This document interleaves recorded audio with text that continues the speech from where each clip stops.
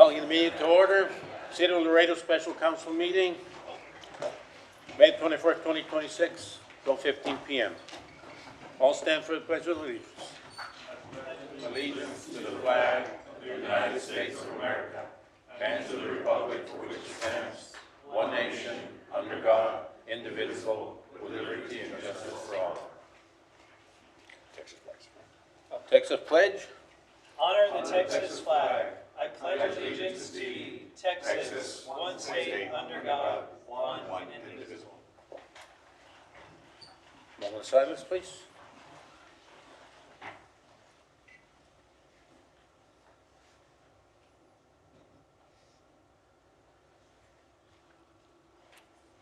Thank you. May be seated. All right, Mr. Secretary, roll call, please. Yes, Mayor. Honorable Mayor Dr. Victor D. Trevino, Present. Honorable Mayor Pro Tem and Council Member District 1 Gilbert Gonzalez, Honorable Council Member District 2 Richie Rangel Jr., Honorable Council Member District 3 Melissa Cigarroa, Honorable Council Member District 4 Ricardo Rick Garza, Honorable Council Member District 5 Ruben Gutierrez Jr., Present. Honorable Council Member District 6 Dr. Tyler King, Here. Honorable Council Member District 7, Vanessa Perez. Honorable Council Member District 8, Alisa Cigarroa. Present. Mayor, you have a quorum. All right, thank you. Do we have any citizens' comments? No, Mayor, there were no citizen comments. All right. Uh, Okay, that's we'll it. proceed with the meeting. Communication presentation by mayor providing general comments on city manners, upcoming initiatives, and other relevant updates for the council and the public. We'll just proceed with our special meeting. We're going to speak about CIP, health insurance, and third-party funding. I'm sorry, sir. This is my first time being here. I did have a citizen comment. All right, there is one citizen comment? Mayor, I had no one that signed up for citizen comments. Again, I mean, sorry, this is my They can, first they time can still council. fill out a comment card. They have 15 minutes. They can sign up. All right, Mayor, I do know that he was here on time, and Right. he did ask about, out there, at least out there, he asked to sign okay. up, so. Let's allow him to come up. All right. We'll go back to citizens' comments. Name for the record, please. Martin Estrada Herrera. All right. And you have 3 minutes, sir. Hello, sir. I'm here to bring word on unacceptable actions upon Harmony. My niece was treated as a victim upon sexual harassment of a child that has been supervised multiple times by his parents and a police officer that is stationed there also by the parents themselves, because the child has been misbehaving and been too disruptive to my niece. Yet we haven't taken we haven't taken a very good eye on those actions because we just pushed it off until we got threatened by Child Protective Services by the child's family. And we're not sure what to do in those actions because Harmony is protecting this kid because the teachers end up being friends with the administration, the assistant principal and the principal from Harmony. All right. Okay, well, Mr. Nev, maybe we can Yes, sir, follow up Mayor with and the city council, what we will do is we'll have our police department talk with him outside of this. There is no action that the council can take on a communication item anyway, so. All right. Chief, you have somebody speak to him, please? Yes, we're going to. All right. Thank you. Okay, thank you. Mayor, and we'll have them fill out the comment card right now. All right, Okay, very thank good, thank you. All right. We'll proceed with staff reports.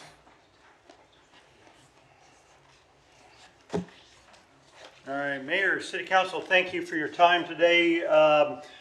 Today we are doing our third pre-budget workshop this year. Our last one was back at the end of March. And we continue on. We find the pre-budget workshops very valuable at having a conversation with you as the elected officials as we continue to build the city manager budget to present to you in August. I think one of the challenges that we have is that we always try to get a lot of stuff done in order to build the best budget possible. And And so these pre-budget workshops just help us so much with that. I'm gonna kind of set the table just a little bit. I want to go on some broad level points. Then I'm going to have Mr. Landine speak a little bit as we go into these items of health insurance, third-party funding, the CIP, and the long-term sustainability is what I will be covering within my section. Just know that as we reach August, I will be presenting you the next fiscal year's budget. And at that point in time, we start the real budget workshops where we're going to kind of adjust those numbers around and make sure that we've met all the vision and all the direction that the council has given. But we'll just jump right on in there. One of the main points I want to do, and I guess the way my presentations usually go, I try to make sure that everything is here so that if anybody at home wants to look at the information, they can look at it later. This will remind you of where that's at. I'm not going to read the slides completely directly, but I do want to draw out the points. I wanted to start with the first and foremost is that the city of Laredo remains financially stable. It is operationally effective and capable of delivering its services. But I want to make sure that I caution everybody of the pressures that we continually face. I think this is where all of our dialogue, all of our debate, all of our conversations, even from the last conversation we had with the bridge rate. Yes. Mr. Nev, just for the record, Yes. Councilman Ricardo Reyes. Thank you. Thank you. And so we continue to face pressures that, and every city does, trying to figure out how to do the wonderful things that we do accomplish and trying to have enough resource allocations to that. Really quickly, the city continues to balance its budget annually. We make it every year. We're required by law to do that. We've never missed that mark. We will make it again this year. Laredo has maintained recognized financial stewardship for over 35 years. We continually get recognized for our stewardship of our financial services. We've continued to provide major services without interruption. We have made significant infrastructure and operational initiatives as they all move forward. The council establishes the vision. The staff implements the work. Departments adapt daily to the changing realities. So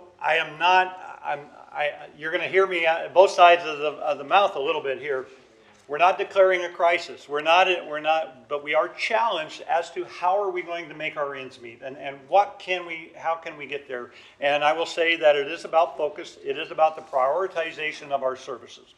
And you'll hear that just a little bit more in there because the challenge is that our needs are great, our resources are limited, and we have to balance within that structure. And so I cannot take any of the hard conversations that you have away from you because you have to have these conversations.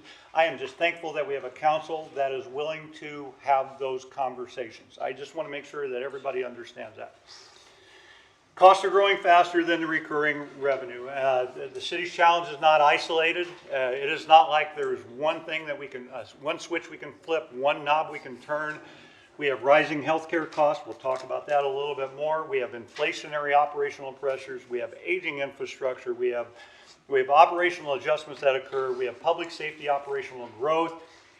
All of these costs are associated with trying to make sure, and these are all pressures there, and they don't go away. They just adjust within that structure. So I just wanted to make sure I laid out there and make sure everybody understands, and I think you all do. I mean, we live it every day, but I want to make sure that the public understands as well too. The needs are greater than the resources we have to allocate. It is about prioritization of that. So why are we discussing that? I just want to mention to everybody, every delayed decision eventually returns. Some of the things that we are tackling today, if we would have made a decision 10 years ago, 4 years ago, 15 years ago, those decisions would have helped us go through this today. And I guarantee you that 10 years from now, 15 years from now, we're going to hear the same thing at that point in time. So please keep doing why you're going. But what I have appreciated the most out of this council is that you're not willing to not have the conversation. The decision hasn't been made as to how we're going to tackle these things, but we cannot delay these decisions. You are tackling some very hefty issues, and I appreciate it every day when you guys do that. And so The discussions cannot be delayed, the financial impact cannot. I guess we can delay the discussions, but financial impact stays there. It's going to stay right on top of us, and I think this is where your challenge is. The city has absorbed and deferred many of those pressures over the years. I mean, we talked about it with water quite a bit in the last couple of years. We talk about it with everything that we do, and so it is always going to be in our face and up in front of us that we have to do that. I just want to caution that the more we delay, it doesn't change the scenario. I don't know if it ever makes it easier to make those decisions. The obligations continue to stay there. Some of the indicators of the structural pressure, and we've talked about this, we'll keep driving this home because you guys are going to have a hard conversation on talking about these healthcare costs because there's a lot, it's not like there's one little switch that we can flip and say it's all good. Public safety cost growth continues to impact us. We have compression within our ranks. We have the need to increase our employment base. We have a lot of different needs within that. We have a lot of deferred adjustments that occurred that we are trying to find that. And you'll hear this a little bit as we walk through this because, again, this is some of our revenue sources and our expenses. Infrastructure obligations, we have approximately $240 million worth of bridge-related capital needs that are going to anticipate for the long term. We have approximately $50 million that you're going to hear about in our CIP projects when we get to that portion there. And I want to make sure that I kind of draw attention to this. You'll see that even though this is not our bridge rate study workshop, we are trying to get that scheduled, but because bridge revenue is our third significant revenue source of our general fund, it does have an impact on everything that we are talking about and everything we're doing. So I just wanted to make sure I reminded everybody that that bridge revenue that comes into the general fund primarily supports police, fire, streets, and our core operational services. And just leave you with the recurring operational expenses. All right. Councilman? Yes. Yes, I'd like to recognize Councilmember Gonzalez Azora. Yes, thank you. Thank you. And so our recurring operational expenses are increasing faster than our revenues are replacing them. And you'll hear that as we walk through this. Not all, and I wanted to address this very quickly, not all funding sources solve the same problem. I know there was a conversation at the council meeting saying, well, let's meet with the Port of Entry, let's talk about all of the city's general fund capital projects, and let's talk about if we can hold them off in order to reduce the impact on the bridge side. The way the general fund works is that we have an M&O side, which is all of our operational costs. That is where the bridge revenue goes. We have an INS side, which is the interest and sinking fund, and that is our capital funding. And so any adjustments we make to your capital projects in the general fund will not impact the bridge rates that we have. I just want to make sure I lay that out there because I think there's a confusion within some of our people when they look at that. Our INS, and this last year was the first year we actually took the 2 cents that we lost because we're a growing community. For 22 years now, we have reduced our tax rate by 22 cents. And essentially that's a penny a year for that. It averages out for that. Last year we dropped 2 cents, but what we did was we moved it from the M&O and we moved it over to the INS because we still have capital needs. And so we were able to increase the amount of funds that are over there. Anything that happens with the bridge rates will have an impact on our operational side, not on the capital side. Essentially that's what I'm trying to make sure you understand that. We do believe that we're going to have about $50 million in capital projects. That includes our PPFCOs, that includes our tax notes, that includes our general obligation bonding that we're able to do. That number adjusts as we get closer and closer to that because we continue to update our revenue and our expenses as we go through the next couple months. And so I just want to leave you with bridge revenues are not about simply funding projects. They are helping us sustain the day-to-day operations that the residents depend upon. Final slide, I believe, on the comment with the bridge rate structure. It is about the bridge operations. It is to support $240 million worth of capital investment of the bridges. It is to maintain and modernize our critical international trade infrastructure. I don't think anybody disputes that. I think the challenge is that it is that deferred process. Our last rate increase was in 2017. You go back even, I think 2003, I think before that was the one for that. So we have not kept up to this as it should be moving, and that's why I think you're seeing the substantial conversation that we're having right now. These investments are not optional. They are long-term infrastructure needs tied directly to Laredo's future. And so it generates us revenue. If the better we operate the bridges, the better revenue sources that do come in. And this is the last slide, I believe, on this thing. I'll just touch on this. The bridge revenue transferred into the general fund, I just want to drive this point home. It helps support our core services in the general fund. Our bridge revenue that goes into the general fund is the third revenue source. Property taxes remain number one, sales taxes number two. The bridge revenue, other funds are the third level of revenue that comes into that. And so just know that, I'll just go to the last little statement there. Police, fire, and streets are not separate from international trade. They're not isolated. They are directly impacted by the bridge system. We're not the number one port of entry. We're the number one port of entry for a lot of different reasons, and it has an impact on our core services as well as what we're trying to do. It is a great thing that we have that to lean upon in order to help offset these costs. Efficiency alone, and I wanted to address a little bit because we are preparing to have a very broader conversation. I've met with all of you individually. Efficiency alone will not solve any of our structural imbalance.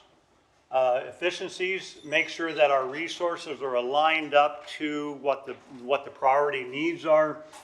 We are walking through all of that. I will be presenting forward. There's a lot of stuff that I will do organizationally on my own, but there's a lot of action that I'm going to have to ask the council to consider. And that may be departmental restructuring, that may be departmental reduction, looking at our departments and trying to find different ways to operate them. And I've talked with you all individually. I've been trying to figure out exactly how to start that conversation on the public side. And we're coming very close to that because we're finding more and more where our revenue needs to go and where our expenses are growing. So we are looking at all of those things as I've mentioned to you more than once with that. The efficiencies can improve the operations, they can reduce the duplication, they can slow the cost growth and better align the resources, but they will not fix some of these inherent structural issues like healthcare, inflation, the deferred infrastructure, the market labor cost, the long-term operational growth. So I want to make sure that I just preface that within the efficiency study because it is not about just cutting. What I hope to present within you, if it was all adopted based upon what I will be recommending in the next couple months prior to we get to August, is that I believe we can reduce the general fund within our structure by about $500,000 within just organizational adjustments. And that in a $260 million budget, it's not a lot within those efficiencies. I believe that when we go farther into those conversations, because some of you have expressed that need to go a little bit farther, the cuts get a little bit deeper as to what that looks like. And so, but I just wanted to lay out there that we are working on the efficiencies and we will continue to move that direction.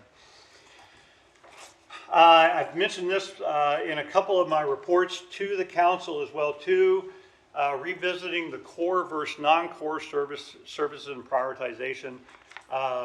You know, the thing is that the more we understand our core services to our non-core services, we prioritize out there. And some of this goes into the conversation that we'll have as we continue the conversation on zero-based budgeting or priority-based budgeting or any of our budgets. There's not enough money to go around. As I've stated, we're growing. We have our needs are growing faster than our revenue coming in here. So it is about prioritizing our things. And so just wanted to make sure that you understand that we will continue to try to seek your guidance on how to build this framework out so that we can get to the long-term prioritization. I think the one thing that I will tell you here on this slide as well too, this work never goes away. Every change that we make, we go to the next day and we're going to have very similar challenges that we hadn't even considered for that. And so in a year, we'll be challenged with things that we had not thought we were going to be challenged with. And that's the nature of a living, growing city. It's not a bad thing. It's just that I guess if the work was easy, everybody would be doing it. So, all right. Future operational considerations, preparing for that. I'm right toward the end of my conversation, but I want to make sure that we have to continue to have these conversations. I cannot take them away from you. This is why we're thankful that you are here with us. And we will continue to look at operational efficiencies. We'll look at service delivery evaluations, organizational alignments, leadership structuring, alternative service models, cost recovery, prioritization of core services, evaluation of recurring operational commitments. I want to tell you because when we start having these public conversations on departmental restructuring and everything, I want to tell you first and foremost, I am very proud of our entire staff. This is not about their performance. This is not about what they've done for the city. They've done a phenomenal job for the city, and I will support them all the way through that. This is about a prioritization and making sure that our resources are going to the most important things. And so please understand that as we get into these conversations, it is not about our people. Our people have done their job and they've done it well. It is about our prioritization and trying to keep the city in line with our revenue sources that we do have and making sure our expenses stay aligned with that. We continue to watch. I know that one of our last conversations that we had at one of the last meetings was that in the state of Texas, they continue to fix what they consider as a property tax issue. And what they're recommending at a certain time will have an impact on our ability to prioritize our services. So we will walk through that as we get to that. Do we have options out there? We really, truly have options. I think that's where it falls back to the slide where I talked a little bit about the core services to the non-core services. We got to keep the things that are the most important operating. We're going to have to get very creative with our community as to how to take care of things that are not, that may or may not be a municipal responsibility. And I think that's where we look at the county as far as their relationship. We've talked about that with the healthcare side of the business. They have some statutory abilities that could help all of our community out, and we would hope to have those continuing conversations. Financial pressures, yeah, we've talked a little bit about that. Every department will be impacted in some form, no matter how we operate within the general fund. We have all of our service models there outside of our enterprise funds. Our enterprise funds are the utilities, the solid waste, the bridge, are all enterprise type funds. But our general fund is where it's at. Our entire budget, 70% of our budget, plus or minus, is staff driven. It is about the resources of putting people on the streets to take care of our community. And I want to make sure that we cover that. So we will continue to operate within these citywide things. The governance and decision-making, long-term planning requires predictable prioritization. And I've said that enough. We want to do early policy direction. You know, why are we having the conversation? When and why? The earlier we have these conversations, the better we can prepare alternatives to that solution. If we come up and we're going to hit the wall tomorrow, that doesn't give us a lot of time to make a determination as to how do we stop ourselves from hitting the wall. If we hit the wall a week from that point, we have a whole 7 days in order to figure out what solutions, what kind of abilities there. You take it out even farther. So I guess one thing I want to make sure I drive home with you is that, and I'm going to say it again because I think I've heard comments about, well, why are we hearing about this now for whatever it is. I've been cautioning, and I caution one last time, that we are spending faster than the revenue that is coming in. And there have been rate increases that have been put off for a long time. There have been looks at that. Everything we are doing, we're tackling this thing on the efficiency side, we're tackling it on the reduction side, we're tackling it on the need for additional revenue. And we have all those variables out there for that. The delayed decisions do increase costs usually. They reduce flexibility, and the city performs best when the priorities are clearly defined, the strategic discussions are early, staff receives consistent direction, and the operational impacts are evaluated alongside policy goals. Just really quickly, I wanted to lay this out there. I think about this time last year we did the same thing. In 2025, we established a moratorium on certain discretionary expenditures. I want to thank the council for that from last year. It did help us build a better budget when we came into the 25-26 year. It delayed a lot of different things. I am asking, and I will ask at some point within this conversation to establish the moratorium again a little bit earlier than we have.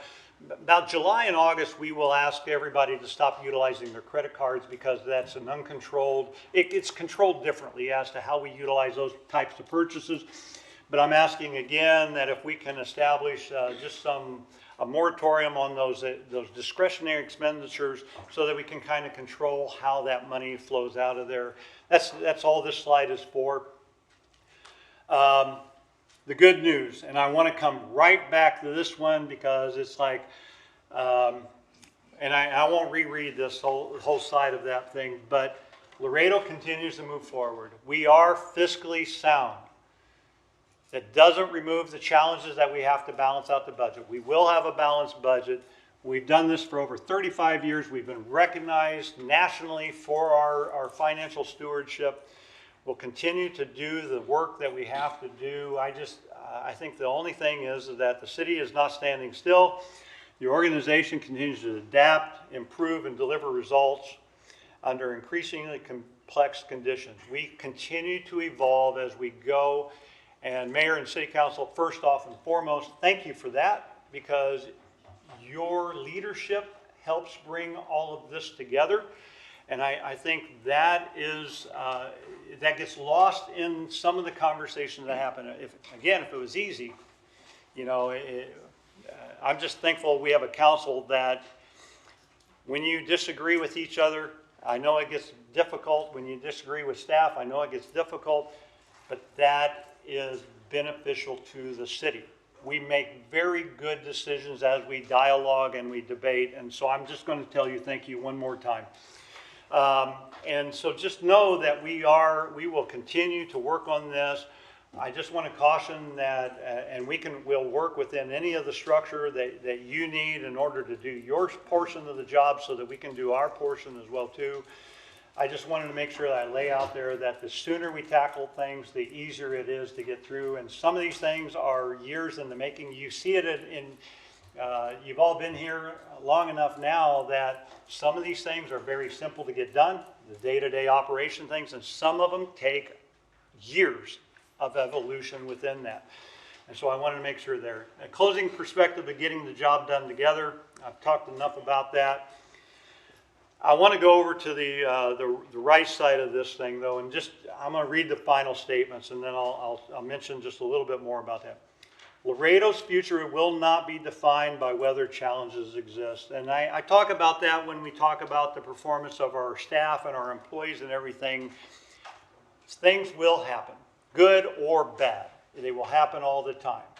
What we do is we make the adjustments within our system and we keep moving forward. So Laredo will have challenges tomorrow, the next day, the next day. It's how we deal with those challenges. It is how we tackle them and how we collaboratively go together and we address them. So I just wanted to make sure that I laid out at least some of this leadership responsibilities back there. I may be preaching to the choir for some of this, but I want to make sure that I laid it out there, Mayor, City Council, because I wanted to say thank you again, and I've said that, and I want you to know that I appreciate the conversations that we have as we walk through this, and we will get there. And I wanted Mr. Landine to come up next, and we're gonna build into the health insurance conversation because I think We'll be providing what was requested from the council. We will provide our recommendation as to where we think it will go. I don't believe it's an easy conversation, but hopefully once we have all that information on the table, you'll understand exactly where we need your help. Yeah, Mr. Nim, I had just one comment I wanted to make, you know. We're the largest port of entry in the Western Hemisphere, and we're faced with a certain budget that we have to abide by.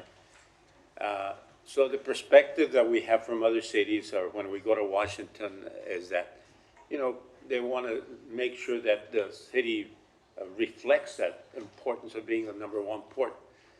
So I think it is important for us to look at that also within the budget, but to make sure that we make our city attractive when people come in. And I know it's a difficult thing to do, it's a difficult budget balancing, but that also has to be taken into consideration. Yes, sir, and it does. And I think that's where we get into these prioritization of that. And we just have to make sure that we have enough revenue in order to bring that forward. We have to have the plans in place in order to get there. And I think you'll start to see that. And not to take away some of what you'll hear today when we get to the CIP. We have about, I think they brought the number down. The number I saw yesterday, we had $105 million worth of projects. We'll have $50 million worth of funding. That's the challenge we have every year when we get into the CIP conversation. The number tightened up a little bit. They've done a great job on that. But the challenge is that just know that doesn't change that the work doesn't get done. It's just that this is how much revenue we have to put to that. And so exactly what you're talking about, we have to make sure that we're hitting on all those marks.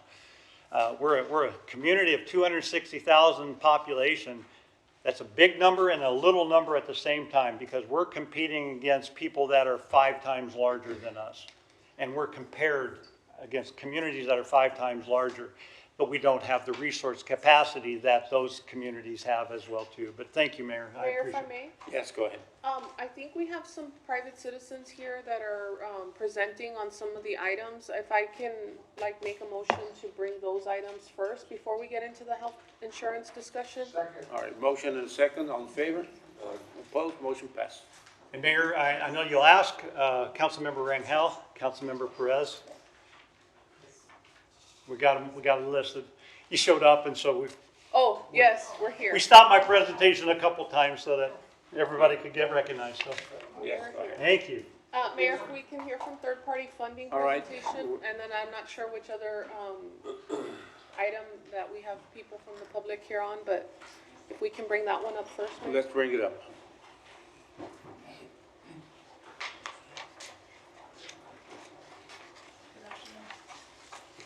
Good afternoon, Council.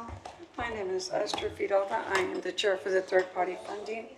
My peers, Cynthia Maris and Adrian Zapata, and he is the vice chair. What we are doing this time around, since you had questions the last time, and you mentioned organizations that maybe you did not want to mention, we are providing you with a list of the hotel motel and the general fund, identifying those entities and telling you the reasons why we came up with those scores. With the hotel motel funding, our budget was actually $450,000, but we came in lower than last year. The amounts that were requested were $251,500 under the hotel. We are recommending an allotment of $116,750. The reason being that a lot of the applications, as you will see in your notes, did not qualify the funding purpose. In the clarification, You want to pause for a bit while they're just not disturbed? I'm sorry, I'm just disturbed. I thought you were faster than that. I can continue? Okay. In the qualification status of the hotel motel funding, it clearly states the reason that qualify you for such funding. What we had a hard time as a committee, we averaged 5 to 6 members in the committee. We totaled the hours that we put in, and we were totaled over 300 hours in reviewing the application and the needs and trying to justify it. many of the applications were incomplete and did not fill out the necessary forms in many areas that would qualify them with the funding, especially in the motel. We clearly had noted that those were what we call repeated offenders. They have been applying for years, and the applications continue to be incomplete. However, the distribution was awarded, and we totally understand that. We're just a recommending committee, but we did want to say that we did want to do the right thing for you. We allotted the amounts that we felt based on the information we had and the qualifying request, and those amounts were voted. We scored each of them, and those amounts compiled the average amount recommended for the hotel motel. Now that you are probably reviewing the hotel motel, if you have any questions, did you need another copy? Okay, Give me 1 second. We're gonna put up the presentation. okay. Do you want to give them another copy? But they don't have copies of our No, report. and we're gonna give them a copy of the presentation. It's a Okay. better read for them.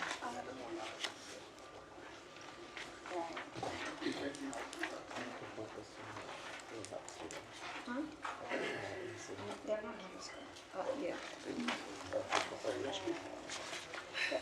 Mayor, may I? Yeah, let me ask one question. Do you have a certain percentage of, from the amount requested to amount really, Yes, I do have those numbers. The amount requested was a total of 251,000 this year. Last year, they had requested 326,000, but this year are recommending $116,750.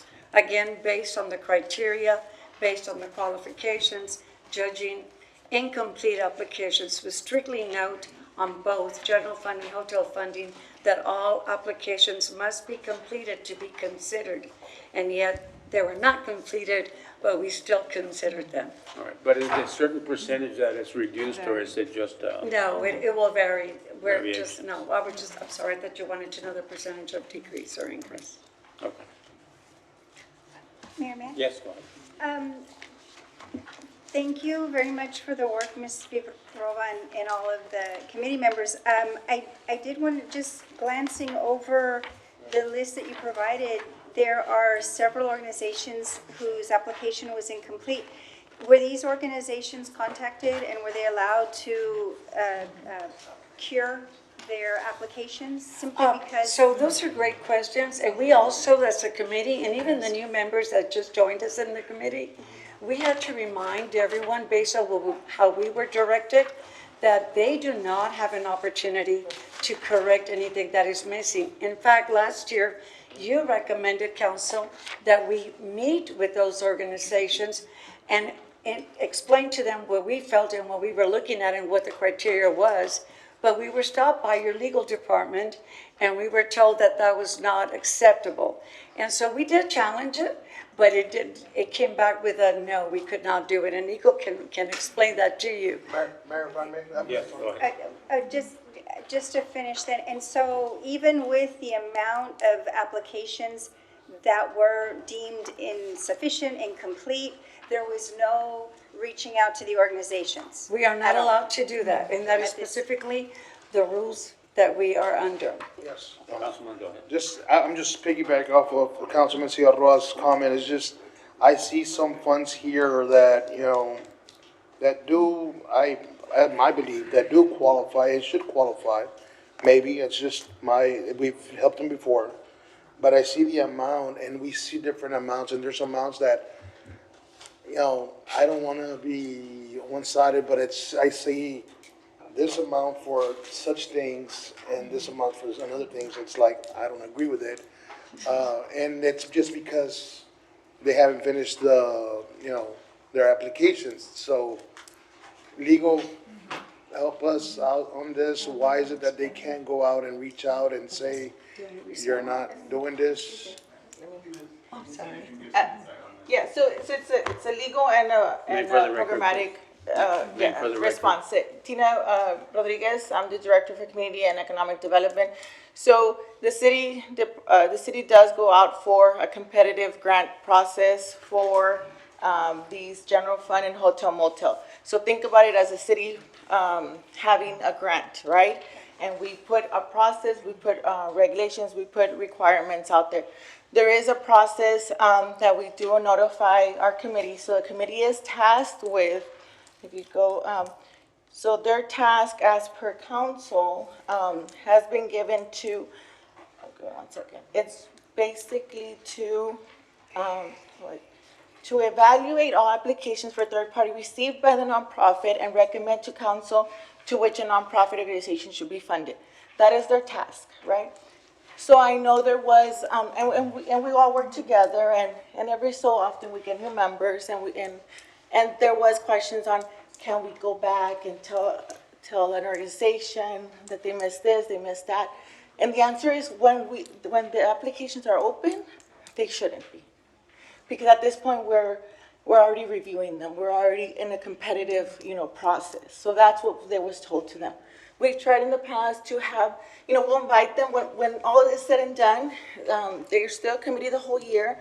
We can do presentations. Committees can come, organizations can come to the committee to show what they've done throughout their year, to show what they can do. But during the evaluation process, we have rules of no, like there shouldn't be any communication like that. Mayor, I hope I answered the question. Yes, go ahead. Ms. Rodriguez, thank you for that, but a quick question. Can you applicants apply as of now? Is there a deadline that we open and then we close? And why can't we do it after we close that deadline?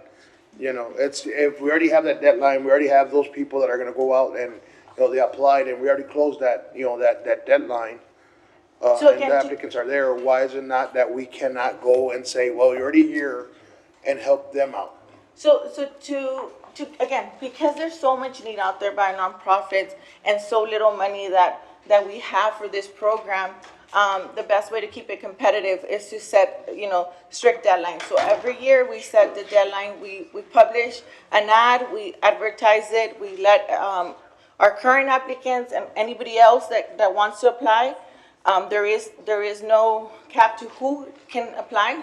They apply. There's a deadline. There's a training, and then the application closes, and that's it. Yeah, well, the thing is, that I just disagree with having this discrepancy that because you didn't fill out an application, you're not gonna get that amount. I'd rather have if there's, like you said, it's a competition or whatever, the competitiveness is, I'd rather see what the service are given instead of because you're technicality, because you didn't finish this, you're out. I'd rather just say, well, okay, they provide services for the community, they provide services for this. So I'd rather have that competitive there than have them not qualify because of technicality, and you decide amongst the committee members, right? Well, and let me suggest different things. What we can do is we can also offer a technical assistance after this process is done. If they're not funded because they didn't meet the requirements at the time, we can always, we're open, right? I have a coordinator assigned to this project. We're there to provide technical assistance for their next year. So next year, we're always, we open it every year, so we can always help them. The thing is that every grant out there, state, federal, local, all these grants have to have requirements, and we have to be, we have to be fair to everyone. And this is the best way we have found to be a little fair is, you score them. We allow the committee to score. Now, the committee is made up of your representatives, of your community representatives, and but their recommendation is now presented to you, and you all have a requirement. We're not saying that they're not meeting the requirements. This is the recommended funding amount. Okay. There are requirements now of the program. We did max it out, so there is a funding cap. We no longer fund applications more than $25,000. There is a 3-year minimum, So if anybody would have been, up to the 3 year, we wouldn't even bring it to you right now. But since that program, we're on the second year, nobody's met that threshold. So now there are requirements that would disqualify completely the application. Mayor, if I can Yes, go ahead. continue, just, I'm sorry, I'm not trying, don't think I'm trying to say that the committee is not doing their job, and it's a great job, everything they're doing. What I'm trying to say is just, and I understand, and I get it, I think my colleague's gonna go the same way, that if you're gonna apply for something, you better apply and make sure all your i's are dotted and your t's are crossed, right? And I think that's the responsible thing to do. I just see the perspective weight of how this looks. If we do pass, let's say we agree with this, there's some items here, and nobody has seen it yet. I'm not talking about particular items, right? Or a particular, organization. I'm just saying, I'm seeing some organization that you say, well, how does this have more than this? And just to And reassure that's, you, how it's gonna reflect on all of us and say, well, you guys rather do this than this. I'd like to reassure you that, though, if I may address that. Yes, ma'am. That was the same conviction we had. We would sit down and say, what are we doing? Are we judging the application? Are we judging the needs? That's why you will see very little zeros. Those that had zeros have a reason. The city does require a mandatory meeting to explain to them, if I'm gonna be getting funds from my organization, which is thousands, I am going to make sure that someone And does I go. get it. But we did have that conviction as a committee, and we kept going back and forth. This is why we requested another meeting, and we amended the application. We wanted the application to be different, to be a little bit more clear, because it was not matching. It says no incomplete application will be accepted. And we were working around it, and we even questioned ourselves. We're still awarding money when they didn't attend the mandatory meeting, when they didn't provide the documents. Well, we really based a lot of it, most of it was the need. Was the need justified? Some of them had a very hefty balance. Some of them had millions of dollars rollover balance. And we felt that that funding was not necessarily needed. For the moment, yeah. Some of them requested funding for scholarships. That is not a qualified request. This is why we took the time to write those notes for you, to give you a concept of what we were looking at. It wasn't, the committee actually went back and forth, and we decided we're gonna have to go based on the needs in the organization. Yeah, okay, it's just, I just wanna make clear that Thank you. what we were looking at. Mayor, if I may- Yes, go ahead. I want to thank you all for your hard work on this. I want to remind the council of a couple years ago when we did not have recommendations because we had a committee that did not meet quorum, and that basically put the job on us to take that deep dive as best as we could, which because of you all, spending your hours and volunteering to take on this task for us, gave us these recommendations that I believe are very well thought out. It is unfortunate that some organizations are getting reduced funding for whatever reasons, but those reasons came justified from your tasks and what you all were tasked with, and I appreciate the recommendations. And I don't know if there's a way we can work it out to maybe put a pocket of money aside so that some of these organizations that did have a gap in funding can come back and maybe apply for them on a project-specific basis or something like that. I don't want to give you all more work to evaluate. I think you've done your civic duty here. And we but did do that. No, you did, okay. Well, I appreciate it, And just for FYI, on the general fund, we were very aware of the general fund budget concerns, so we even were more focused and careful on that fund. We took a lot of things into consideration. Again, the committee met for hours and we debated back and forth what are the needs and what is a qualifying. A lot of the factors were non-qualified as well. Ms. Rodriguez, are you looking for an approval for the, is that what the item is, an approval? Yes, ma'am. We have, the general fund, and then we have the hotel motel recommended amounts. Mayor, I'd like to make a motion to approve as recommended. Motion, second, all in favor? Motion been second already. I just wanted to see if we could accept an Okay. amendment. You accept an If we could amendment? amend to create the fund that Councilmember Pettis was talking about, and if it is beyond the scope of the committee, decided to determine later, then perhaps it doesn't serve that purpose. But if we could just set aside those funds for now to look at allowing some of these applications to come back on a project-specific basis. If I may, Mayor, discussion on it? I'll second it. Okay. I don't Accept it, agree second. with that, just because of the fact that that's why deadlines are there. They're there for a reason. If people are really interested in getting funding for their businesses or whatever it may be, they need to do their due diligence and get out there and do the work. I mean, it's unfortunate, you're asking for thousands and thousands of dollars. Deadlines are there for a reason. We all know this.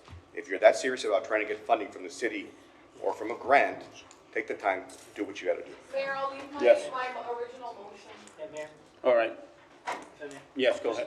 So I agree with Councilmember Gutierrez in this case. We're all trying to, this year, everyone's tight. We're all trying to focus on finding ways we can tighten our belts when we can. This is not, thank you again for doing your due diligence. Thank you to my appointee as well, Mr. Zapata. You know, and the way I'm viewing this is that you all saved us $545,000 from our general fund, because we budgeted, available budget, $450,000 for general fund, $450,000 for hotel motel, and you guys recommended $237 and $116. So for me, I'm seeing a savings of $545,000. We're tight, so I appreciate that very much. And I got the bleeding heart that I want to give everybody money. Don't get me wrong. Last 2-3 years, that's been me. Hey, can we get this organization just a little bit more? And I want to always be that person, but this year, everybody's having to get tighter. So I really do. I know that you didn't enjoy saying no to these people. I don't think so. I mean, Change your phone numbers. you know, I'm sure you ID. it's hopefully not, you know. But at the end of the day, I think you guys seem to have done a fair process, so I think we should approve it as is. Mayor, I just Go ahead. have one thing. I want to thank you also for your due diligence and your hard work on this matter. I have a question that might be a little bit uncomfortable, though. Does this committee ever have the opportunity to change some of the rules around and turn some of these organizations into a sunset clause? In order to say, okay, we'll fund you for 3 years, and then after that, you're on your own, so we can give more opportunity for other organizations to come in. So that is in our policy right now. So It is? the council has approved, so the changes were approved last year for our third-party funding, civic engagement process. So that is one of the changes. So this is year 2. So Okay. we're keeping track of which agencies would be under year 2. Not all of them are, but most of them will be under year 2. So year 3 would be their last one, and then they would have to take a break from third-party funding application. Because I think that Yes. doing it that way over a long period of time creates that pocket of money that you're looking at. Yes. Because some of them were not gonna come in the following year. You have that money set aside already, and you might be able to use it for these or anybody new that comes in, right? Yes, Okay. and the committee has given us a lot of great feedback on the application. So this year we did change, we weighted the application differently, as they mentioned, to be able to give them better analysis of, you know, do you complete an application, then you get full points, if not. So they do provide a lot of great feedback. So I do want to thank the mayor and the council for giving us great committee members, and of course the committee members for doing great work, because it is a lot of work. There were a lot of applications, a lot of information. Thank you all Thank very you all much. for all the work. So Thank we you. have a motion Mike, as amended. You want to repeat it, please? No, it's not a, It's not as amended. there. Just the original motion. The original motion, how does it read? Motion to approve third-party funding as presented, and the amounts are. General fund, 23 agencies applied, available budget, 450,000, total amount requested, 540,500. Committee recommended amount, 237,933.33. Hotel motel, 8 agencies applied, available budget, 450,000, total amount requested, 251,000. $251,500, and the committee recommended $116,750. That is it. Yes, thank you, Mayor. Just really quick, I also want to thank, the support we have through this extra layer and the work you put in year in and year out. I know it's a lot of work, and I know, Ms. Mares, you have your office, Mr. Zapata, you have your business, and to come and do this for your city on a volunteer basis, this is just excellent. We appreciate it. If the budget office from the city is looking for any consulting, I guess this is a team too. But again, we appreciate you all so much in your work. Thank you. So much. We're very good, thank you. Thank you. Thank So you, we have a thank you, council motion members. In a second. All in Mayor, I favor? just have one last comment. All in favor? We already, I'll go for I it. know, just one last comment on this process. Okay, we're gonna vote on it already. Thank you. I just wanted to say, the reason why I brought that up and why I was in agreement with Councilman Perez's original idea was because there's so many applications that have missing. So something in the communication to these agencies, something's not getting through. And I don't pretend that that's the committee's responsibility. But if we have so many that are not completing and don't understand the process, then something in the communication process is lacking. And that's why I had intended to support Councilmember Perez. Yeah, thank you very much. For the record, Adrian Zapata. We have made recommendations on other ways to improve this process, including software that might be able to invest into some software where some of these applicants, when they do apply, they can see in real time where they're missing documents and stuff like that. So that would be something that could be addressed later on as well. All right, thank you. Great, thank you. All right, motion in a second. All in favor? All in favor? Aye. Opposed? Motion passes. Mayor, Thank you. to go along with this item, I would like to make a motion that you all, the department hold some kind of meeting or workshop at least 2 times before the next budget cycle, where we can educate the public on the process and possibly even look into some of these recommendations. So we can commit to those 2 workshops to improve the process for those that need the additional guidance, and then also invite all the other nonprofits that we have in the community that might not even realize that this is available for nonprofits. So I'll make that motion. Okay, motion and a second. All in favor? Aye. Opposed? Motion passes. Please don't leave the committee, please. Thank you very much. Thank you. Thank you. Thank you all very much. Thank you very much. Thank you. All right.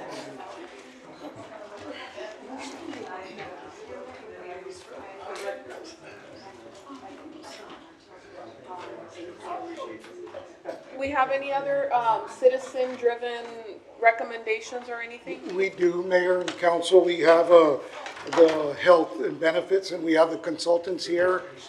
And that's related to your presentation right now? Yes, Oh, it sure is, yes. Yes, go ahead. You can pass it. You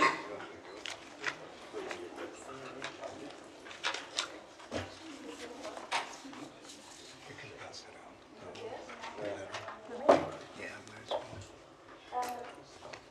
Honorable Mayor, members of the City Council, Steve Landine, Assistant City Manager.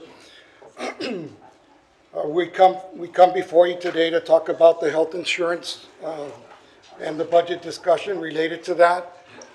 With that, currently we're passing out the pamphlets so you all can see them. We're trying to, I'm going to open up with a brief little introductory letter that I put together, some notes for you.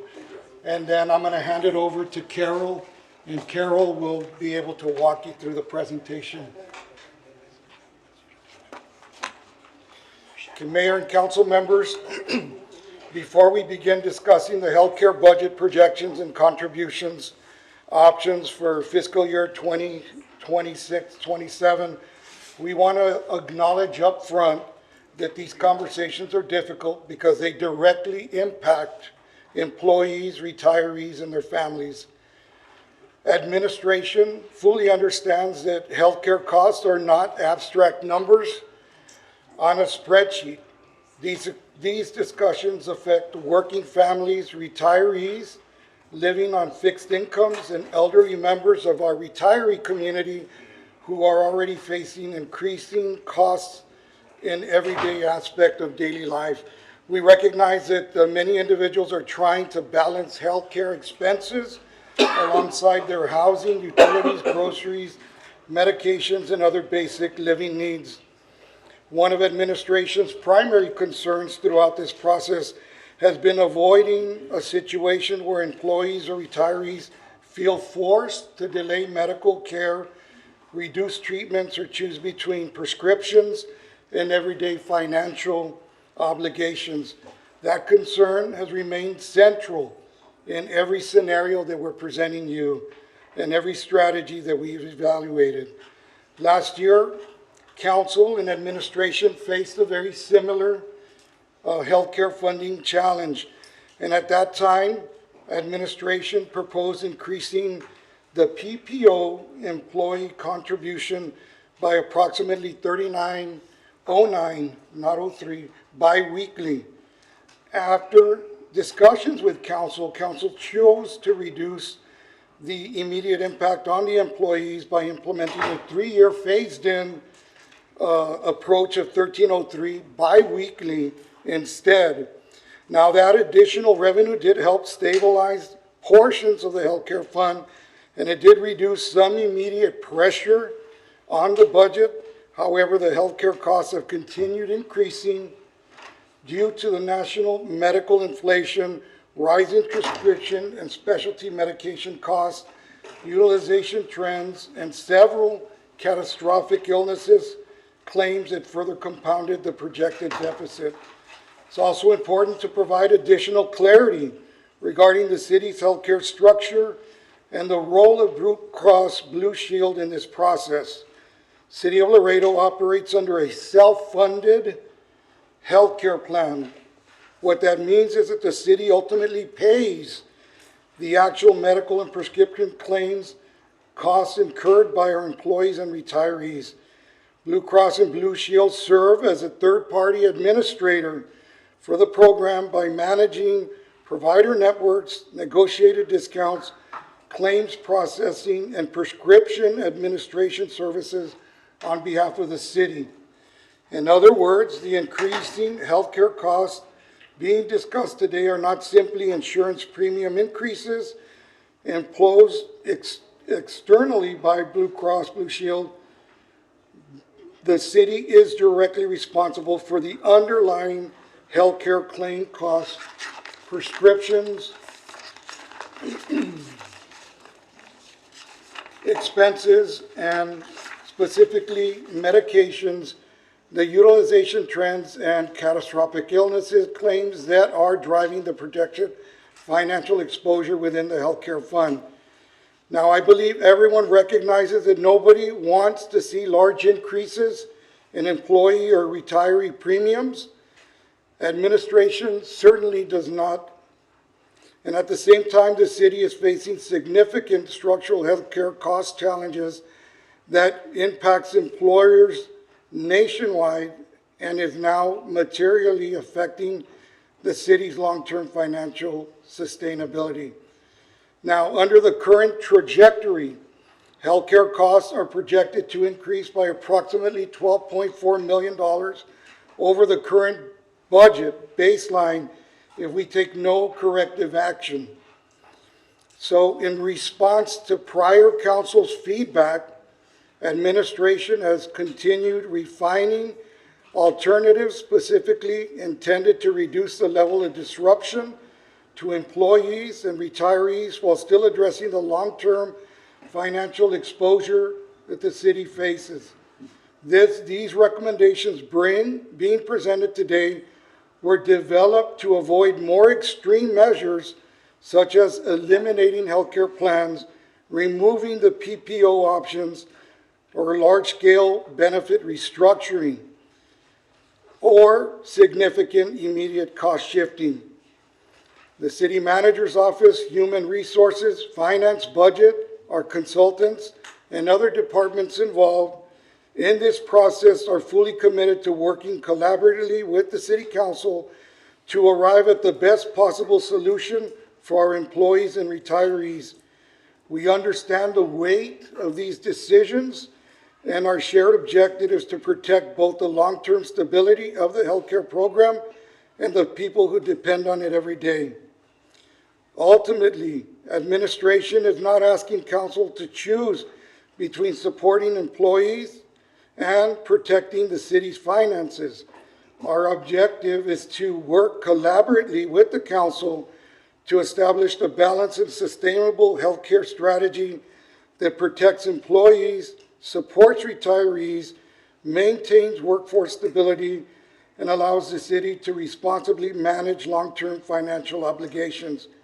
We are all in this together, and I believe the goal shared by both the city council and administration is to protect that long-term stability of the healthcare program while continuing to support the employees and retirees who have dedicated their careers to serving this community. Today's discussion is intended to help provide policy direction regarding the city's healthcare funding strategy and the employee contribution philosophy so administration can responsibly finalize the 2026 and 27 budget assumptions and to continue our long-term planning efforts. And with that introduction, we provided you a copy of this document for you to have. And we're going to get into the presentation. And if you have any questions, we're here as staff, and we also brought our consultants. So Mayor, I'm going to have Carol step forward and take over at this point, and I'll be here to assist. All right, go ahead. Good afternoon, Honorable Mayor and City Council. Hello. Today we'll be presenting the fiscal year 26-27 health insurance budget discussion. This workshop is intended to provide council with an overview of the projected health care budget outlook for 26-27 fiscal year, fiscal challenges associated with these projections, and the mitigation strategies evaluated by staff and our consultants. Our goal today is to discuss sustainable approaches that support long-term fiscal stability, employee affordability, and operational continuity. The purpose for discussion today is the importance to understand why this discussion is taking place now and why healthcare assumptions are such a critical part of the overall budget development process. Healthcare assumptions represent a significant portion of the city's operational budget and must be finalized before the overall fiscal year 26-27 budget can move forward.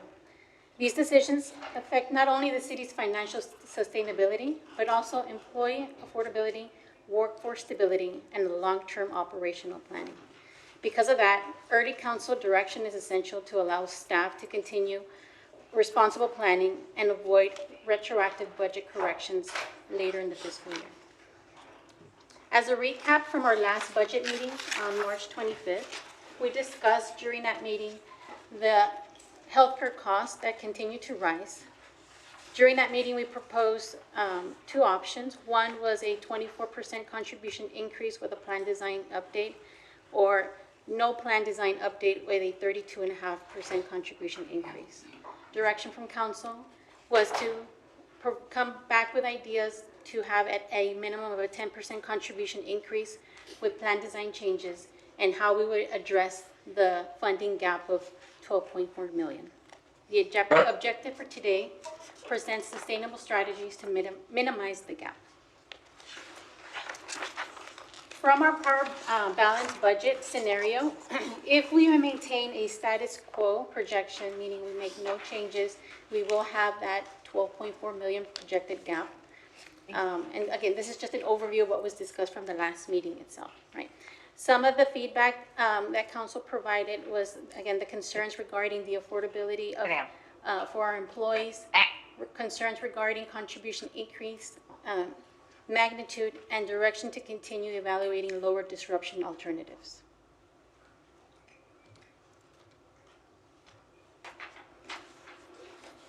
Why council direction is needed at this time? Healthcare assumptions are a critical component of the overall budget development process. Without direction on healthcare funding strategies, staff cannot finalize operational assumptions, departmental planning, and a long-term financial projections. The decisions made here affect budget development, operational flexibility, employee cost sharing, and long-term financial sustainability. Obtaining direction now allows the city to proactively manage costs rather than implementing reactive corrections later in the fiscal year.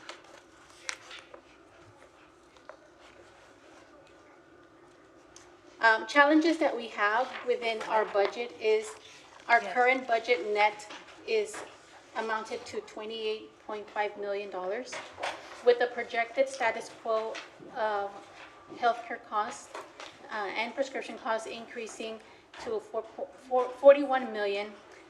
We have the deficit, a potential increase of 12.4. Keeping in mind that our medical trends are expected to increase by 11% and our prescription trend to increase by 13%.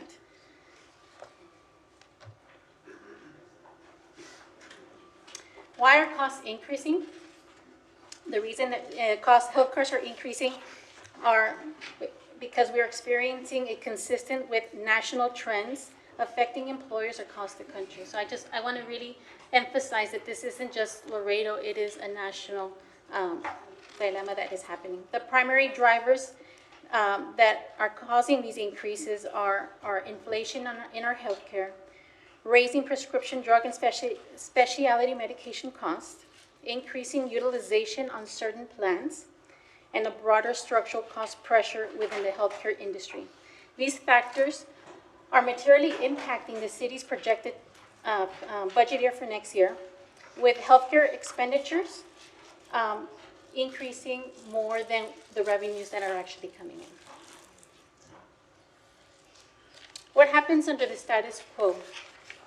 So if we make no changes, the impact that we would have is the increased pressures on our operational budget, reducing flexibility for future priorities, greater reliance on reallocation or corrective measures, and continued long-term healthcare cost exposures.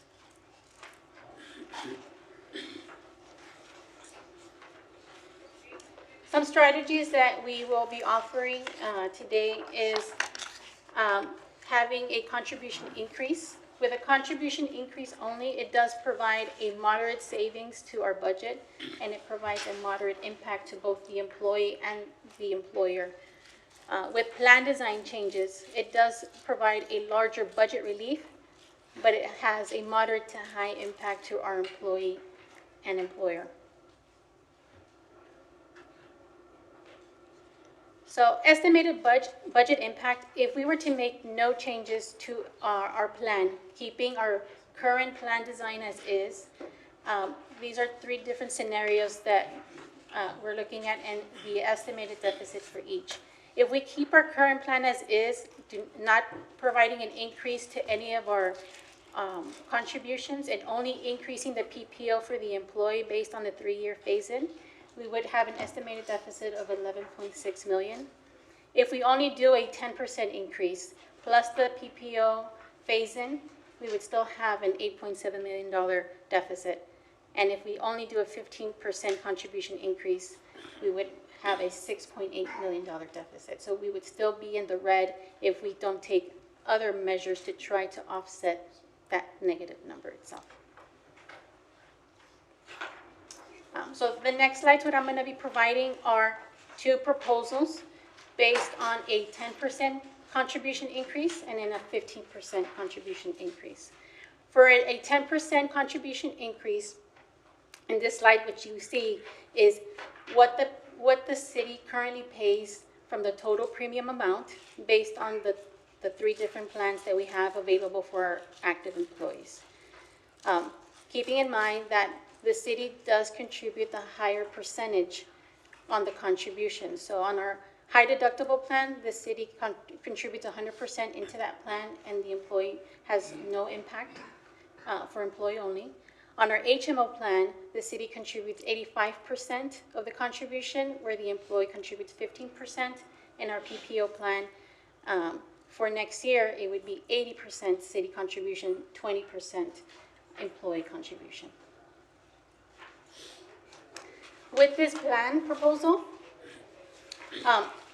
it comes with a plan design that has a much higher aggressive approach regarding increases to our deductibles, our out-of-pocket maximum, our prescription tiers for our preferred and non-preferred medication, and our specialty medication.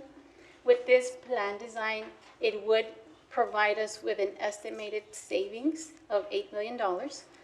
On top of the 10% contribution, it would leave us with a deficit remaining of approximately $780,000.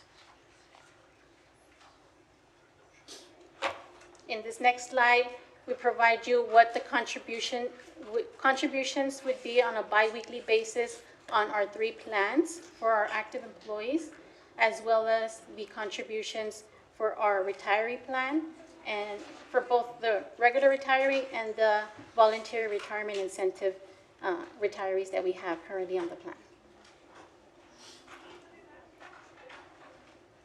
On the overview for a 15% increase, again, the city is contributing 100% on our high deductible, no impact to the employee for that plan. On our HMO, the city contributes 84.4% of the premium, whereas the employee contributes 15.60%. Our PPO, it is 78.2% for the city contribution, and for the employee, it is 21.80%. On this proposal, it would provide an estimated savings of $6.6 million. This one is a little less aggressive when it comes to our deductible amounts, where they're not as high as the prior proposal. With this plan, along with the 15% contribution, we would see a much lesser deficit impact of only $199,000 deficit. And on this next slide, it provides the overview of what the contributions biweekly for each of the plans would be per employee, as well as for the retirees.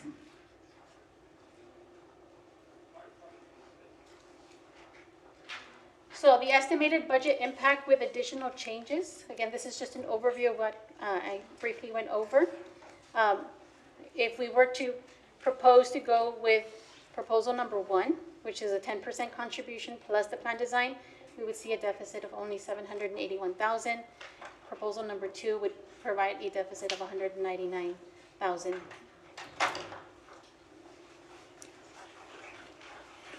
Management recommended approach. The approach that we are wanting to recommend is to contribute to the adjustment of our contributions, including a plan design change that also has our prescription management within those 2 proposals that are being brought forward. The long-term evaluation for this approach is to continue structural sustainability reviews, evaluate long-term healthcare alignment strategies, and for us to be able to continue to monitor our utilization and our cost trends. What is not being proposed with this recommendation? What is and what isn't being proposed with this recommendation? What is being proposed is a moderate contribution adjustment to be able to target plan design updates, have a better strategy for our prescription management, and continue our long-term evaluation. What is not included in these recommendations is we're not wanting to do any extreme employee cost shifting. We do not want to incorporate a spousal exclusion, which was an option that was provided to us by our consultant. Having a full elimination of our PPO, and I know that was discussions that we had back in March about, the possibility of removing the PPO and going towards an HMO plan, and then a larger scale benefit restructuring. And the next 2 slides is, I know that we had brought this to your attention at the last meeting, is we're proposing to do a modification to our HSA contribution for next year. Currently, for this year, we provide a $750 incentive into the HSA plan for those employees that are in our high deductible plan. For next year, what we're wanting to propose is to create a tier where if it's for employee only, they receive a much lesser amount of an incentive, but if it's an employee plus 1, or which is spouse, children, or family, they would receive $700 instead. And some key takeaways regarding this information is, again, healthcare costs are drastically increasing nationwide. The contribution on its own does not fully eliminate our funding gap, right? A balanced mitigation approach helps reduce the financial exposure while limiting employees' disruption. And additional contributions by the employee help moderate our aggressive out-of-pocket plans and plan design changes. What we're requesting from council is to confirm from the two proposals provided which approach you all would wish to go through. Provide guidance regarding employee affordability and cost sharing philosophy. Support continued refinement to mitigation strategies. Incorporate the recommended high deductible incentive approach, and allow our staff to be able to finalize our healthcare budget assumptions for next year. All right, I do have a question. In your prescription medication, are you focusing on generics, or is it just brand? So on the two proposals that we provided, what's being proposed in the plan design change is generic will remain at $15. So there will be no change to the generic on both proposals. When it comes to our preferred and non-preferred medication, moving towards a 25% coverage but no more than $250. So for example, if a prescription costs an employee $500, or the prescription cost after the discounts are applied, $500, the most the employee will pay is 25% of that amount, not to exceed $250 per prescription, for preferred and non-preferred medication. And the same with our specialty medication, going from $150 to the same concept. Right. And do you have any pre-authorizations? There would be some medications that may require pre-authorization. Yes, Mayor. All right. And what about the deductible on the plan? Is there a deductible? Depending on the two proposals and which plan you're in reference to, the deductibles are being proposed to increase. So for example, for proposal number 1, if we're looking at the HMO plan, the current deductible is $1,200 individual, $2,400 family. For that plan design, it's being proposed $2,000, $4,000 for the deductible. The high cost plan, that one is based on IRS mandates, so that one will shift the way it needs to for those regulations. For PPO, it is shifting in that proposal from 1,000 individual, 2,000 family to 3,000 individual, 9,000 family. Yeah. Can the slide go back? One more. The slide. One more question. And on the preferred providers, the network, do you have a network of providers or not necessarily? Yeah, so we have in-network and out-of-network providers within our Blue Cross network. All right. Okay, go ahead. Oh, Mayor, I was just saying, related to your question about deductibles, I was just asking if you could put the slide back up on the screen, just so we can kind of see that again.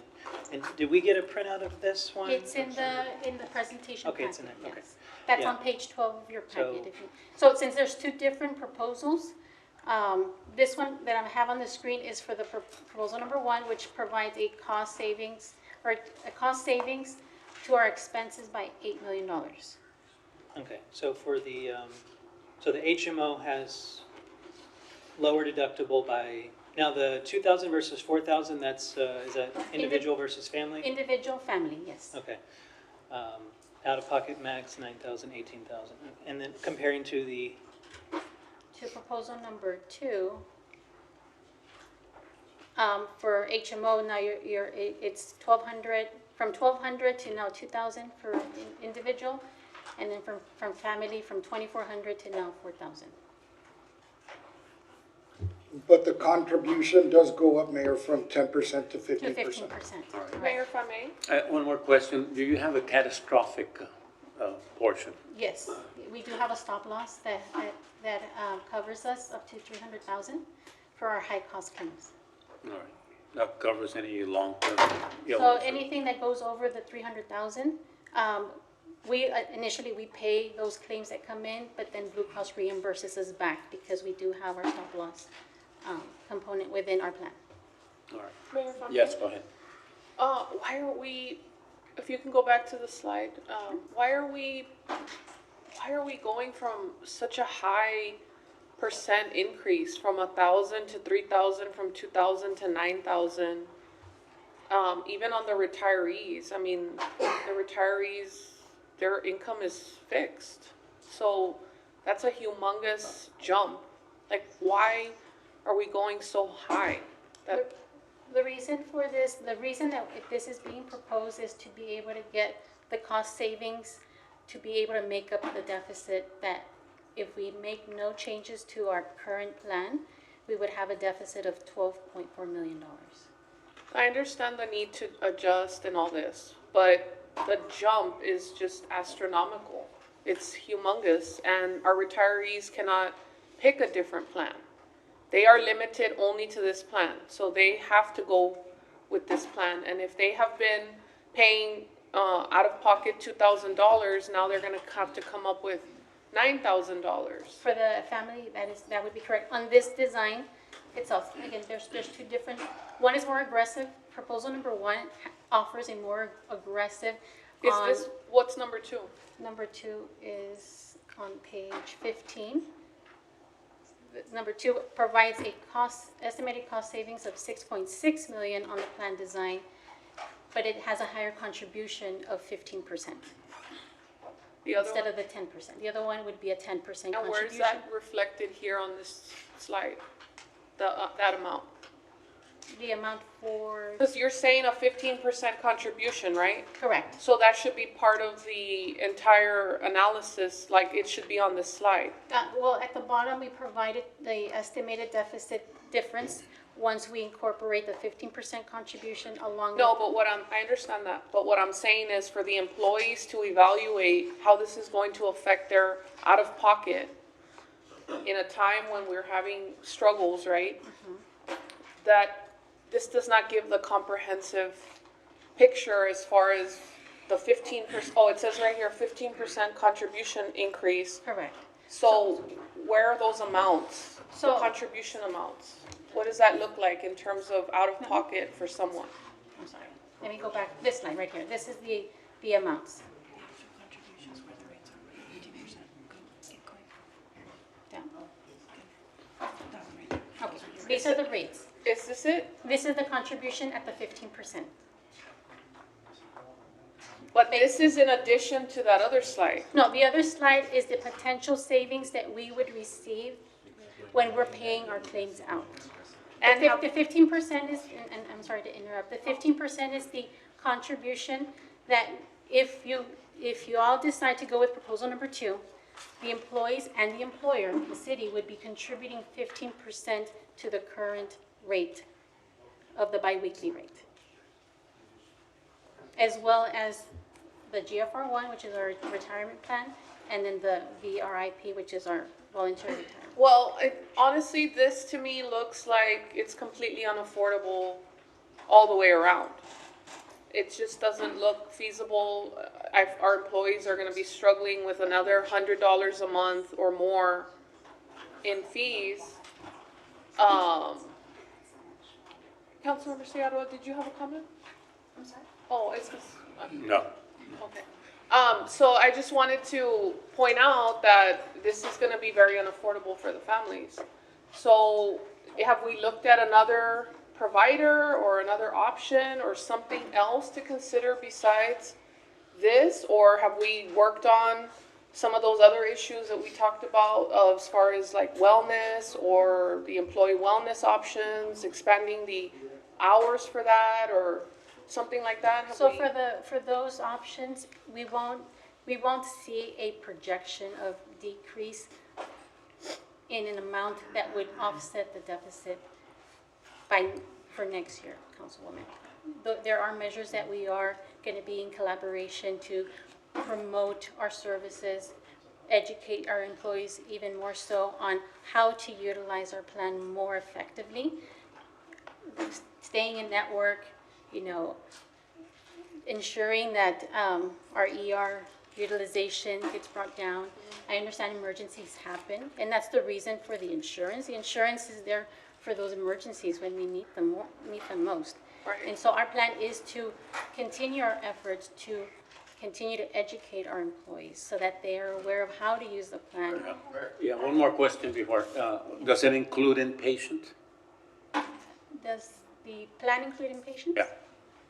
Hospitalizations? Oh, yes, sir. Okay, Yes, Mayor, I'm sorry. all right. Go ahead. Okay, thank you. So one, I wanted to ask, how many retirees do we have? Because this, if I understand correctly, this insurance covers to 65, and then people transition to Medicare?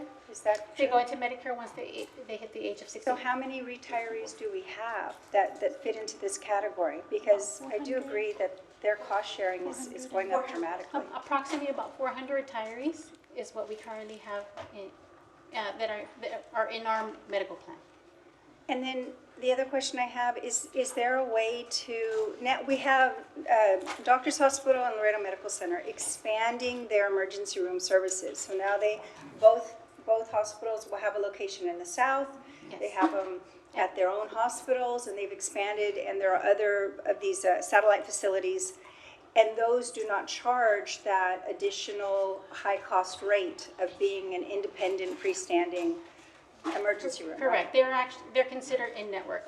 All hospitals in Laredo, including those off centers that you're mentioning, are in-network within our health plan. Is there a way to prevent people from, or not covering those emergency room services that are not in the hospital network? I don't think for the freestanding, you're saying like preventing people from utilizing the freestanding ERs? Preventing the insurance from covering the freestanding facilities. Hi, Natalie Haskett from Gallagher. To answer your question, no, unfortunately, there is not. There is some federal legislation that protects emergency rooms, and we can't differentiate between a hospital-based ER and a freestanding ER. So we can't make a cost differential between in and out of network emergency services. Thank you. Go ahead. Is there any way that we can encourage our employees to use our wellness center? You know, I think it's, Well, I know. it's a better opportunity. I've been there. I know Councilman Gonzalez uses it a lot. I use it as well. We do Yeah, actually. with the program, incentivizing them by, having days, checkups, maybe instead of sending them out, encouraging them, send them to start using that wellness centers more, and maybe having a physician, like full-time physician there. Okay. It might change something. We want to look into that, I know, council member, I know that we do promote that a lot, especially we also have our after-hours contract that recently was awarded now to our prior provider, which was Salud. So those are available, and we will continue to work with the Public Health Department to ensure that they continue to promote their services for the employees to be able to utilize those. They're free. I mean, they're available for free. Having a full-time physician within the clinic, it can be something that it can be discussed through the Public Health Department to see if they could look into that matter and see what would be the cost effectiveness of having an in-house physician available for our employees. Yes. Yeah, because I know right now we do have a physician, but it's only at a part-time basis, and it's only once a week, and it's And we only in have the a nurse morning. practitioner, people And we feel have the different. nurse practitioner. Yeah, who's and they full- feel different when you go see an actual physician, it's a little bit different. No Correct. disrespect to anybody, but it's just, I guess, something mental to say, oh, I saw a doctor. I saw a doctor, no. Yeah. Yeah. And another thing, do you have the contribution for 10%, or is it just for 15%? It's for 10 and for 15, so we do have both. Okay. And Mr. Mayor, if I may, Yes, go I ahead. want to address a couple of points real quick because we have discussed the GFR1 situation with the retirees as well, and I asked staff to give us a snapshot of the total number of the actual retirees that are actually hitting the threshold of the 2,000 deductible, or even because of the steep going up to the 9,000 on proposal 1 and less on proposal 2. And basically what staff reported back was that the bulk of the retirees are using the maintenance medications more than they're hitting on those deductibles for individual, the 1,000 versus 2,000 today, and the drastic change up to the 9,000 and 18,000 numbers that you see in front of you. So we're not really hitting those for the whole majority of those in that category. The big, so when we switch to the 10% or 15%, currently we're in collective bargaining with both police and fire, and both of them have defined contributions that the employees are contributing. And so what we've tentatively on our own built into it is if you go 10% across the board and pick Plan 1, or go 50% and pick Plan 2, that those 10 and 15% will hit the retiree the same way that they would hit the active employee. So in essence, if they're paying $500 a month as a retiree, they would go to $550 at the 10%. However, it's still subject to the continuing negotiations.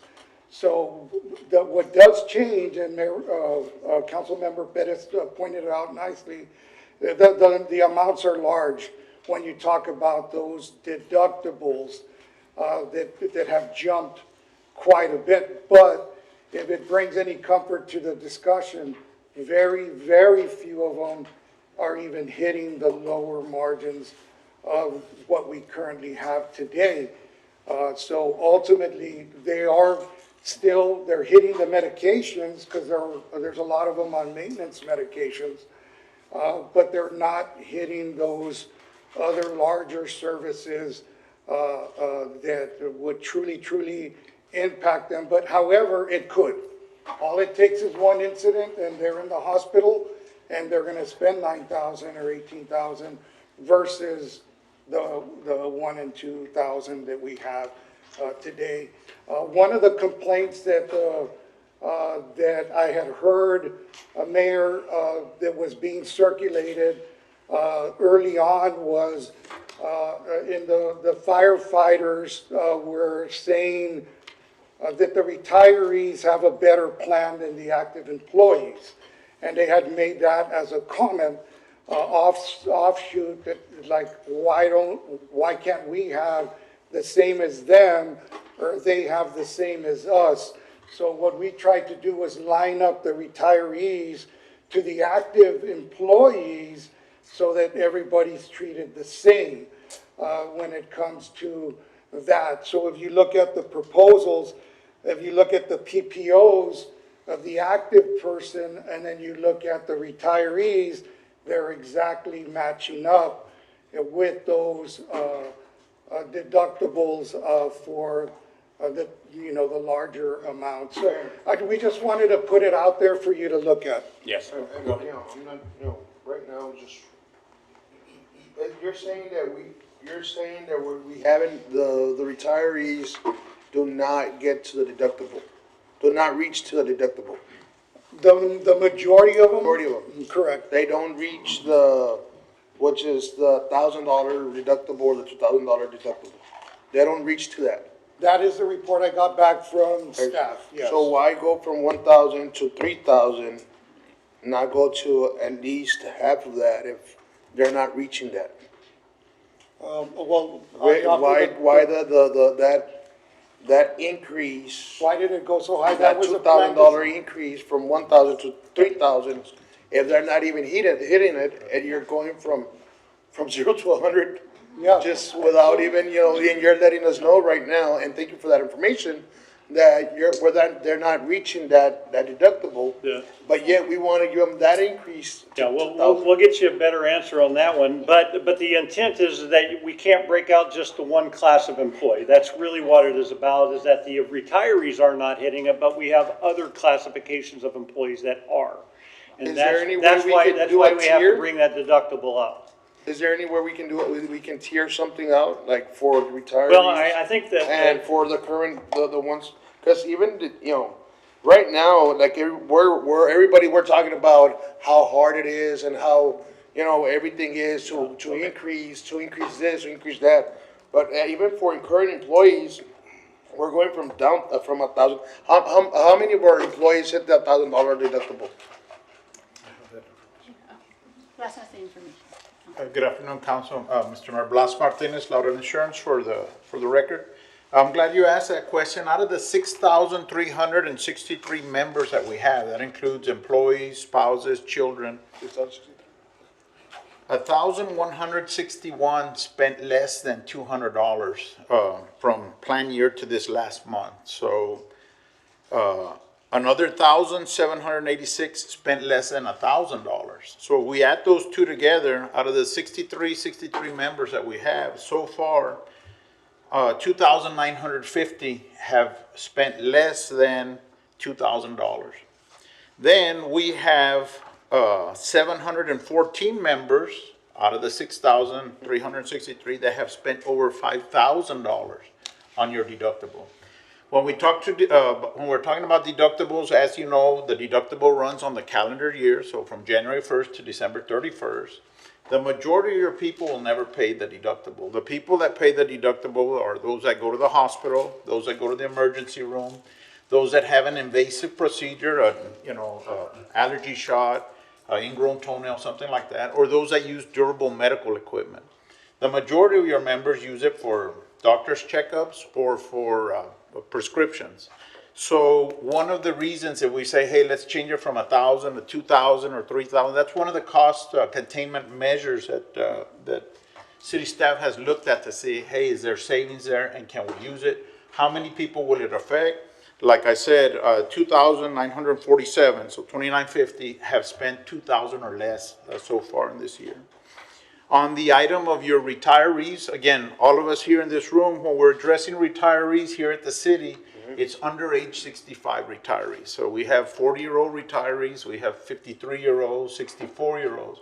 When they hit age 65, then they jump into the Medicare Advantage plan that they have. So that's also something for you to keep in mind, because some people say, hey, well, the retirees, we do have retirees that, started working when they were 20 years old, and let's say in the police or fire, or one of the other departments, they hit their 20 years, they've already retired. They're considered a retiree, and they are on our plan, but it's not the retiree that most of us think of, a 70-year-old or an 80-year-old. So I just want to bring those 2 points up to play. And Mayor, if I may again, the impact that they will feel out of if you pick Plan 1 is 10%, based on the assumption that for the civilians, it's the 10%. But for the retired police and fire, it would be based on the 10% or the 15% that you chose. And that would be of their premium subject to the approval of the collective bargaining agreements. So, and they're both under negotiations as we speak, and they both address retirees and dependents as well.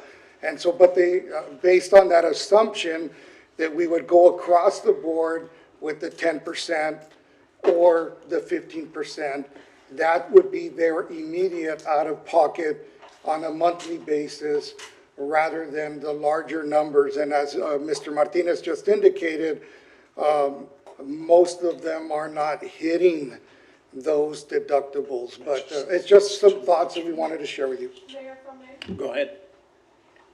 I have a specific question on looking at slide 12 and 15. So if you look at the PPO column on slide 12, it says 1,000/2,000, and then underneath it says 8,150/16,300. That's the current plan, right? That is the current amount. And then if you look at the column in red, you go from 8,150 to 9,000, which is less than $1,000 increase. But then you go from 16,300 all the way to 27. So that is like a very bigger disproportionate increase in terms of the jump. Hold on, I'm not done yet. And then on the retirees, same thing, you know, you have that jump where it's like 2,500 to 9,000, 5,000 to 27,000. So it almost seems like the families are being penalized or subjected to like this astronomical increase versus the individual. And I'm wondering, how did you calculate that? Because I understand the need for us to pick a plan and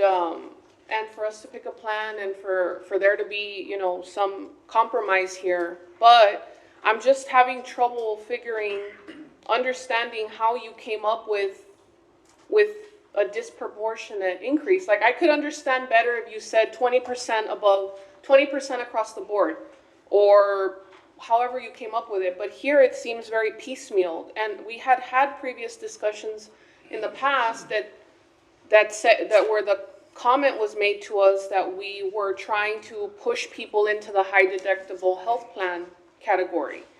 And I don't know if that's still the case, because when you look at the high deductible health plan, the rates haven't changed but a couple $100. So are we still trying to funnel people into the high deductible health plan? And are we trying to price them out of these other plans? Because I also feel that that's a little unfair. To answer your question regarding the out-of-pocket maximum, if we're looking at the proposed amount, the 9,000, 27,000. So 9,000 is the individual maximum for an individual, and then the 27 is the maximum for family. In other words, when you're looking at more than three. Well, what I'm asking you is, how did you go from 8,150 to 9,000? And how did you go from 16,300 to 27? What formulation did you use, and why is it different for each one? So I can help answer that. So, excuse me. That was just to make a plan design that was more industry standard. It's a 3-time multiplier. That's typically what you see. But you don't have a 3-time multiplier on the individual. From 8,150 to 9,000, that is not a 3-time multiplier. Right. No, I mean the 3,000 to 9,000. The new plan design is a 3-time multiplier. No, I get that, but what I'm specifically asking is the out-of-pocket max, 9,000 versus 27,000. That is not a 3-times multiplier. So why are you using a 3-times multiplier in some categories, and in other categories you're not? So it'd be the 3 times the 9,000.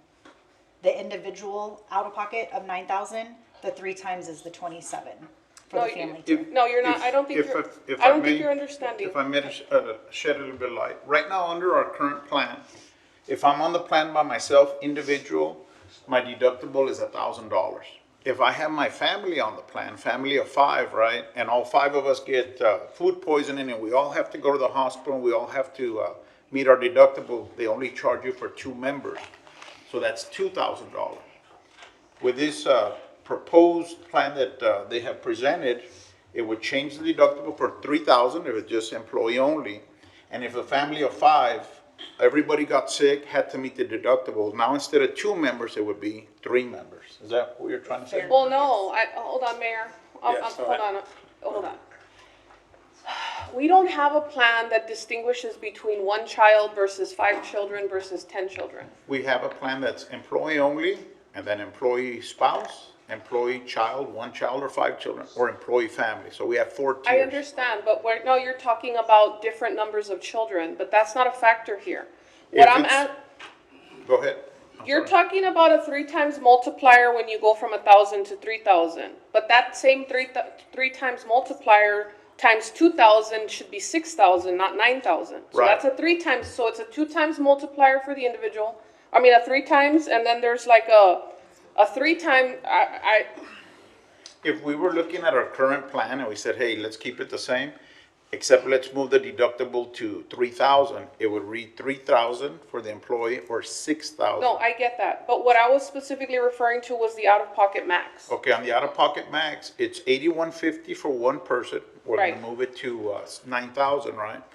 So if it were under the old plan, it'd be 9,000/18,000. Now it's 9,027. So instead of just 2 family members, now it's 3,000. I'm assuming that's how you guys 3 times put it multiplier, together. yes. That's what they. Not necessarily the family member, just a 3-time multiplier. not 3 times from your current design. Your current design doesn't have a true 3-time multiplier, right? As you pointed out, it's a little different. The new plan design is what we're referring to with the 3 times multiplier. Okay, yeah, I see that now. Yes, go ahead.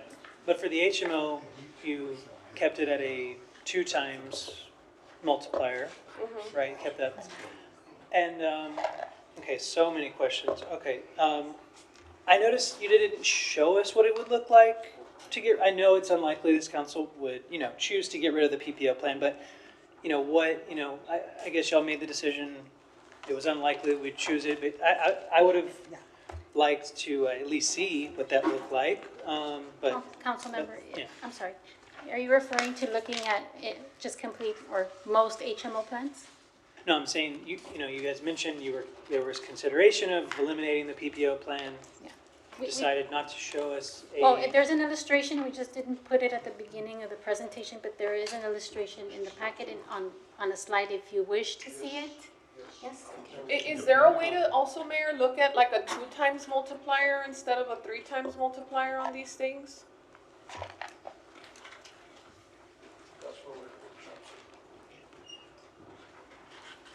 Okay. Because, to be clear, and I know I mentioned this last time, but the main difference in an HMO and a PPO is that you just need a referral from your primary care physician That is correct.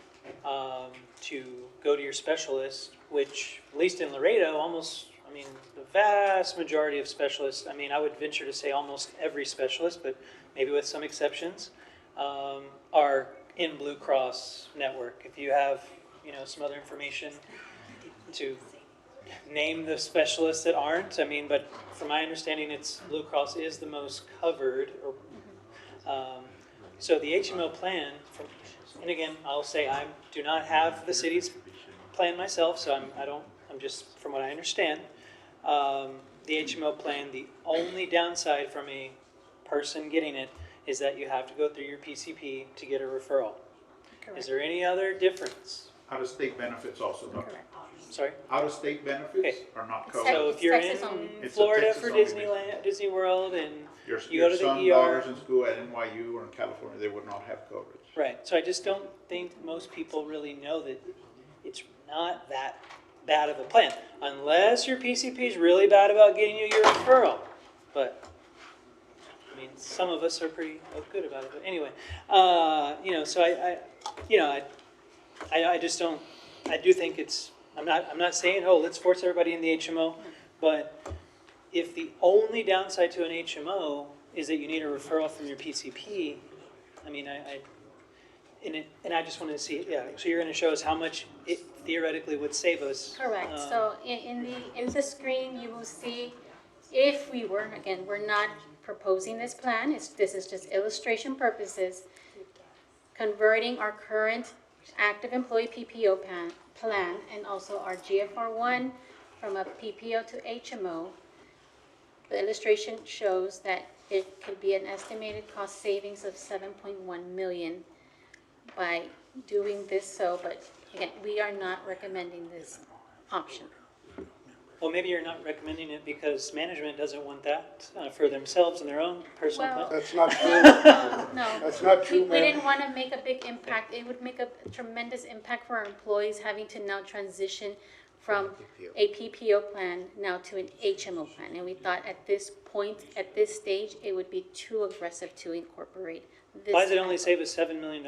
The other plans save us $6 million or what, this, It's based on the deductibles and the deductible on the PPO plan only increasing by 1,000, 4,000.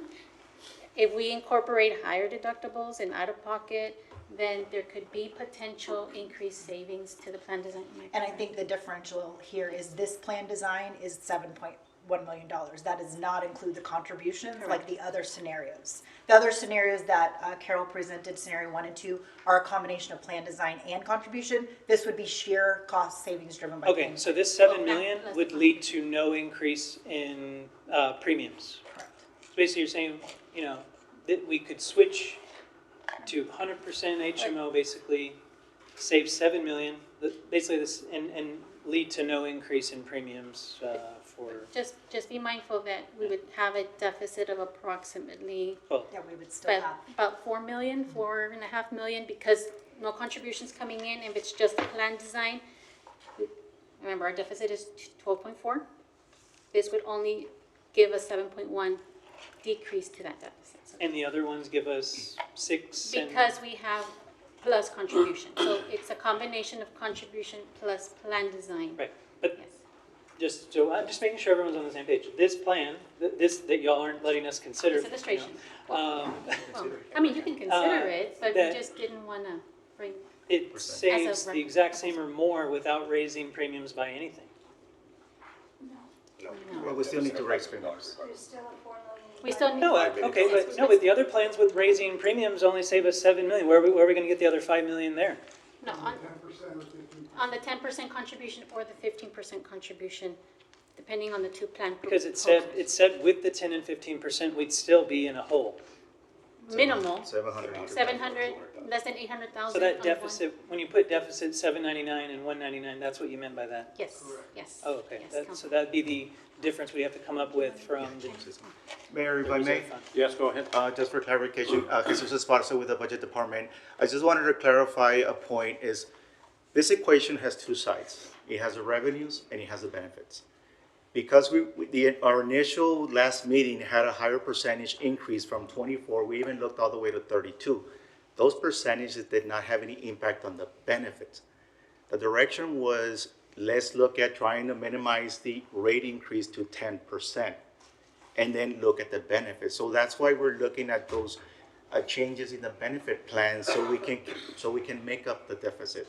So we decided to bring in, or in our conversations, we considered the 15 to see if it was a consideration, because as you see, the 15% increase in the rates, we're allowed to be less drastic on the benefits. And that's why we're impacting the benefits, because we either impact them on the rates or we impact them on the benefits side. I just wanted to kind of clarify that, why some of those changes are being proposed to generate those savings, to try to get us. The end game here is to try to break even as we move through this budget process. And we will have this discussion as we move forward in the coming years in there. So just wanted to clarify that. Thank you. Mayor, I have All a right. question also. Go ahead. Just piggybacking off of Dr. King's question, walk me through the philosophy that he asked as far as the PPO versus the HMO, like the difference. I mean, why would we not go to all HMO options if there really isn't a good reason to keep a PPO? I want to understand that better. If you can explain that philosophy. If I may, Mayor, I'll touch on it and then I'll hand off.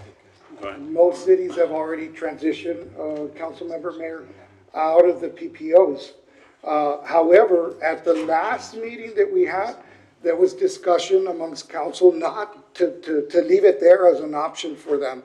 However, it's like you said, Dr. King, Mayor, if the difference is only having to go to my primary physician to ask for that primary physician to pass me over to a specialist, and it less impacts the bottom line, I would jump into that plan quicker than to go into these other scenarios. But again, that's why we're laying it all out for you all's consideration to see what you think. Well- So this, now I'll hand it off. Mayor, if I may, I Go ahead. appreciate that. I appreciate that, Chief Lundin. I just don't understand 100% why. I understand that. What is it about that aggressiveness that scares people into the HMO? And is it truly the identical benefits and everything's the same except for that one little factor? Is that really the case? That is the case. It's just now. So then why would we be afraid to go that route? I'm failing to understand that philosophy or Mayor, statement. the reason is that we felt from that last meeting that council was saying, we don't want this to fall off. We don't want the PPO to not be an option. So we kept the PPO in the discussion, and I told staff, let's continue to show that HMO, and hopefully the council will see that the difference is not bad, and maybe we do transition to the HMO. If not this year, maybe next year. Yes, go ahead. Let's have our consultant explain the differences between these again. Thank you. So really the biggest difference between a PPO and HMO is it eliminates that out-of-network coverage. So meaning you have to stay within the network no matter what. It could impact those that are used to just going to see whomever they want, even though they're in network. You potentially would have to see your PCP and pay that copay every time you want to see your specialist. So it potentially could be a little bit of an increase in the out-of-pocket to get the referral. The other. But we don't Oh, have, we do we don't, that. we have no copay. Oh, zero. I'm so sorry. So No sorry. copay Yes. for PCPs. Yes, Yeah. perfect. No, but, Yes, we do. But it's, We do have co-pays for the no for the PPO, but yes for the HMO. When you go to your primary, you do have the copay. no, Mayor, if I may. Yes, go ahead. The specialist out of pocket right now on the PPO is $60. But right here it says, For the specialist, it is 60 for the PPO. but it doesn't say that here on the plan. Like, it doesn't say that a specialist is $60. In the new HMO, the specialist would be $40? Am I understanding that correctly? So if you have the PPO and you go to a specialist right now, you're paying $60 out of pocket for the visit, right? If you go to the HMO Yes, but it's. and you go to your primary doctor, what is the out of pocket? And if you go to the specialist, what is the out of pocket? primary under the HMO currently is $0 and a specialist is 40. So it's cheaper to go to a specialist under the HMO than it is under the PPO right now? That's correct, but you need the referral. That's the key is. Yeah, but it's still cheaper to go to your HMO, under HMO, to go to your PCP doctor, get the referral, and then go to the specialist for $40. And the reason for some of that, Dr. King, you probably are realizing as well, the HMO network, while it's typically the same pool of physicians, they are held to a little bit higher standards as far as cost savings and patient outcome, and they have to have, a couple extra reporting mechanisms, so they really center around that patient care model more so than the PPO plan. But typically, especially here in Laredo, it's kind of a match to match. So a lot of your physicians are not going to fall out of the HMO coverage. The other factor with an HMO is if you have dependents living out of the state, say in college, we would have to seek some approval for away from home care. Essentially, they could use telemedicine, urgent care, all of those things, but they likely would have to come home to utilize their PCP and specialists. So that's kind of a difference in between HMO and PPO. And over the last, few years, we were very cognizant of bringing this because we've heard, we don't want you to feel like we're pushing you into the high deductible health plan. Well, we don't want you to feel like we're pushing you to an HMO. So that was really the hesitancy in making this a recommendation, but we wanted to bring this as a potential solution. Mayor, if I may? Go ahead. Well, I mean, when you're putting a 3 times multiplier on the PPO plan, you are pushing them into the HMO. That's really what we're doing here. If we agree to this 3 times multiplier on the PPOs only. So if I don't understand the whole not wanting them to feel like it, but it sure does look like it on the math end, that's what we're trying to do. If I may, for the record, Blas Martinez, just as a point of information, right now, here at the city of Laredo, we have current members that are either living or have sought treatment in Illinois, Florida, New Mexico, California, Colorado, New Jersey, North Carolina, Empire, New York, I don't know what that is, I know what New York is, Tennessee, and Nebraska. So again, maybe it's somebody's child, somebody's spouse, somebody who's on vacation, like you mentioned. But those are the ones so far from October to last month that have sought treatment for out of state of Texas coverage. And how does that change our plan? Like, how does that type of action, what does that do to our overall plan as far as costs for everybody else? If you're on the PPO plan and you seek care over there, it's considered in-network. So they pay on those agreed in-network prices. If we go straight HMO, you have to have your primary care physician, which most of us have our own doctor, but you have to have him listed. And then as we mentioned, he or she has to give to the referral if they need to go see a specialist. If I'm on the PPO right now here at the city or on the high deductible health plan, which is also PPO, and I want to go see the cardiologist, gastroenterologist, podiatrist, I can just go, right? But if we put everybody on the HMO, we have to go to our PCP, primary care physician first, and then get the referral to go see the specialist. And on the column for HMO and PPO on slide 12, there's a lot of extra things listed under PPO that aren't under HMO. What does the ER facility look like for the HMO? None of that's listed on slide 12. So on slide 12, this is only showing the changes. We didn't want to put the full plan, which we can put on the screen, and it is available in the appendix of that plan design. If we're looking at, let's say we're looking at the 10% contribution. This is the way the plan looks completely. Page 12 is only the changes, whatever was listed is listed in red, to have a better illustration for. But what, can you just answer what that ER facility is here? Where is that here? It would be where it says emergency room. $300.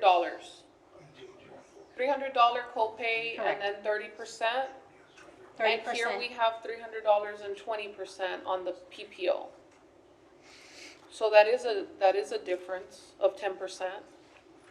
That's another difference on the plan. Is there a way for us to see exactly what all the changes are versus HMO versus PPO? Because if it's just going to a primary doctor, that's one thing, but a $20 difference on seeing a specialist is another change, or difference, excuse me. And then ER facility, $300 either way, but then on one you pay 20 and on the other you pay 30. The 20 and the 30 is the cost share, the cost share.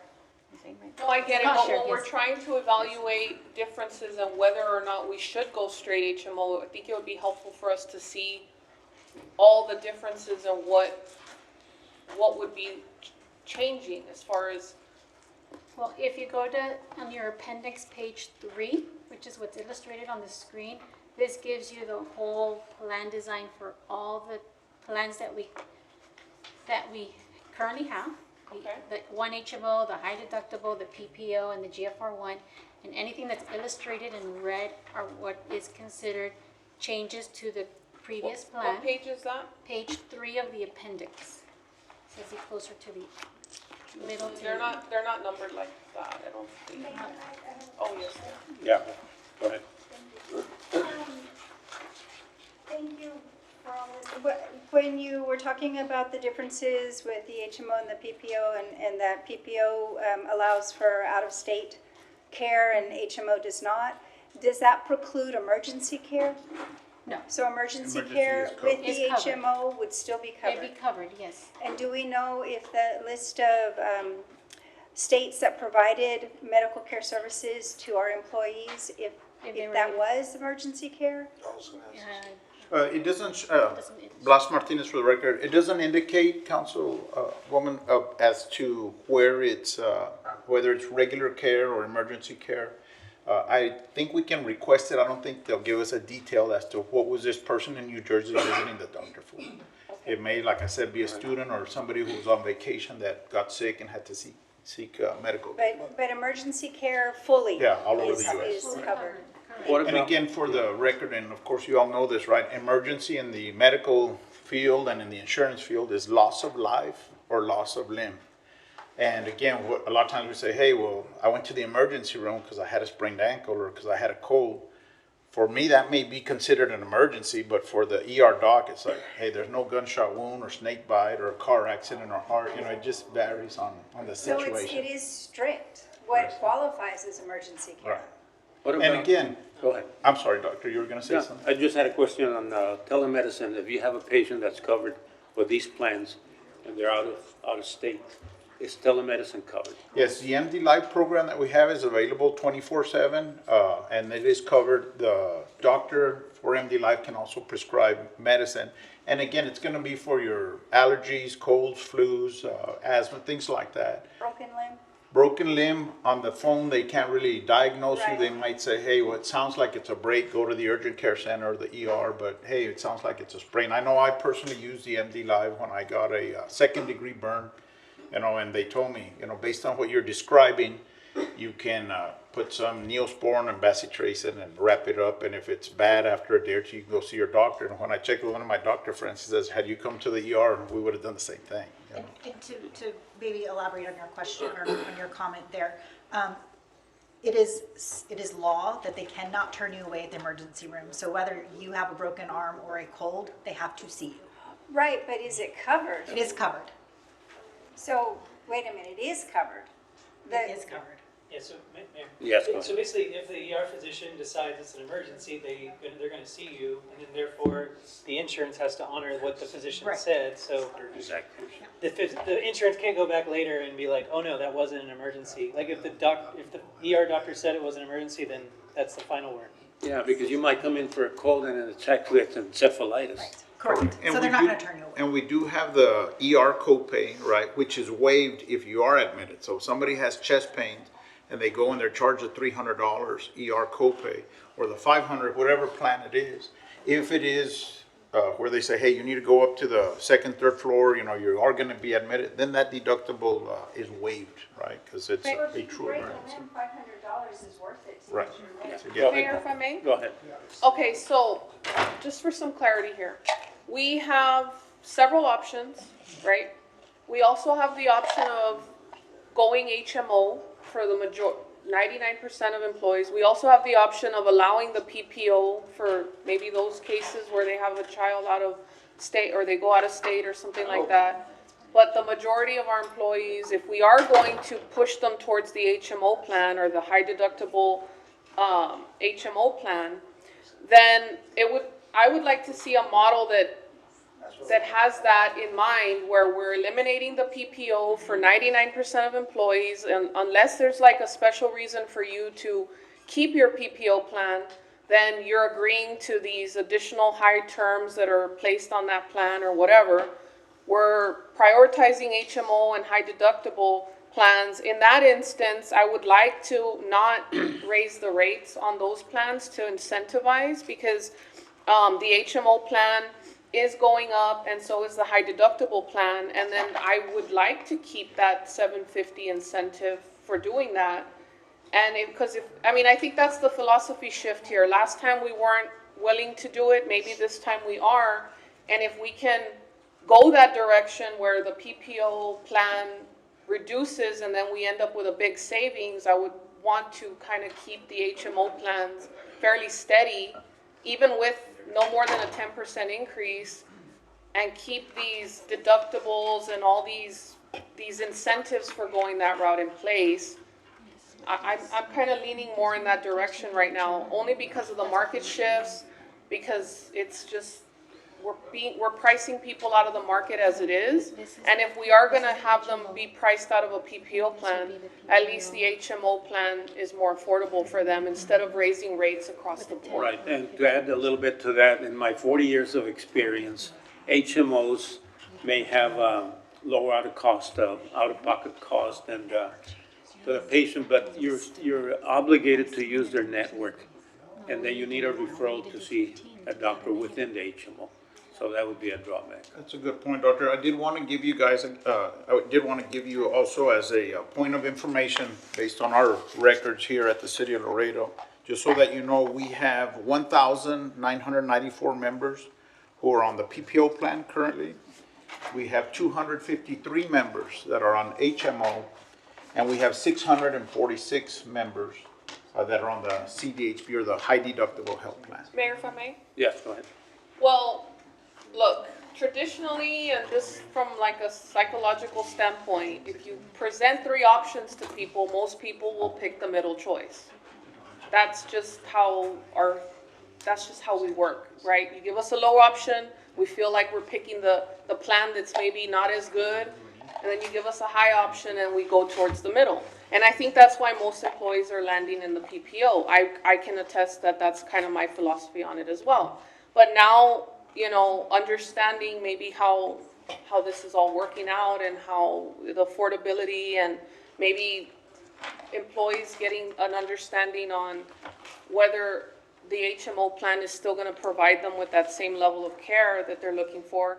And if it's not, then they still have the option to opt into the PPO. But I think most of us go to the PPO because we feel that if we change to the HMO, when we try to go to the doctor, we're just not gonna be treated the same because it's a lesser plan.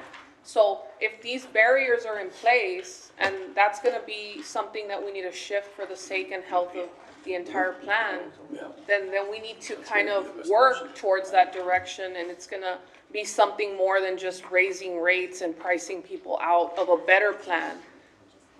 Those You are get me? all, those are all valid points. One of the things here at the city, over the last 10 years, and I think there was a slide in our previous one where the rates were pretty much the same for the last 10 years.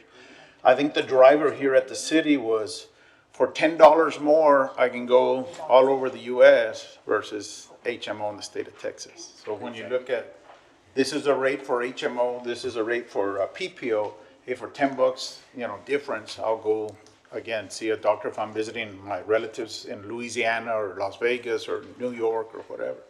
But if the difference was $150, I guarantee you, it'd say, hey, let's look at this HMO. The majority of people that have doctors always seek their doctor first anyway. So if Dr. King is my doctor and I'm gonna call him regardless. On the HMO, you're doing that anyway. Mayor, We have several groups where we have HMOs and people are very happy with them. I have a It's not a lesser plan, but, I have it's a still question expensive. then. If that's the case, then why are we not including outside doctors in our network? I mean, what is the reason not to expand the network as far as providers? Every insurance company, Blue Cross included, is always looking to expand their networks. Here in Laredo, roughly, we have about 450 doctors. 400 of them are in the Blue Cross Blue Shield network. But if I'm a new doctor or an existing doctor and I want to jump into the network, you definitely can. Well, some of these doctors those specific doctors that these specific employees are seeking out, is there any way that we can pull those doctors into our HMO network? Definitely, we'd love to. So that to it won't include be them a and ask them. problem for them to still continue seeing their provider? But also, it just depends on the doctor. If I say, hey, I don't want to see 60, 80, 100 patients a day, I just want to see my regular, you know what, I don't want to join But what a if network. theoretically every single one of those doctors says, sure, I'll Well, if they would all, that would be great. well, We'd then have there wouldn't 100%. be a reason for that employee to have a PPO, right? Like, let's say your child is studying out of state somewhere and they have a doctor that they see. Is there a way that employee could see how we can get that doctor to be in our network so that our network covers, other places? That's a great question. We get requests or questions or say, hey, I'm seeing this doctor, he just started, or he's not in the network he would like to be. We submit that name to our contract relation provider individual, and they'll reach out to the doctor. Well, how long does that process take? That process can take from 3 months all the way to 6 or 9 months. It depends. I mean, they have to check the history. Are there any DEA issues? Are there any complaint? Things of that sort, right? But Where I just have Blue one Cross follow-up. or any other company Yeah, go would ahead. welcome, as many doctors as possible. Okay, so that being said, it's a 3 to 6 month process. Is there a way that an employee can pick a plan for October and then we can have a change of plan in January, February, like The only time, another enrollment period where people can change? the or only not? time a person can change is if they have a qualifying event. So they get married, get divorced, have a baby, their spouse loses coverage, they adopt a child. But the choice is made during annual enrollment, and the choice is good for 1 year. That's a Department of Labor issue. You can't be changing every month. Now, if I'm on the HMO, I can change my doctors once a month. So if I said, hey, wait, I went with Dr. X, I didn't like him, I want to go with Dr. Y, you can do that. You can do that once a month, and they'll change it. And on your card, it'll read the name of the physician. Go ahead. And by that, you mean you can change your PCP, Your PCP. once a month. So by that, 400 out of 450 physicians in Laredo are in network with Blue Cross Blue Shield of Texas, right? So that's 88%. I bet that number would increase if the city switched to an HMO plan for everyone, because that would be a lot more, patients maybe available to them. But the point is, I think Blue Cross is probably one of the widest as far as, where in network. Also, new physicians, when they come to town, I always notice the first insurance company they're credentialed with, it seems, is Blue Cross. It's one of the faster ones as well. Several of the new providers or physicians in town, they were like, oh, we only take Blue Cross, because that's the first one they could get in network with. So it is pretty fast as well in that sense. So And management, I do want to say, I promise I was kidding earlier about the comment about not wanting to push to HMO. I was just a lighthearted comment.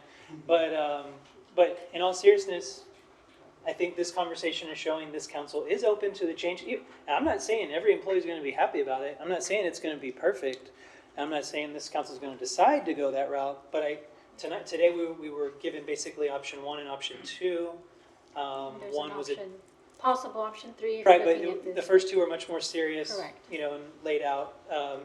This, you did have this kind of back at the back of the presentation, the changing to HMO, showing the $7.1 million savings, but we don't see the analysis for, let's say a 5% increase in what that, like, what would it take to So- close the gap on a pure HMO for everyone? Okay, What increase would it be required? So on the next slide, which is on page 22 of the appendix, you would need a minimum of 15% to 15% contribution to get a surplus of 246,000. Okay, If we do 15, it- but that's 15% from the current HMO setting, which is lower than the current PPO. Well, So- this is contribution. Talking So about- it'd still be the same rates as we showed you in the prior slides, the biweekly contributions. Those amounts would not change at the 15%. If we do a 10%, then it brings that deficit to a 1.7 million with this HMO illustration. So, we didn't, Okay, but wait, hold on, how can Yeah. if How we're can getting that rid be of the PPO. case? Like mathematically, I don't see how that's humanly possible. If we're talking about the vast majority of our Yeah. people are on PPOs right now, and you get a 10% increase, and that only gets us at an $800,000 deficit, but all HMO 10%, we're still in a $1 million deficit. we would be, well, we would have to modify the design more. Oh, okay. So To yeah, be able to compensate. That's my Yes, point, yes, is that yes, y'all yes. have, and it's, I'm not, you took your cues from last meeting, maybe thinking we weren't open to it. I think from this meeting, you're seeing that we are. So hopefully. We could expand upon. We can We can expand expand a upon, deeper, Yes. a deeper analysis on a pure HMO plan to give us those options so that we can at least see a really serious series of proposal of that and compare it. Because I think at the end of the day, people live month to month, and that's what they're planning for. And we are all, I mean, it's a very difficult economic time right now, and kind of like with the third-party funding, we're having to make difficult decisions on, not, that's a much smaller, bucket of money. But the point is, this council, I believe, is willing to make tougher decisions that may not be universally popular, but can save the city money in the long run. So I think it seems like a Can I consensus of also interest. add, in regards to this illustration, you would still have one PPO plan, which is the high deductible, which is illustrated in the screen. Which could be for people with that unique situations, but outside of Texas. One thing I did want to mention, and I don't know if I heard you, Doctor, correctly, Blas Martinez for the record. Out of the 450 doctors, when we last looked at it, those 50 are not contracted at all. So I don't want you to think, hey, those are only HMO doctors. They're not contracted with Blue Cross Blue Shield at all. The 400 that are for HMO and PPO. So it's not like you're saying, hey, one plan is better than the other. You still have access, right? Oh, yeah. But it's just that one doctor who says, hey, I want to see 10 patients a day, not 80 patients a day. Mayor, if I may? Yes, go ahead. Just for clarification, the high deductible health plan does not have a, what do you call it? Like, you don't pay, Copay. you don't have, no, like, what do you call it when you pay like monthly for the plan? A premium? Premium. Yeah, For premium. the employee, it is, no, Subsidized by the city. Okay, Yeah, the so city pays like 100%. the money that comes out of your paycheck every month to pay for your insurance on the high deductible plan, it's zero. for employee only, yes. If they purchase with dependents, family, they are biweekly contributions. And how much is that, or where is that? And then another question before you switch slides. Okay. On the HMO plan, you have urgent care, and on the high deductible plan, you don't. Is there a way to include urgent care into the high deductible plan? It is, so it's zero after the deductible, so that your first 3,400 individual. You have to meet your deductible before the insurance covers you. No, at I 100%. understand that, but I'm saying, is there a Including- way to add an urgent care benefit into it so that it's not 0% after? Is there a way to modify the plan? No? No, for a high deductible health plan, you cannot have any first dollar coverage. So until you satisfy that full deductible, there can't be any co-pays or any first dollar I think coverage. she's referencing after they meet. Oh, the after you meet the deductible? Do you No, mean- no, I meant before. I Right. meant like A lower cost. Yeah, like a lower cost No, when you go. unfortunately not. Okay. I would So- like to mention that with the city plan, because you all have that contract with Nuestra Salud, you do in essence have coverage on the urgent care where it's free, regardless of which plan you're on. Is that No, I correct? get Yes, the that. Nuestra Salud is for all employees that have They're dependent. that have insurance with the city. And when you go to a doctor under the high deductible plan, like if you go to a doctor for a regular visit, you do have to pay You pay the office visit, if it's $80, $150, whatever, you pay for that out of your pocket till you hit that 3,400 threshold. And then it's covered at 100% after that, keeping in mind that the city, over the last couple of years, has funded the first 750. This year, I think they had looked Through at the HSA. 600 through the health savings account, so. Well, that's why I would like for us to keep that 750, so if somebody opts for that, because I think we were gonna reduce it to 500, just for that purpose, but, the other question that I had was, you were gonna switch slides, Mr. Kettle? Because you wanted to see the contributions, correct? Yes. So sorry. While Ms. Carroll is doing that, oh, I'm sorry. On the 10 or the 15% contribution, because I have two different slides. Oh, I'll leave you on the 15 for now, I can always go up to the 10. So this would be the contribution increases for 15%. Based on the current. No, the contribution stays. And on the 10? Isn't the employee contributions? Yes, I'm so sorry. And on the 10, she's asking? On the 10, I'm so sorry. There you go. This is on page 13 of your. Oh, yes, no, yes, sorry, I'm so sorry. If, and also, just because you had asked about the $750, if I am currently on the high deductible health plan as an employee here, I can also ask the city, hey, every paycheck, take out $10, $20, so that I could build up that money. We have some employees that say, hey, well, every check, take out $200, just for the next 3 months. So in addition to the $750 that the city's giving the employee, they also are contributing a certain amount. We have employees that have been on that high deductible health plan for the last, I guess, 5 or 7 years that have $15,000, $8,000, $21,000 in that account. Most of it being the city contribution, of course, theirs, but that you can use for any kind of qualified medical expenses. So office visits, prescriptions, hearing aids, crutches, anything that you would need. Mayor, if I may? Yes, go ahead. I mean, that's actually a valid point, because financial advisors do recommend that you kind of go that HSA route, just because that money will carry with you for the rest of your life. And so later on in retirement or whatever, you have that money available for those health needs. And I think that's the only plan right now that allows somebody to save for their Correct. medical future, if you will. So that is a benefit. The other thing that the HSA, if I can add, is what they can, depending on once they build up their bank of their HSA, they can then start investing some of that money as well, using their pre-tax. I think we need education on these things. That'd be I great. think people need to understand what exactly, I'm telling you, because you give us 3 options, we're gonna go to the one in the middle. That's just how it works. Consumer behavior, that's just how we work.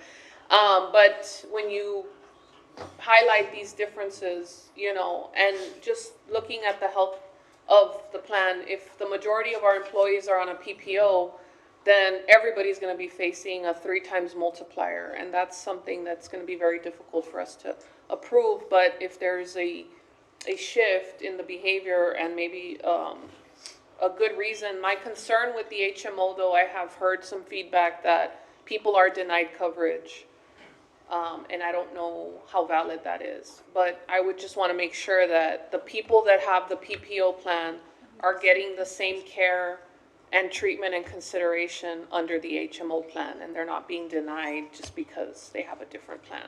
I haven't, Blas Martinez for the record, I haven't had anything come up recently, but about 3 or 4 years ago, I did get a call on a Saturday at 7 p.m., right, from a member whose son had a skiing accident at Lake Travis.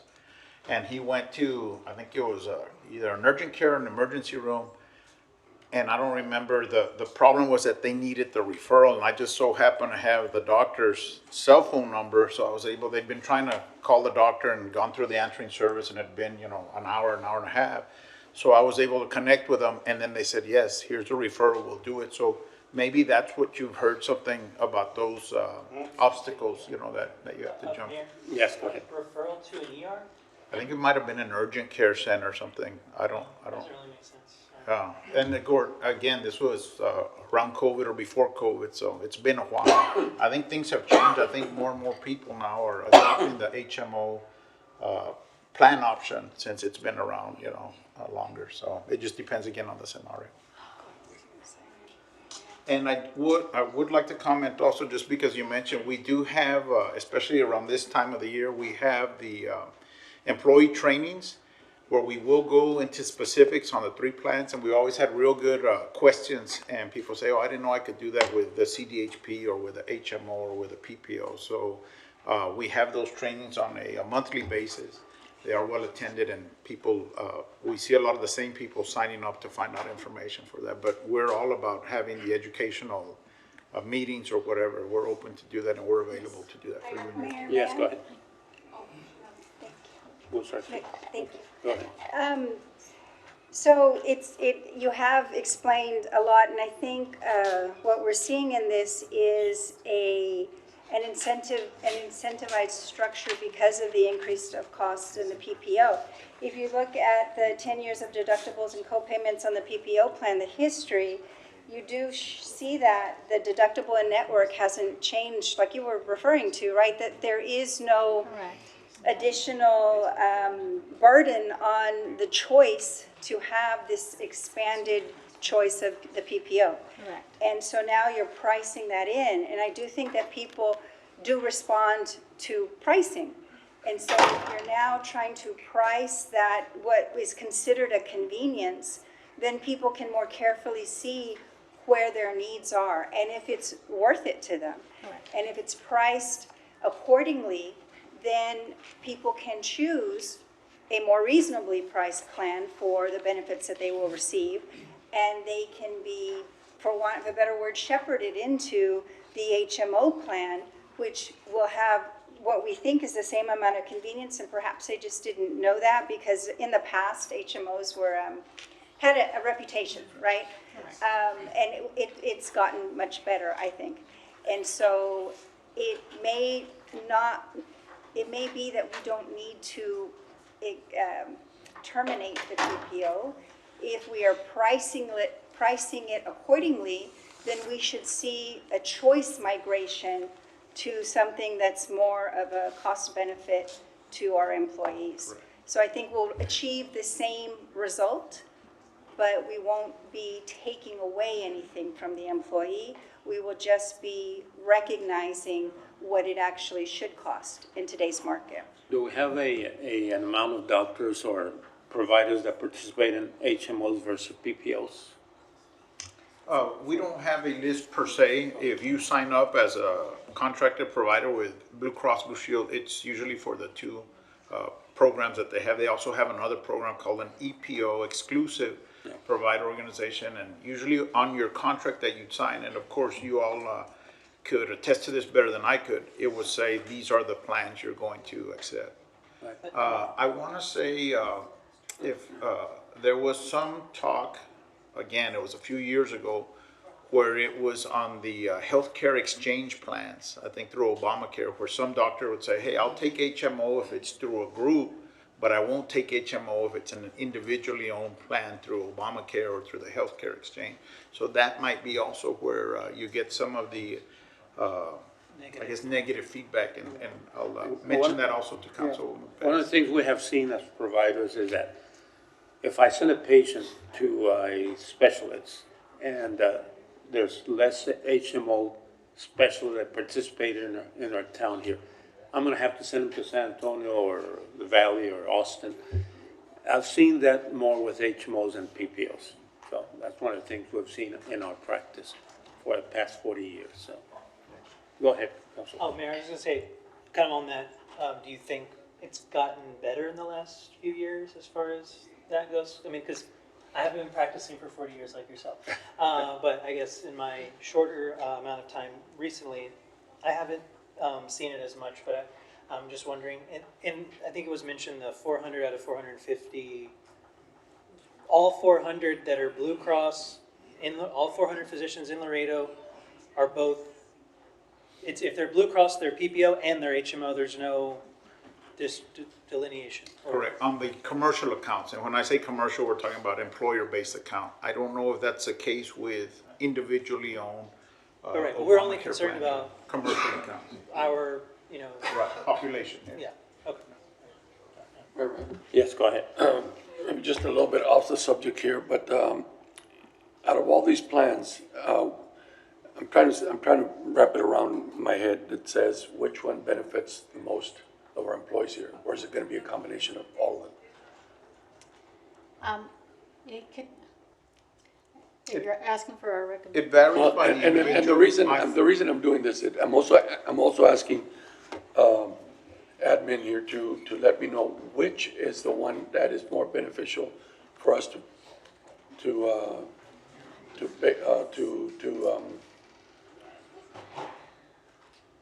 the area where we pay our part for the city. In other words, what I think my thinking is that if we're gonna provide all these options over here, which ones of them hurt the city the most in terms of us paying our part of the deductible? Okay, I'll take a stab at it and then we'll pass it on. Okay, what you have in front of you, Mayor and Council, are, the first time we came to see you, we told you all that it would take 24%, 32% on each side, city and the employee, of an increase in their premiums to break even, with no changes to the plan. So their premiums would go up by 32% on their side and on our side. That was the first one. Then we went to 24%, which was also presented at that last meeting on both sides. 24 on our side, 24 on the employee side. Today, we brought you two additional ones, so there's 4 on the table and then the HMO on the back, so you have 5 to look at. And then there's others, I'm sure. We wanted to make sure that you have all the information. So at the end of the day, one of the questions from the retirees were, we're stuck in this one plan and we can't migrate out of it. If and when you do choose as a council to give them options, would you allow them to migrate out of the GFR1 into the HMO because they're stuck in a PPO? And so those are some of the questions we went to. But the ones that impact the least are the ones that we're showing you today, the 10% plus plan changes, or the 15% plus plan changes, or this other HMO with relative of those adjustments. So those are the 3 that look the best for both sides. Well, I think, I've certainly reached the level already where too much information is too much information. And so we're just, we are, and I get it that we need to do this, but I think at the end of the day, the migrating part is the driving force here. From a budget point of view, I'm just trying to figure out when we contribute to those premiums, what affects us that might be more beneficial to the employee. It's going to be the key for that. Mayor, may I step in and try to Yes, help go answer ahead. as well too? And I do have a couple follow-up questions as well too. If we were to, which of these two programs between the 10% and 15% helps the employee out at least at this moment? The 10%, right? Because that's the least amount of increase that we're going to see across the board.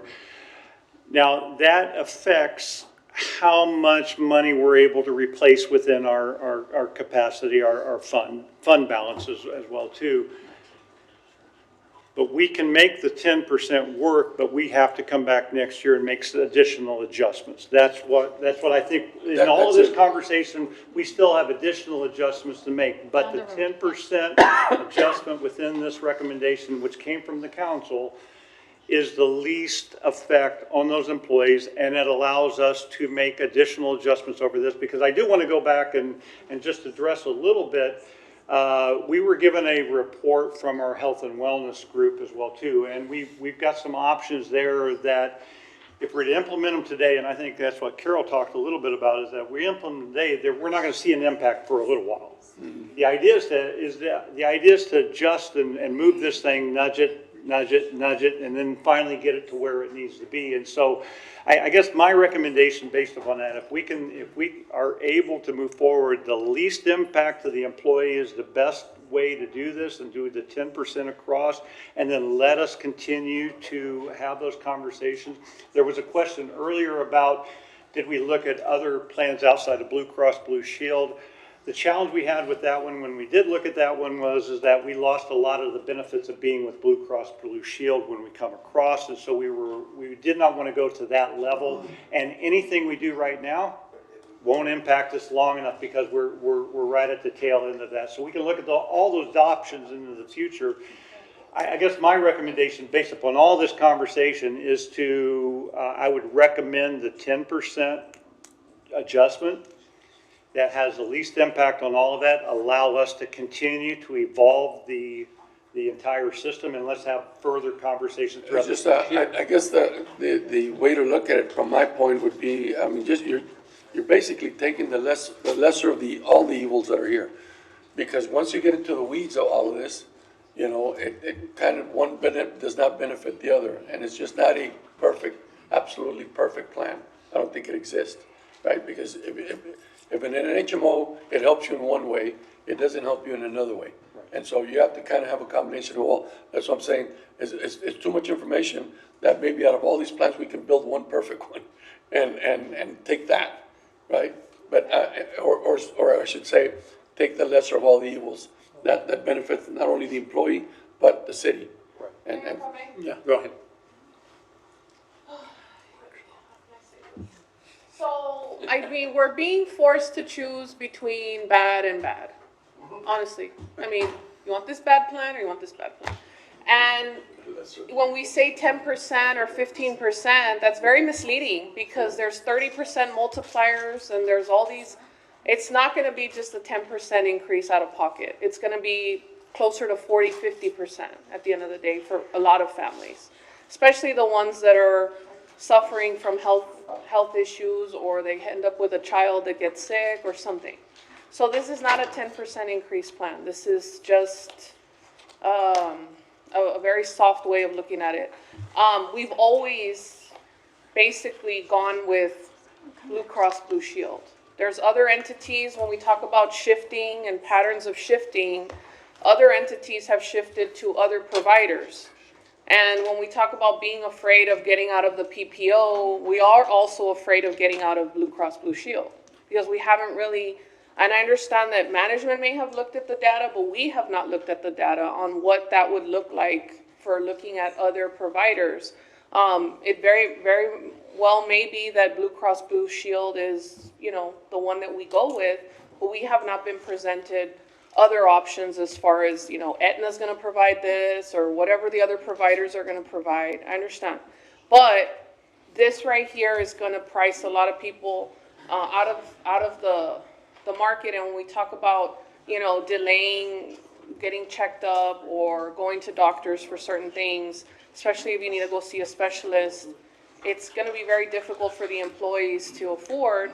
And when we're talking in a little bit, we're gonna be talking about giving cost of living adjustments, and we're gonna be looking at rates that are very well below the increased rate that this out of pocket is gonna cost the employee. And so at the end of the day, our employees are gonna end up making less this coming year than they did this year, because now they're gonna be asked to pay a lot more. So I would like to see, maybe some recommendations on how we can affordably move forward, because it seems like the trend has been to force us or to push us into this HMO or high deductible HMO, and it looks like you guys finally accomplished that goal by pricing the PPO so high for everybody to kind of funnel us exactly where you all have been wanting to take us all this time. And so I think that we can't responsibly do that and pull that trigger unless we know for sure that this is the best option or the only really way that we can afford to move forward. So I don't know how the rest of the council feels. I don't feel comfortable approving a 10% without looking at maybe the way we get people into the HMO is we do it in a punitive way. We say, unless you sign up for your annual employee enrollment, you will automatically be defaulted into an HMO like it's a punishment. If we really want to go the HMO route, then we have to rephrase the way we do that, because if we're doing it in a punitive way, then it makes everybody think, well, I don't want to get pushed into an HMO just because I didn't, do my homework or do what I was supposed to do. So if we're going to make the decision as a council that the HMO plan is going to be what we need to do at least for 1 to 2 years, with the PPO being an option only if you opt in, then we can go that route. But right now, to just say, yes, I approve the 10%, I don't feel comfortable approving either one of these plans as presented, because I just don't think that they fully cover exactly fixing the long-term problem. And when Mr. Nebb, when you talk about implementing changes today that we're not going to see the outcome for a while, we shouldn't be implementing things today, because we had this exact same discussion a year ago. We talked about this at the last budget when we talked about the health plan. So those changes should have been implemented then, and then we are now in 1 year into, some creative programs that we had been asking to come up with. So, and if we continue to say, well, let's just do it this year and then next year we'll look into it. We say that every year. We're basically just kicking the can down the road, and we've been doing it for too long. Yes, go ahead. If I may just ask on some of that, when is our Blue Cross Blue Shield contract up? Next year. It's up next year, right? So And we have- was that a 5-year? Yes, so at our last workshop, we did provide information regarding that if we were to decide to cut our contract with Blue Cross, there was gonna be fees that we were gonna have to pay for cutting the contract beforehand. Right, so next year, 2027, we'll go out for a new We are gonna go out, RFP? we are gonna go out for RFP, we're gonna see what comes in, and then bring Right. forth the. Now, separately from that, we haven't talked about this, and to Councilmember Garza's point, I'm sorry to add another dimension to this, but one of the most important decisions I think we eventually need to make is related to PBMs, pharmacy benefit managers. We currently use Prime, correct? Yes. Okay, Prime is owned by who? Blue Cross Blue Shield. I don't like that. I don't like the vertical integration of healthcare. There's actually legislation federally to try to stop this. It's bipartisan. Aetna, CVS, that whole deal, controlling the entire thing. So do we have to be using Prime for our pharmacy benefit manager? And can we go out for an RFP before we're done with this 5-year contract or with Blue Cross, or do we have to wait until that to be over? Right. Yeah. So, great question, and we are seeing that major change in the PBM space, where there are different funding arrangements. There are, smaller pharmacies that are gaining better traction, better discounts. And so when we do go out to RFP, what we ask for is an integrated model where you have Blue Cross and Prime, but a carve-out model would allow us to put maybe Blue Cross with a script care or, a smaller PBM that is more financially advantageous to you, and it's not that kind of captive, you're not held So if we were to, so is it possible for us to switch PBMs in the middle of this arrangement, or are we stuck with this PBM until the next year? We would be, because of the potential penalties and loss and rebates, I would not recommend doing that. Sure. But at the end of your Blue Cross Blue Shield contract, Okay. like Carol mentioned, we would go Well, out and we would explore all options, Yes, not next- just Blue Cross, next year- everybody. Next year, I want us to be, very aggressive with how Yes. we pursue PBMs and how that can save us money in the pharmaceutical space, Yes. because I think everyone's getting destroyed. PBMs have way too much power. It's corrupt. I don't agree with it. But that'll be for next year for us. Even with the new transparency laws, I don't think it's as transparent as it should be. And what we'll do is we'll bring in we have a team of pharmacists, and they will help us analyze that and explain to you the options and the differences. Great, thank you. One thing I did want to mention, right now on May 21st, 2026, here in Webb County, the only two providers that are providing quotes are United Healthcare and Blue Cross Blue Shield. Aetna's not writing any business, I think, till later on in the fourth quarter or whatever. I know this because we've gone through this exercise with some of the other entities. Blue Cross Blue Shield currently has a performance guarantee in place where they'll give you, I think it's a 72% discount on their services. And if they don't meet that threshold, they'll pay you the difference or a rebate. None of the other carriers, to my knowledge, offer that at this point in time, which is one of the other reasons why we're with Blue Cross and so is. Insurance carriers. Insurance carriers. But we can go with Blue Cross and get a different PBM. Oh, absolutely. Yeah, you can do that. That's my point. Yeah, and as Ms. Natalie mentioned, one of the things you always look at is, what kind of rebates do they have? What kind of fees do they charge? Things of that sort, but we can definitely look at that. People do that also with stop loss, and, they say, hey, I want to keep the medical here, the pharmacy here, and the stop loss, but those are all options that we can explore. Because down like the road. Mark Cuban has his plan. Cost Plus Drugs, there's like really, good things happening in that space, so next year, hope. When's the earliest we can go out for the RFP? We usually do it around March, February, March, for an October 1st effective date. Can we do it earlier than that next year? Yes. We Our could. plan was to start December. Okay, thank you.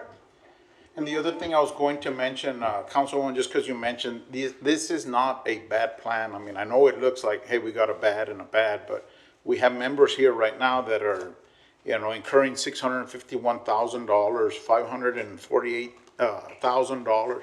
Their maximum out of pocket is $8,150, or the $3,300. So to those individuals, although there's a few of them, right, this is the best thing that's out there because it's either keeping them alive or giving them the rehab, getting them the medicine that they need.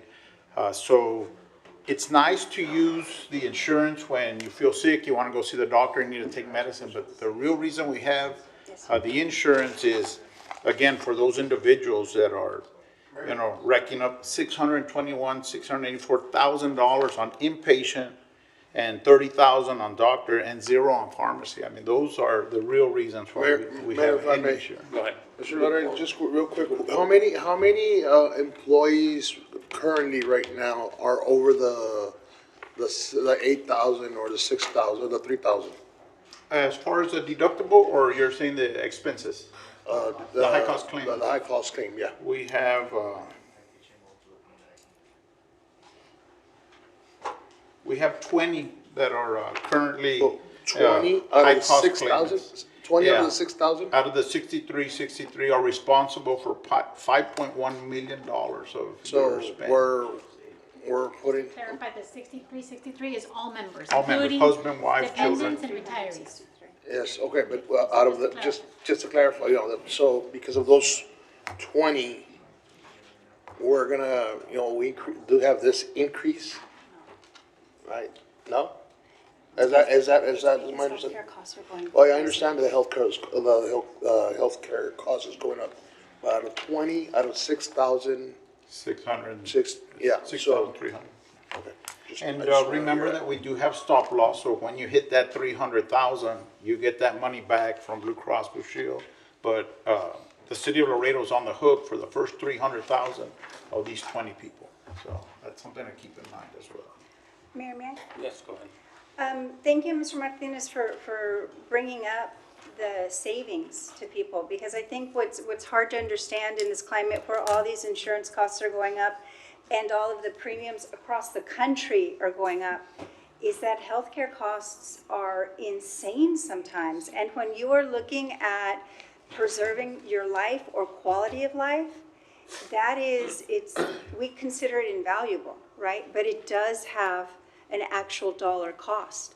And that cost is just increasing for all of these national pressures that you have mentioned. And the fact that we can still provide health care at what nationally is a reasonable cost to our employees, even if it's very different from what we've been paying before, is such a benefit. And I think if you look at when you were showing the slide about the fact that we haven't increased costs for over 10 or approximately 10 years, when you talk about financial stability in the future, we're going to have to look at how we either set this to inflationary costs or there's some increase along time. Because until this model changes, where it's still private insurance for everyone and we're not going to go to a national health care plan, we're going to be dealing with these costs as an employer because we believe in the health and well-being of our employees. Not all employers do this. And that's another issue that the national government needs to look at. But, when we're able to do this, then we really are providing for quality of life of our employees. And then I just wanted to mention that you did put in a comparative analysis of other healthcare insurances out there in your proposal. And it does seem at this point that Blue Cross Blue Shield is providing us with the services for the most reasonable price out there. And that could change next year when we begin to shop around again for insurance companies, but currently it looks as if Blue Cross Blue Shield is providing the best service for the price that we're paying. So thank you Yes, go for ahead. a very in-depth, comprehensive presentation. Thank you. Go ahead. Mayor, okay, so just for the fact that the PPO plan allows for out-of-network, that in of itself is more expensive, right, for the whole plan overall? Is that correct? It adds an expense to it by adding not only just in-network, but also the out-of-network coverage. Yeah, so the fact that the members of the PPO plan have the option of going out-of-network, now that increases the cost because it's like in-state versus out-of-state college fees. It's more expensive if you're not in the network versus out, right? The PPO tends to be a more higher risk plan because of it's such an open network that includes your out-of-network. Okay, well, so just for that fact alone, I think what I would like to see is how we can work it so that the HMO and the high deductible HMO are a little bit more attractive, right? So that the people can shift out of the PPO who don't use out-of-network networks and not make it a punitive thing where if you don't comply, you're going to automatically get shoved into the HMO category like it's a bad thing. And see if there's a way that the numbers can be adjusted so that if you're going to keep the PPO plan, yes, fine, the multipliers are high and all of that, but we're still making the HMO plans a little bit more attractive. Either they stay the same or they very minimally increase.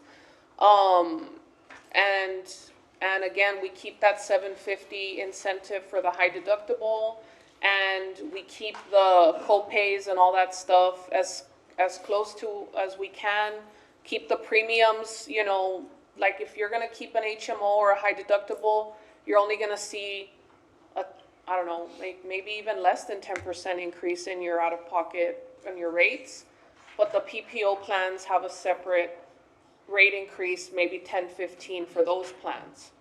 I think we could rework this a little bit with the goal of incentivizing the HMO plans a little bit better, making sure that we have a vast network of providers for those plans, and making sure that anybody who was receiving care under the PPO will still receive that same level of care under the HMO. And if we can accomplish those things, I think at least for a few years we can go primarily HMO unless it's a special circumstance, but with the understanding that that PPO is going to cost you a significant premium. Instead of distributing the costs, the way we're doing it. And if we can incorporate that, I think that might be a better compromise. And let me just make sure if I understand. Mayor, Yeah. and the only thing I would add to that, and just a reminder that our fund balances are going down. So however we change that, we do have to shore up the fund balance as well too, because at some point in time, if we don't pick the right plan, we'll run out of that extra cash that we are helping keep these costs down. Well, That's the only thing, and so I just want to make sure that all of that is a good way to kind of move into this thing, but we have to understand that if the fund balances are gone, there is no money to keep those rates where they're at, and then we'll see it kick back up. That's the only concern. Go ahead. okay, so with that in mind, if we did a 10% increase and then we reworked it, if we take people out of the PPO plan, how much is that savings on that? 7 million? Just by switching from the PPO to the HMO, it's a $7 million savings? Correct. With no change. On potential savings, Yes. and then on top of that, the contribution.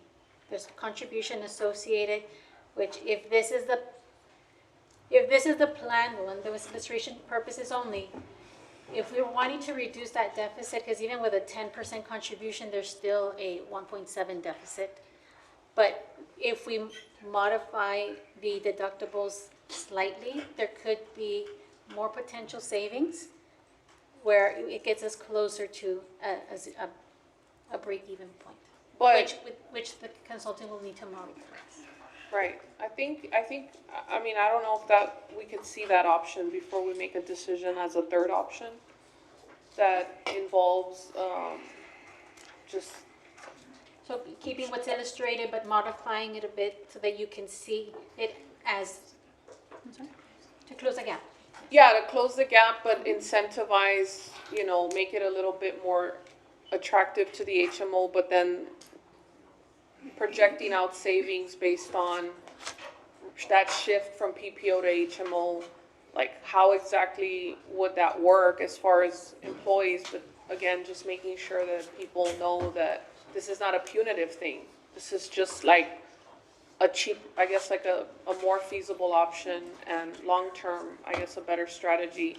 Just because I do feel that whole out-of-network thing does add that additional factor of higher cost for care.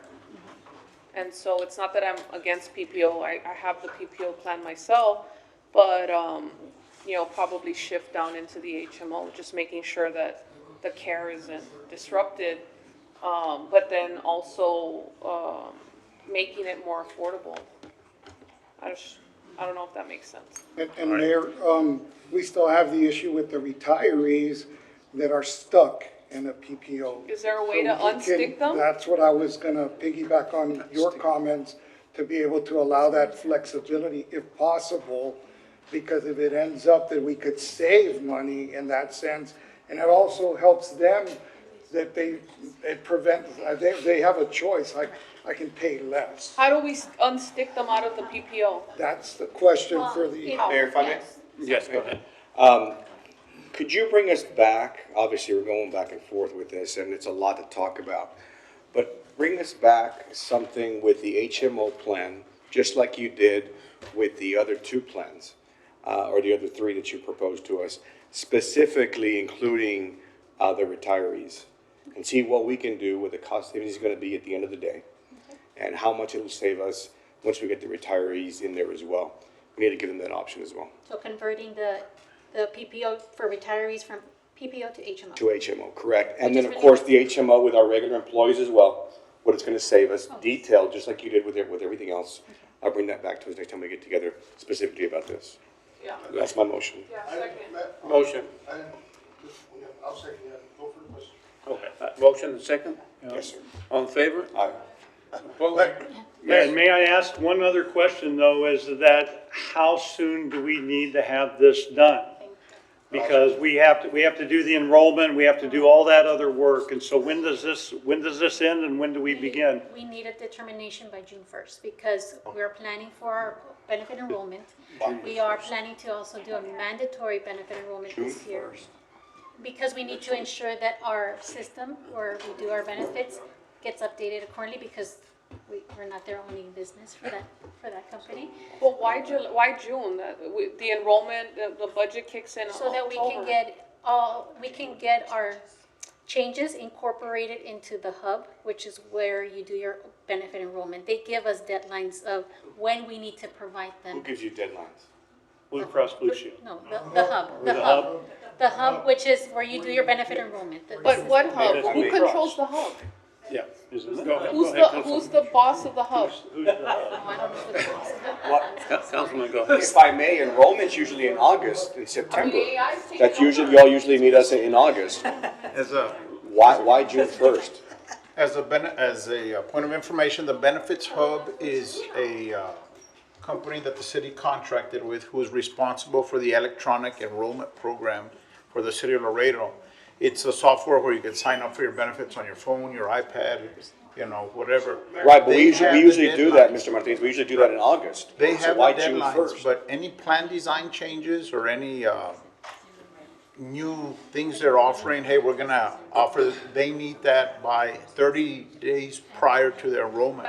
We usually start enrollment July, 15th or 20th or whenever it is. So they have their deadlines, and I'm sure city staff can check with them to see, but I wanna say their deadline was July. If they can check June with, 1st. with their staff to see what their dates are, they can push it for us, because June 1st is very difficult for us.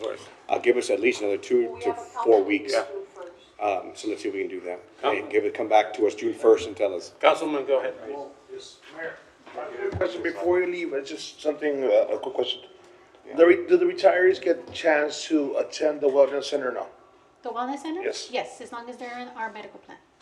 Even the family member as well? As long as they're enrolled, Yes. yes. Okay. Yes. And they can also use the after-hour service as well. Go ahead. I think we can have a decision in June when we have our workshop, because we're gonna have a workshop, but we have a council meeting June 1st, and then we have a workshop in June 11th, I believe, or around that time, or maybe even that first week. But if you all can push it back so we can make this decision during that time, because this was our first workshop, this was our second time dissecting it. We're still not ready to pull the trigger on, A or B. So we do need a little bit of time before we're rushed into just picking one of these. And so we're gonna have to modify those dates, like we're gonna have to tell that computer to hold off. But June 1st, and then that first week of June, if we have a workshop, then we can make the final decision at that time. We'll talk to the agent. Please, thank you. Thank you so much. All right, we have a motion and a second. What? Yes. Motion second. You want to repeat the motion, please? Basically to bring back the different health coverage options back to council. All right. Concentrating more on the HMO. All right. On the HMO. They're gonna come back with more and more information All on right. HMO. Okay. We have motion and a second. All in favor? Aye. Opposed? Motion passes. Thank you. Thank you. Thank you all so much for the presentation, appreciate it. Thank you. Give us the name of the boss of that hub.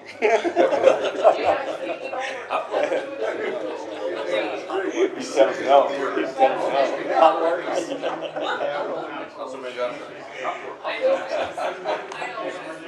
Ese es más fuerte.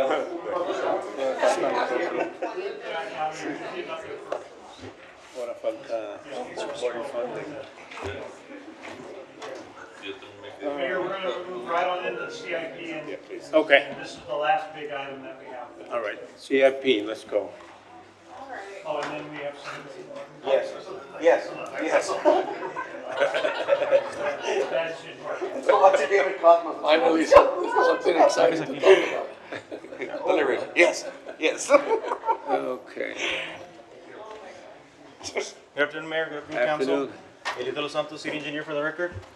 You all should have a copy of today's presentation, along with some detailed data for the project.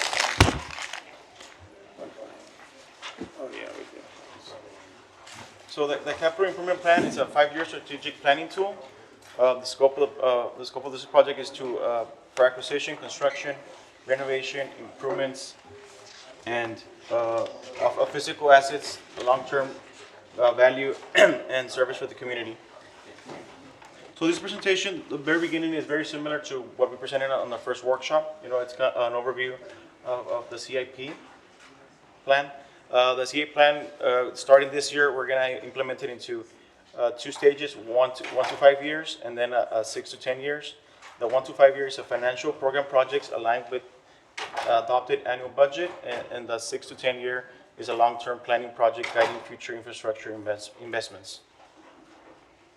And every year, the CAP is adjusted based on the needs of the community and the direction from council. Currently, so this is our CAP process calendar. Currently, we're sitting at the project evaluation, which is between May and June. And our CAP roadmap is into three different steps, step 1, 2, and 3. Step 1 is a project identification. Step 3 is a staff review, where we evaluate the projects, prepare preliminary cost estimates, funding sources, operating impacts, and then the project readiness for each project. And then step 3 is where we evaluate the criteria of each project, and we set them up in a priority category list. And then the CAP priorities staff meets with each department head, along with a member from engineering department, finance and budget, and we evaluate each project and label each project in either one of the 5 categories, which is moderate, obligated, high priority, moderate, and then desirable. Of course, all this is a technical staff of recommendation to council. Council at any time can reorganize those priorities based on what they see as the need for their individual districts or as a city as a whole. And then the CAP categories are divided into 8 categories, which is mobility infrastructure, public health and safety, utilities, culture and recreational, Port Laredo, information technology, facilities improvements, and neighborhood enhancements. And then the capital improvement delivery framework, we broke it down into 3. We will first go with the concept and evaluation. And the concept and evaluation, we define the scope. We have preliminary cost estimates, identify potential funding sources, and analyze any operational impacts that it might have to the city and the departments. Sir, Mayor, if I may. Yes, go ahead. And this, the phases and the proposals, do you have time frames of from the scope definition, primary cost estimate to engineering and design? Do you have a time frame for all of them? Like, this will take at least a month, 2 months, 3 months? Depending on the scope and the scale of the project, we do have that. When we do our evaluations, we determine if the project is going to be a smaller scale project, or it's going to be a bigger scale project, if it has any impact to any existing utilities, right-of-way acquisitions, any additional coordination with other agencies, TxDOT, county. So when we evaluated, we talked about those those constraints, and determine how much of a design or level of effort it will take to design it. So that's where we kind of trace it out. And the next phase that we have is the design, funding, and confirmation. Once we have a concept and evaluation of a project, we move forward with actual design, any permitting with the state, federal, local governments. Obviously, as we move through the design, we define that cost estimate. As we move forward with the design, we see areas of cost savings, where we can see how the cost can be reduced. Some cases you might have the cost where it's goes above the original budget, but we try to have a control on that, to have a project maintained within the budget that was originally prepared. And then finally, the construction, where we go through our procurement process, contracting, and then project implementation. And then this is a list of some of the capital improvement projects from the FY26 CIP. The majority of this and all of them are either under design, on the final stages of the design, out for construction, have recently been awarded for construction, and so I think all of them are already in construction. I mean, on the 3 stages that I mentioned. Mayor, Yes, go ahead. for all these projects, what is it? 11 projects or? 4, 5, 6, 7. Yeah, 11 projects. Yes. Is there the money already allocated for them? Yes. For all of them? So, depending on the project, some of the projects, the money that's available is only like either a study, a design. Some of them have already gone through the design, and the ones that are in construction, obviously they already have that funding allocated. So, like I can go the last one, indoor recreational facility study. That funding for that project, it was only money for the actual study. No construction has been, money has been already allocated for that one. Okay. And then like, yeah, all of them basically have the money But for this construction. is from different categories, like it's an indoor recreational feasibility study comes from the tech cell, if I'm not, Yes, all of them come from. all come from tech cell. There might be some of them that have contributions from other entities, from other But funding sources. is the motel, hotel tax included here? Cause this indoor recreation feasibility comes from the, That's all bonds. That's all from the bonds. Yeah. yeah, yes, They're different sources, but yeah, they're for bonds. okay.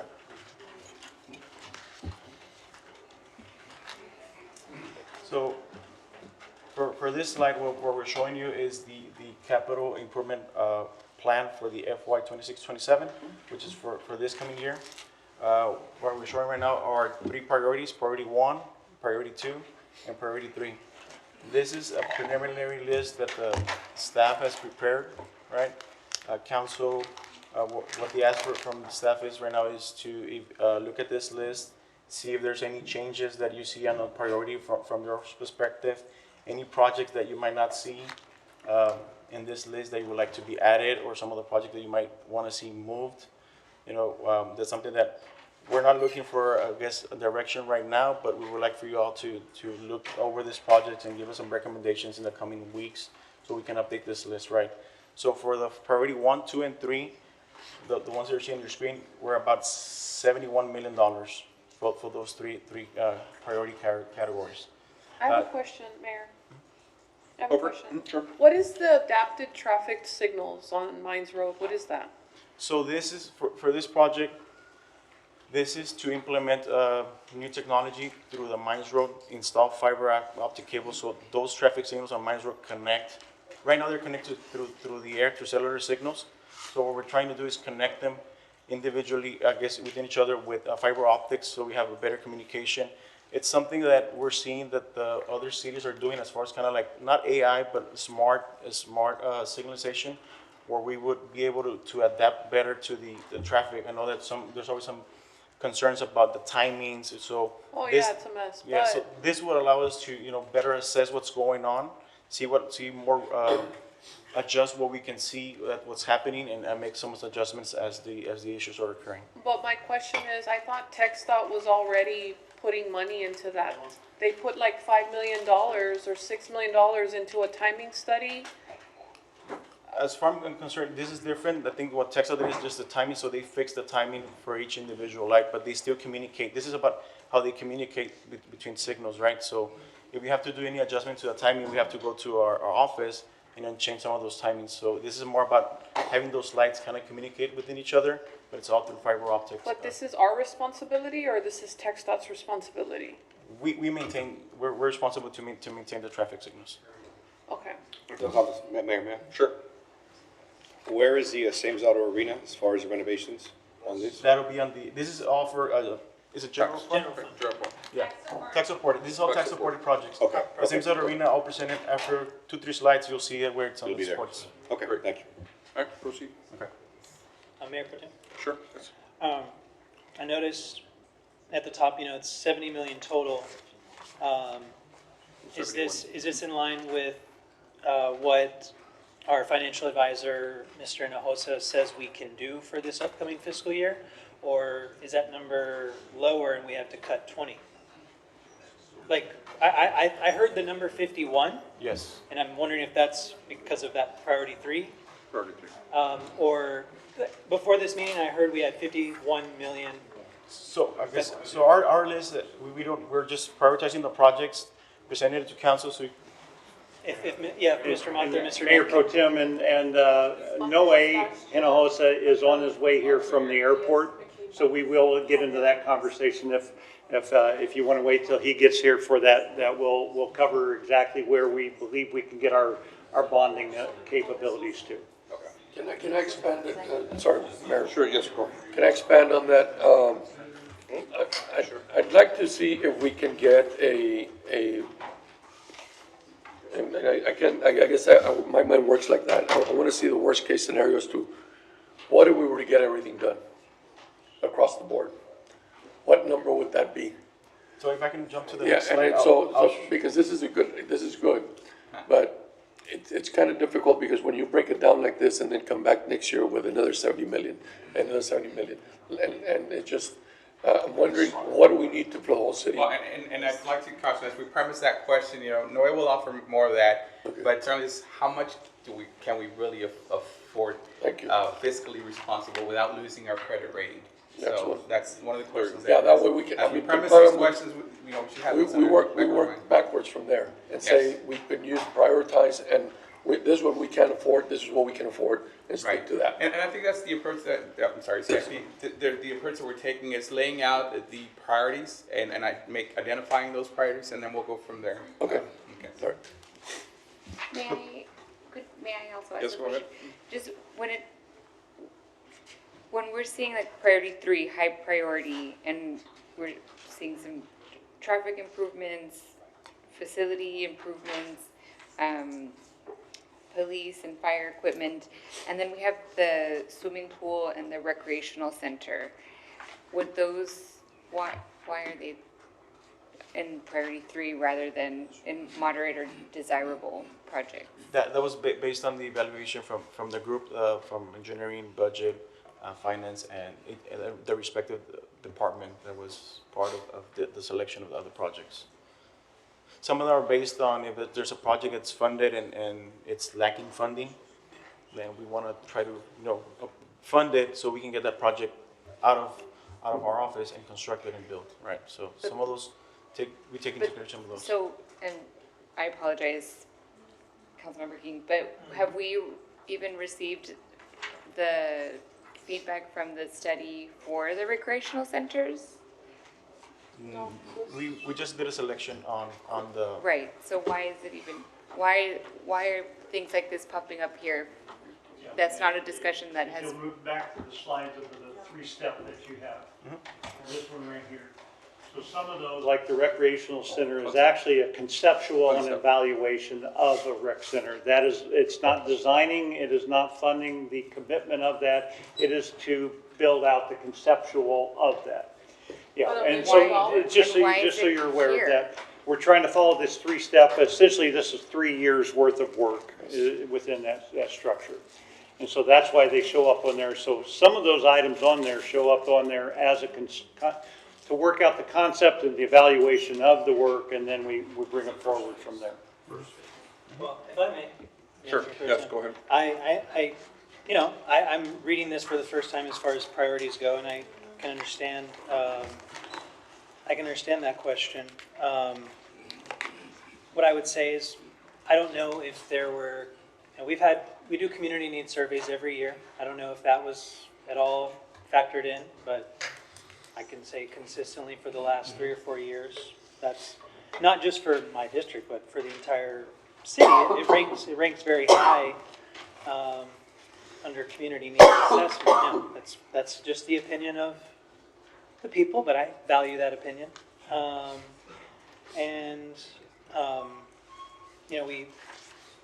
Like a rec center nowadays is going to cost $15 to $20 million to replicate, perhaps, let's say Fasken Rec Center. It's going to take probably $20 million to do that.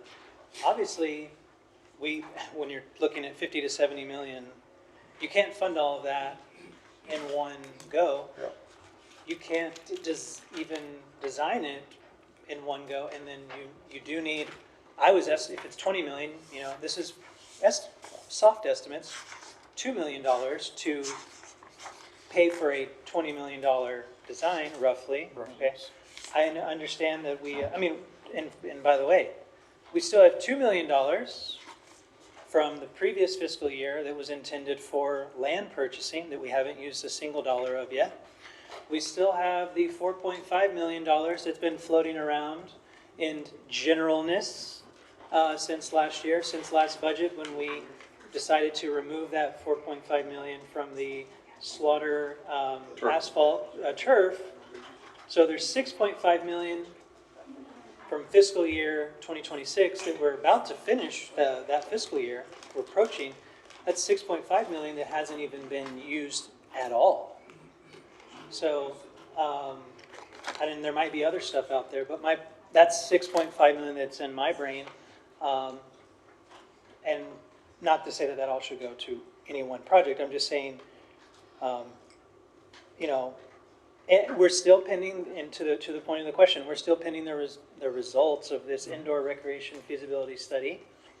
Considering District 6 is the only district without any indoor gathering space whatsoever, it wouldn't be too far-fetched to assume, like, there's no library, there's no rec center, there's no community center, there's not a single indoor gathering space in my district. I cannot have an indoor event at all. I know, we have North Central Park, I mean, I know that's a gym, and I'm not trying to act like we don't have great things, and not to sound ungrateful. I'm just pointing out, you know, it is pretty hot here, and it can't have an indoor gathering space.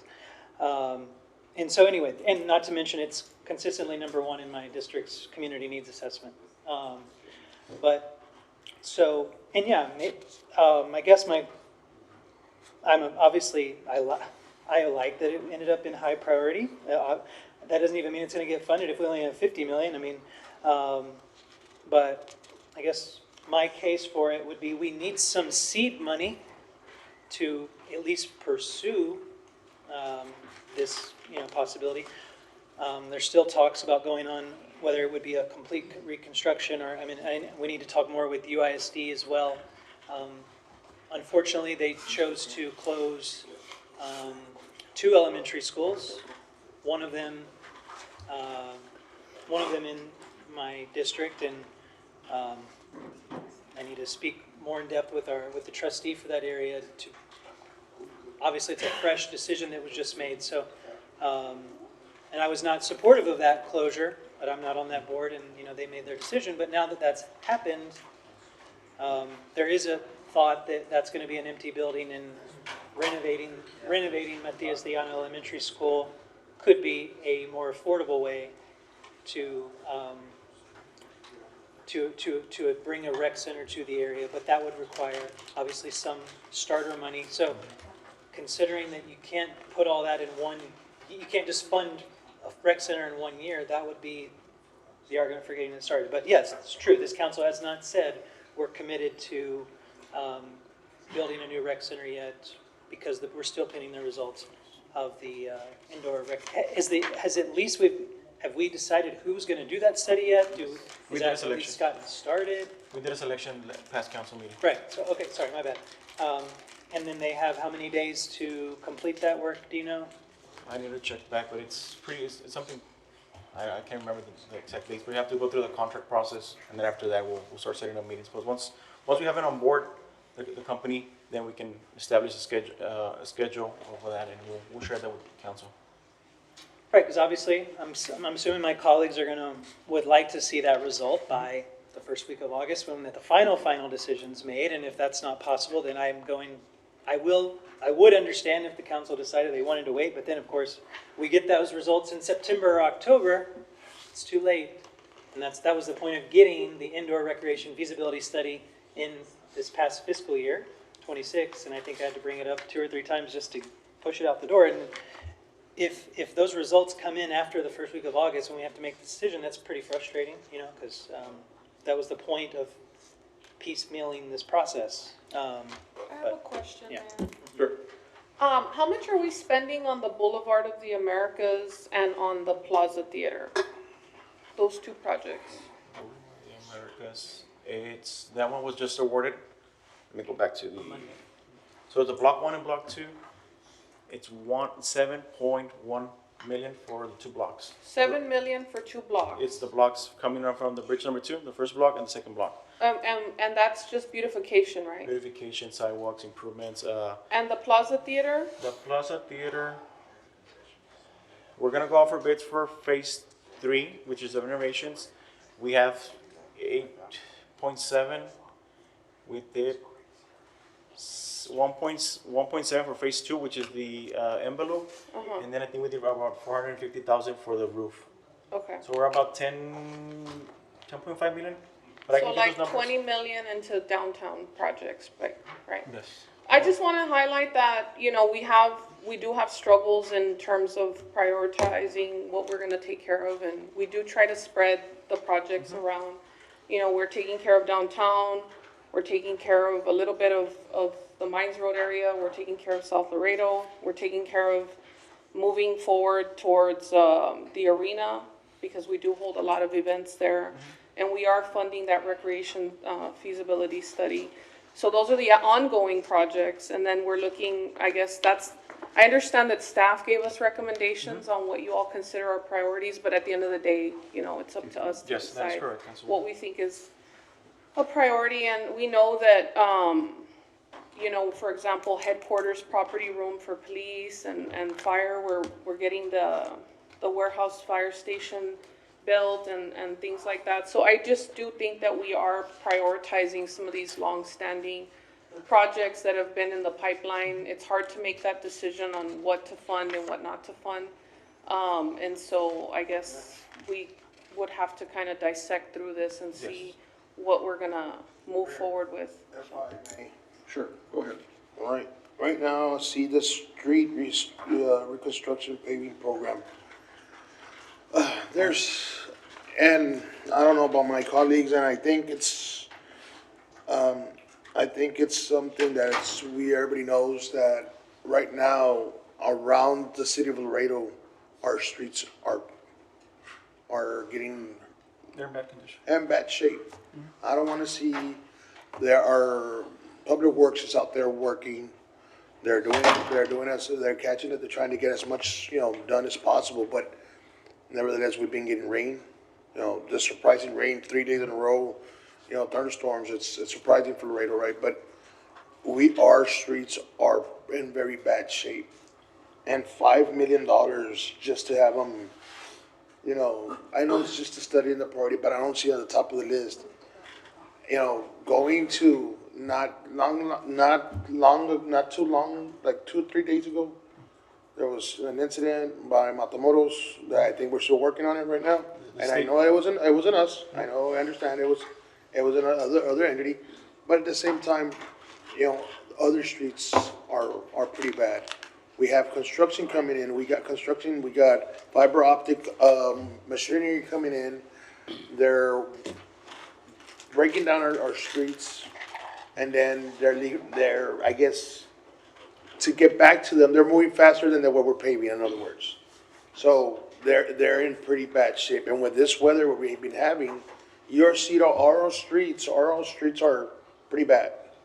So I don't know if there's something that we can move up and add more money so we can add more streets and look into a priority. And another question before that, Mr. Dos Santos, is this priority, does it go from, I know it's priority 3, but is it in order the way the staff is requiring? No, so it's if you look back to this slide, let me go back.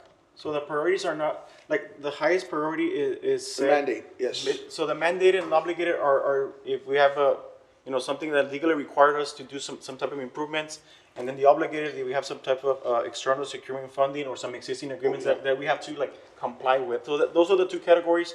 And so the high priority 3 is like the highest priority for the city staff, right? Without falling between something that's obligated or mandated. So, but what I'm saying, in this list, it's right, it's like second before last. Is it in priority or like that, or is it just? It's just ranked alphabetically. Oh, just, okay. So it's, the priority 3, all of them they're ranking the same, right? It just, there's an order for it to be easy to read or find, right? So there's no, like, the adaptive traffic signal doesn't mean that it's higher than, the fire station. If they fall within the same priority category, they're all ranked the same, right? It's just a listing, right? Yeah, I just see the street reconstruction and paving program should have a little bit more of a volume of And that's increase. the type of That's what we're input- trying to. Yeah, that type of input that we need from council to a direction of what they see they feel as a priority for. That was just a question. Wondering if it was part like the way it is, or is it? If it wasn't a category, all the projects in that same category are all ranked the same, right? So there's no, the first one get the money first. That'll be up to council to decide which one they want to prioritize within that group, or I guess get out of the group into a different priority. Mayor, Mayor? Go ahead. Thank you, Mr. De Los Santos, for explaining your process to put these things in these categories. I did want to, well, I think I'll just comment a little bit on the paving program. Yes, our streets are in bad shape, many of them. Houston streets are terrible because of all the rain that they have. So I don't know if we can feel better that our streets are better than Houston. But that was what that bond program was designed to address, the terrible condition, and try to give the whole city better streets with that money. And it requires that type of investment of 160 million, I think was the original goal, or 140. But the community chose not to prioritize this. So while I understand that we see it as an issue, our community chose not to prioritize it. And I just think we need to keep that in mind when we're talking about the paving program and how much money we should dedicate it to. I do believe we need it. I mean, I'm not saying we don't, but it is one of those choices that we make, and we did get feedback from our community. But I just wanted to work on priority 4, the Vision Zero Safe Streets for All implementation that is in priority 4 at 546,000. Last council meeting, we did move to approve that funding. It was a delayed funding that we won't, if we were to qualify for that grant, we wouldn't necessarily need to obligate those funds. Is that considered the window of when we would have to make available those funds? Because I see that now as we're obligated for them if we indeed receive the grant. Yes. So would it move then from the category to? It moved, and we had conversations with finance and budget, and there's some stuff that we can do if we need to, I guess, do part of our contribution to that grant. Do you have a question? Yes. Okay, I appreciate that. I just wanted to clarify Yes, that we talked about if the grant were to go through, if we're fortunate enough. the Thank you. timing of when we get Yes. notified and the budget, the CAP approved it. But we're working with budget and finance to find a Go ahead, solution. Councilor. Thank you. Yeah, and I'm definitely, there's no point in rehashing, the autopsy from the bond failure, but I do feel that the reason why it failed was because we went from 1993 to 2025 without one, and we went straight for a $400 million one instead of a more balanced. And I think that there were 4 propositions, and they all got voted down 85%. And that was I think that was a communication from the public that we should not have gone for such a large amount, and for the first time in since 1993. So but we all know that we hear from our public that streets are one of the #1 critiques and concerns they have. So yeah, I definitely feel like it's a high priority, here. And my understanding is there was a time maybe in the 2010s when we were putting $10 million a year towards paving, and then we paused it for several years, and then it just started coming back again in 2021 at that $5 million a year. And I feel that we know it's a drop in the bucket. It is making some progress, but at the same time, even with our current public works staffing, they are paving roughly around $4 million of that $5 million a year, which is why we had the extra $2 million to cover the asphalt preservation program that we talked about the other day that just got wrapped up. So I guess, if we were to increase, if we could increase it even to 10 to 15 million a year in this structure, our current public works staff, we would have to bid some of that paving out, correct? More than likely. If Public Works is already at a capacity of what they can do throughout the year, Yeah, then we'll have to have a they're conversation. essentially paving year-round, weather permitting right now, and they're So still we'll have only to- getting through about 4 million of paving. So if we ever did increase it to 10, 15 million a year, we would have to bid that out. to look. I wouldn't want to speak on behalf of John Rufila, but more than likely, if you're saying that they're already at capacity and they're doing a day a day, and the most they can pay is $4 million, then more than likely we have to go out for a contractor to, cover that gap as far as labor and work, right? So. And, I mean, I don't know if, off the top of your head, if you know how much, it's like, maybe Mr. Phil is gonna walk in. No, but, off the top of your head, if you know how much more expensive it'd be, as far as, bidding it out. I mean, obviously, we're paying for labor at that point. Since we haven't done, in my years here, a contract to do payment out for bids, I wouldn't be able to compare like exact numbers, but we can, roughly come up with some numbers, and I can share that with council if that's. Yeah, just for down the road. Just for numbers. I have a question, Mayor. Go ahead. The welcome signage monument on I-35, why can't that be funded through CVB? I mean, why is that not a tourism thing? Why is that here? I think, does anybody know why we can't fund that through CVB? Mayor, Go ahead. I think that was per sign from what I remember, and there was gonna be, you all wanted 3 at the different entrances to the city. So this is just for one sign on Highway 35? That was for one, and I don't think that it was,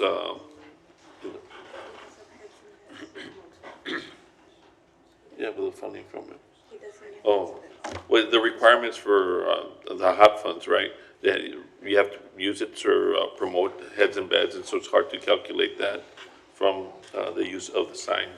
So that's why I think the reason But we funded the signage in downtown excuse me?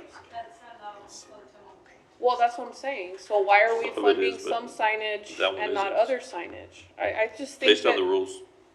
yeah, but, okay, so then explain why can we fund a big sign, on the Jarvis Plaza or wherever we put it on the Tangelo walkway, but we can't fund an I-35 welcome sign with it? I'd have to defer to Ms. Ramos, she's the one that. Okay, well, the I think expert. if we can put that just for Yeah. consideration on CVB. I'll get you that answer as soon as I can. But right now, just to point out, this is all for us to consider, and we're still gonna workshop this, right? That is correct. Okay, so we can take this list and go look at it and come back at the next workshop and discuss. Make modifications, suggestions of which projects you would like to see included.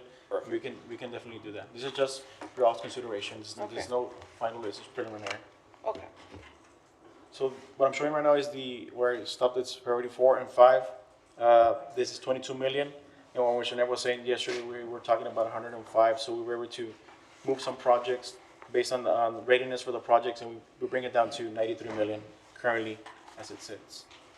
Okay, well, I think we can take this and evaluate it and bring it back, we'll bring it back to the next Mayor, if I may, I have workshop. a couple of quick slides to show you Go ahead. the funding for the bridge system, the project for that, and then the airport, which are not tax-supported departments, 14 million for the bridge, and then and you were mentioning about the Sames Arena, the convention center, it's here on the sports and community tax. So just for your But those are consideration. different pockets of money, Yes. right? Yeah, those are different pockets of money. Okay. So just so you are aware of some of the projects that are coming from other funding sources. Mayor, Go ahead. could you go back to the bridge? Just so we can get an understanding of the $244 million. Do you have any commentary about all of these proposals? We had such a long discussion about the bridge tolls and what they would support. So are all of these, could you explain how these projects are bonded out? I see Mr. Esparza there. Or why our tolls, we're being asked to increase our tolls to support this infrastructure? As it relates to bridge? Yes. Yes, well, Mr. Hinojosa is gonna be coming in, he's running a little bit late, he just landed. So I have a small presentation on budget, and then that'll give him some time. But he's Okay. gonna, I he's didn't gonna mean to touch jump. base. I'm sorry. Well, this slide is because following the presentation for the CIP, Mr. Hinojosa was gonna cover some of the plan of finance as how, talking about him. Perfect timing. I knew it. I knew it. there he is. in talking about the financing for these expansions, which is directly related to the rate increases, which are gonna fund the 240+ million of expansions that we have in there. So this is one of the financings that we're looking at, as well as our city engineer mentioned, the airport is one of the other ones. We have one in, Yes, we have the sports and for the. and then we have the sports venue also, which is one of the two projects that we have in there for the sports complex phase 2, and we have the Convention center. the Sames Auto Arena Convention Center that we're now talking about. Mayor, if I may, Go ahead. going back to that bridge slide again. So, we're not gonna do the two expansions at the exact same time, right? We're gonna do World Trade Bridge first, then we're gonna do Columbia after, right? The clock for the Columbia, when is the last time that we can put that Columbia expansion and start it? It's 2028, 2029? Because right now we're looking at a vast span of projects. We have 4 years, but we don't have, the Columbia Bridge expansion, it was for 5 years, the approval, correct? The residential permit is for 5 years to start construction. Okay, so when is the last, is that to start or to get it completed? Please go ahead. Good afternoon, Mayor and Councilmember Inside Hinojosa from the Laredo Bridge Department. For the Columbia Bridge, we should be starting in June of 2028. And for the World Trade in January of 2027. No, But the process, if I may, Mayor? It's we have 5 years. It's 5 years to start the construction, but the Start it. process To to start. get there, there's certain criteria that you have to meet along the way, and so that's what we have our engineers. In fact, we're trying to get a contract eventually so they can continue with the process. Right now, what the engineer, the expenses that are coming out of the fund balance. No, we're the paying all the bridge? expenses for all 2 expansions are coming out from our operations. Operations are, We've paid 13 million up to date. okay, but the Columbia, the World Trade Bridge is more of a priority. The Columbia is not at capacity yet. So when is the last day that we can initiate the expansion efforts for Columbia without losing that presidential permit? I understand what you're saying as far as the day that we've planned it, but when is Correct. the last day that we can initiate that? Well, we should initiate already because we already have the design. They already started with the design plans and all that. No, that's not the, She's my asking the answer. last That's year to not the answer. construct. We got the permit in 2025 or 2025? 2025. So we have until 2029, 2030 to start, correct? Correct. start construction. To start Okay, but we're upping it to 2028. Correct. But we don't need to do that because we're not at capacity yet, right? Yeah, we could start. We could start it in Part of the 2029. thought process was that is also with all the nearshoring, smart shoring that's coming in from Monterrey. What we don't want to do is start construction in 30 when the growth comes in 28 or 29. And so we want to be ahead of the game, not behind. And so those are the commitments that we've made also with No, I our understand Mexican that. counterparts. That's the reason why we're starting right now with all the processes. But there has been a slowdown in the nearshoring, a little bit. Maybe. So that's why I just don't want to expand a bridge that is not at capacity and then. Yeah, right. I'm just for financial Sure. purposes No, here. I understand. Can we get a look at this on breaking that out and moving that a year or two and just looking at what it's gonna take as far as the immediate needs versus the Columbia instead of lumping it all together? Because 2 bridge expansions is a big task. If I And may. it's not an absolute necessity to do Columbia at the same time as World Trade Bridge. So I think it would be better for us to focus all the World Trade Bridge efforts now, and then keep in mind that in a year or two after, we're going to prioritize Columbia, instead of lumping it all together. If I may, I know with their Mexican counterparts, we have that deal to start at the same time, construction for both. But who made that deal? We meet every month with Nuevo León and also with Tamaulipas. We meet every Tuesday of the month on a Monday to go over all the plans and the design to ensure we're both at the same time and we're gonna start construction. Yeah, at the but same council didn't direct for us to start and make the agreements and the negotiations to start by any certain date. So we can't commit to a deadline that hasn't been discussed and If I approved. may, I know this was a directive also from our mayor, to meet every other Tuesday of the month to ensure we coordinate with We both understand, Nuevo Councilwoman. Leon and Tamaulipas. No, we don't, I don't have a problem with the coordination, but I'm just saying, if they're ready to expand and we're not, you know, it's not a rush thing. I mean, I understand that we do need to do these things, but it's not the same urgency. World Trade Bridge is a necessity now.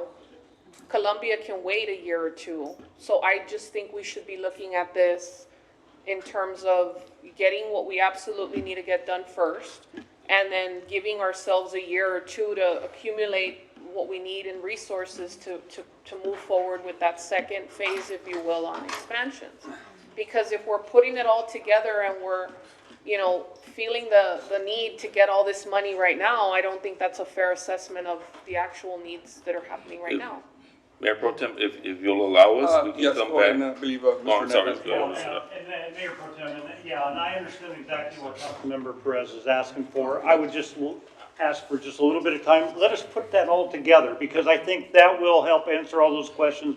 Rather than to answer all of this off the fly, I would rather put it together in an understandable process, because I see exactly where she's questioning within this thing, because if there's time to stretch, it affects our need for certain revenues at certain times. And I would like to make sure that that information is all there for your consideration. Sure, thank you. Yeah.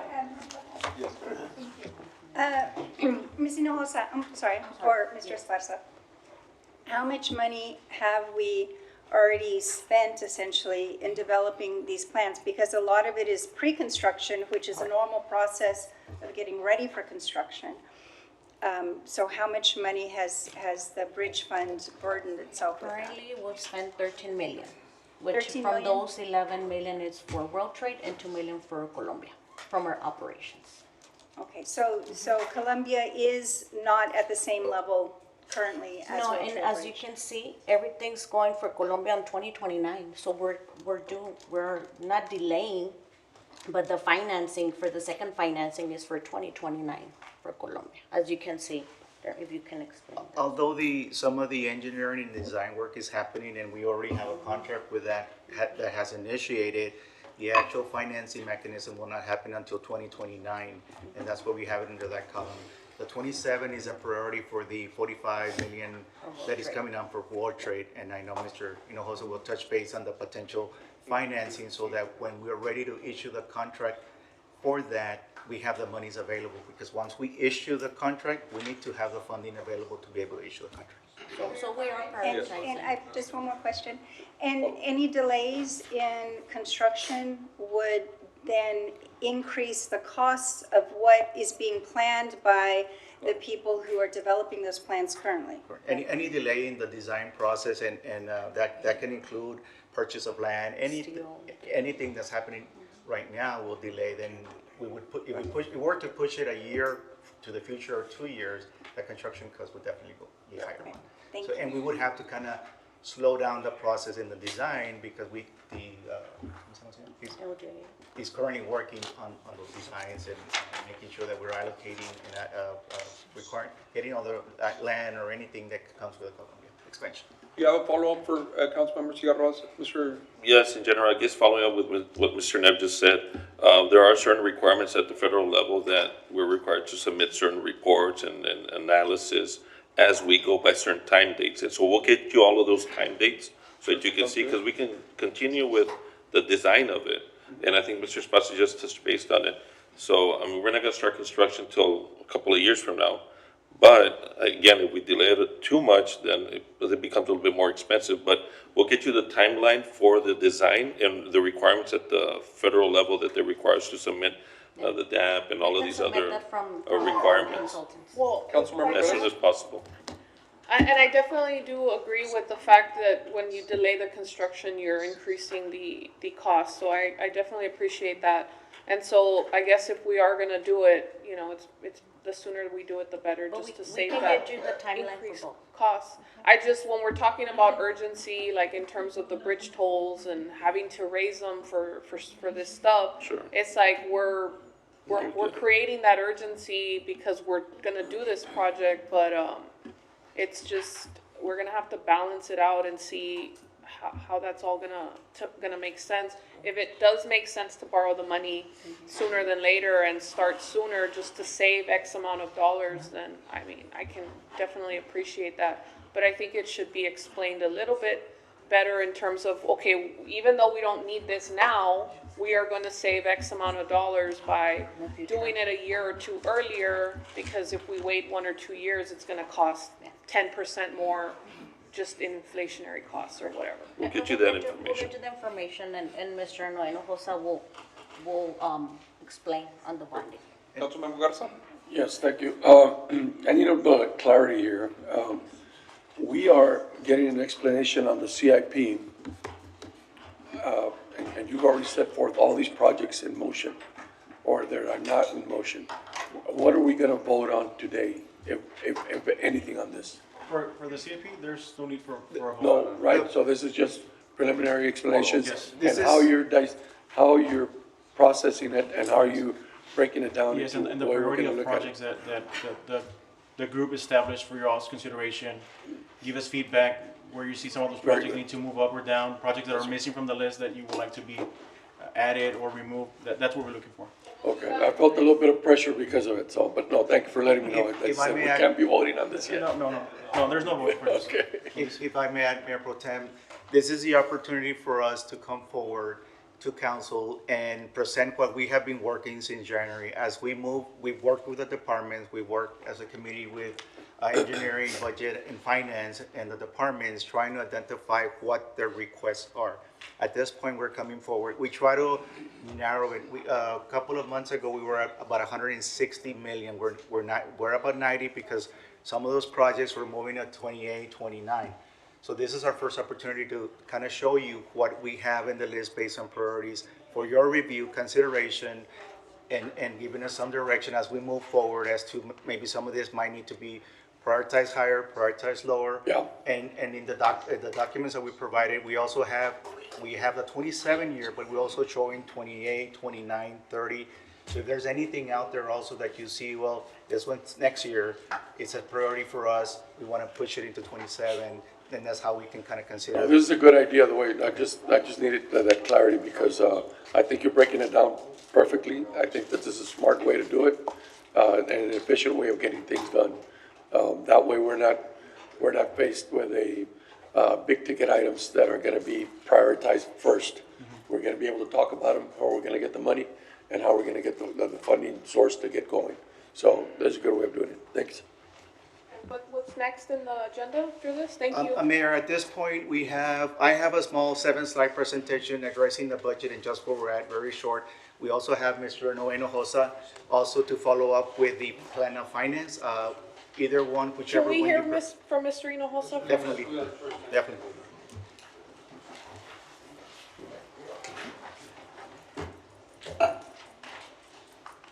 Mayor, good afternoon. Noe Hinojosa for the record with the Strider Horse and Company. Good afternoon, everyone. Excellent questions, excellent engagement. This is what it's all about.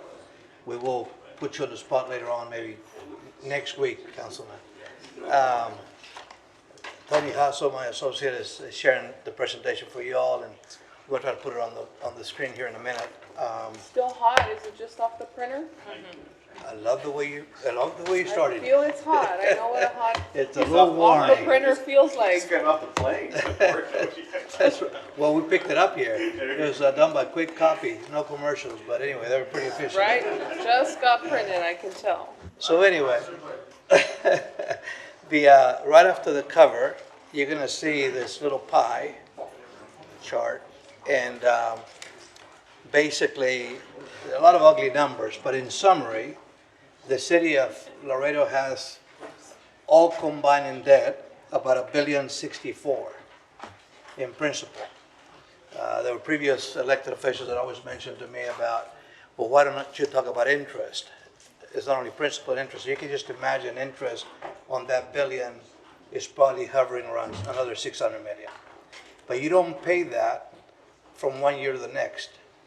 And unlike other Paluco subdivisions, your financings are strictly for capital improvements and not for budget deficits. We don't run at a deficit. The city runs as far as I'm concerned, in general terms, always runs at a profit or revenues exceeding expenditures.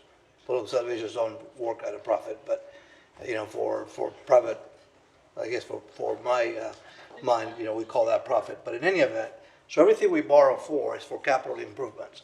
So here, you're gonna find the very top row, a yellow row that says in 9/30/25, your debt was $288 million. 4 years ago, you were about $151 million. That is property tax supported debt, meaning that when you set your tax rate this summer, if you remember, you have it broken up in two: your maintenance and operation tax rate and your interest and sinking fund tax rate. The INS tax rate pays the 288, but the 288 is not borrowed from 1 year to the next. It's it's an amortization. So think about you having not one home, but having 20 homes or 40 homes, and they're all paid out over a period of time. At different times, previous councils, just like you, have agreed to borrow money for certain particular capital projects. So what we try to do, as your advisor and with your staff, is try to put in place a loan that goes over a period of time so that you don't get a significant impact on the tax rate. You want to have... Mayor? Yes, Mr. Hinojosa, can I ask you to put that on, Sure. so that the public who's watching can have some idea of what you're discussing with us? Okay. Thank you. I don't know how you do that, but... It's on. It's on? Oh, great. Oh, there you go. Listen on that side. I want it to look pretty, so those are my little marks. But basically, right, I'm talking about the top line, the 288, and then you've heard me share with you in the past that we sometimes co-sign for our enterprise funds, and I call them children. So we have water fund, the sewer fund, the landfill fund. So from time to time, when those enterprises were tight for being able to justify their credit rating, we have come in and said, we'll co-sign, just make sure you pay me, you pay that bill. So all of those funds, to our knowledge, except for airport and metro, have always paid their bills pretty much on time. But having said all that, if you look at what we had in debt back in 22, we were about 126 million. Today we're about 119. So we haven't done a lot of this co-signing. In fact, the most recent co-signing we did was for the landfill fund. I think the landfill fund started, Joseph, maybe about 3 or 4 years ago, the landfill fund, started borrowing for them. So, you know, you have good rates now. I'm sure that in not a distant future, the landfill fund will be operating on its own by selling revenue bonds. Solid waste, we call it the environmental fund, so some cities call it landfill fund, so I'll just, whatever you want me to call it, but that's what it was. So anyway, so then all combined, property tax supported debt is 400 million. The pie on the right, you'll see a gray pie, piece of the pie, that's water and sewer. That's all water and sewer debt. Mayor? Yes, go ahead. I know you said that kind of fast there, but the property tax debt is only 288 million, only in quotes, but, and then the self-supporting being enterprise funds. Yes. And then you're saying property tax plus enterprise funds, 408. Well, the enterprise funds, like in this case, water and sewer system, debt that we have co-signed for, as you can see it up there, 42 is for water and 9 is for sewer. But water and sewer, that's where I was going to lead to, water and sewer debt, you'll see it right below the 408. It's at $571 million. So when you add the 571 plus the 51 million from above, that's what gives you the total water and sewer debt. That's the total debt for the enterprise system of water and sewer. When you look at the pie on the right, what's in gray, about 60% of it, of all the city's debt, is water and sewer. In fact, I have a little broken up at the bottom. It says $623 million. the debt for water and sewer. Property tax supported debt is 288. Mayor, if I may? Yes, go ahead. And that is mostly for pipe replacement, right? That was to fund? No, we had plants. We had water treatment plants. We have wastewater treatment plants. There's been, I don't know if. So it's infrastructure? Yeah, it's all infrastructure. Yeah. So basically, in order for you to kind of have an appreciation of how this whole thing works, when people say, oh, we have too much debt, well, this is what you do it for. From our perspective, and I've had this battles in Austin, and whenever I'm challenged as to what do we do with all this debt? Well, you can pay for the debt cash if you want to, but how do you accumulate cash? Well, you have to generate more revenue from where? From property taxes or user revenues, and thus that's one way you accumulate cash, and then you can pay for those improvements with cash, or you spread out that debt that is going to benefit not only you, but probably those coming behind you. So you do that over time. So the rating agencies, if you look at the top, right in the middle, it says ratings, Moody's and Standard & Poor's. And I'm going to get into that a little later. But basically, the property tax supported debt of the city is a AA2. The highest credit rating of any political subdivision is AAA, and then AA1 or AA plus by S&P, and then AA2. So you're 2 notches below AAA. Okay, what does that do? Why do I want to have a AA2? We're talking about inflationary cost. Well, if you're going to do projects not now, but a year from now or 3 years from now, I can tell you what rates are today, but I may not be able to tell you what rates are 60 days from now, let alone 2 years from now. So you have to be mindful of the fact that we may be at a disadvantage economically versus other parts of the country, but we're going to take care of our finances. And despite the fact that we sometimes get accused for having limited resources, our finances in this particular case is demonstrated by a third-party opiner, a rating agency, that they have no qualms in telling you you're a Baa1, you're a poor credit. They'll tell you right off the bat. They're independent rating agencies. And I think that's probably one of the things that makes me the proudest here with all of you, that you have followed our advice for so many years, and the rating you have is you earned it. And whatever we do going forward is pretty consistent with what we've done in the past. So this is nothing new. We're just trying to we establish some lanes on how to access the markets, and we have stayed within those lanes. And that's what that $408 million is. The water and sewer, back in the day when we started borrowing for the utility system, this utility system was privatized at one time. And the private company was not willing to make an investment on capital improvements. They actually, when they did the bidding for providing the service, they never contemplated getting into doing capital improvements. Well, we got it back. So then we had to come up with a CIP. And the CIP back in, 15 years ago, it was about $300 million. I thought they were going crazy here in town when they told me that amount. Well, since then, people prior to you, gave the staff the support to put together in place water and sewer rates that have been able to support this kind of debt out there. And we're reaching that climax again. I think we're about a year or two away from it. But at the end of the day, that's where we are today with water works and sewer system. And that credit is a AA3, AA minus. Typically, when you represent a city of this size, the utility system is 1 notch below the GEO credit. The GEO credit is the full faith credit of the city. All the cities are behind it. So normally utility systems are below it. So that's your water and sewer system. That's why AA3, AA minus.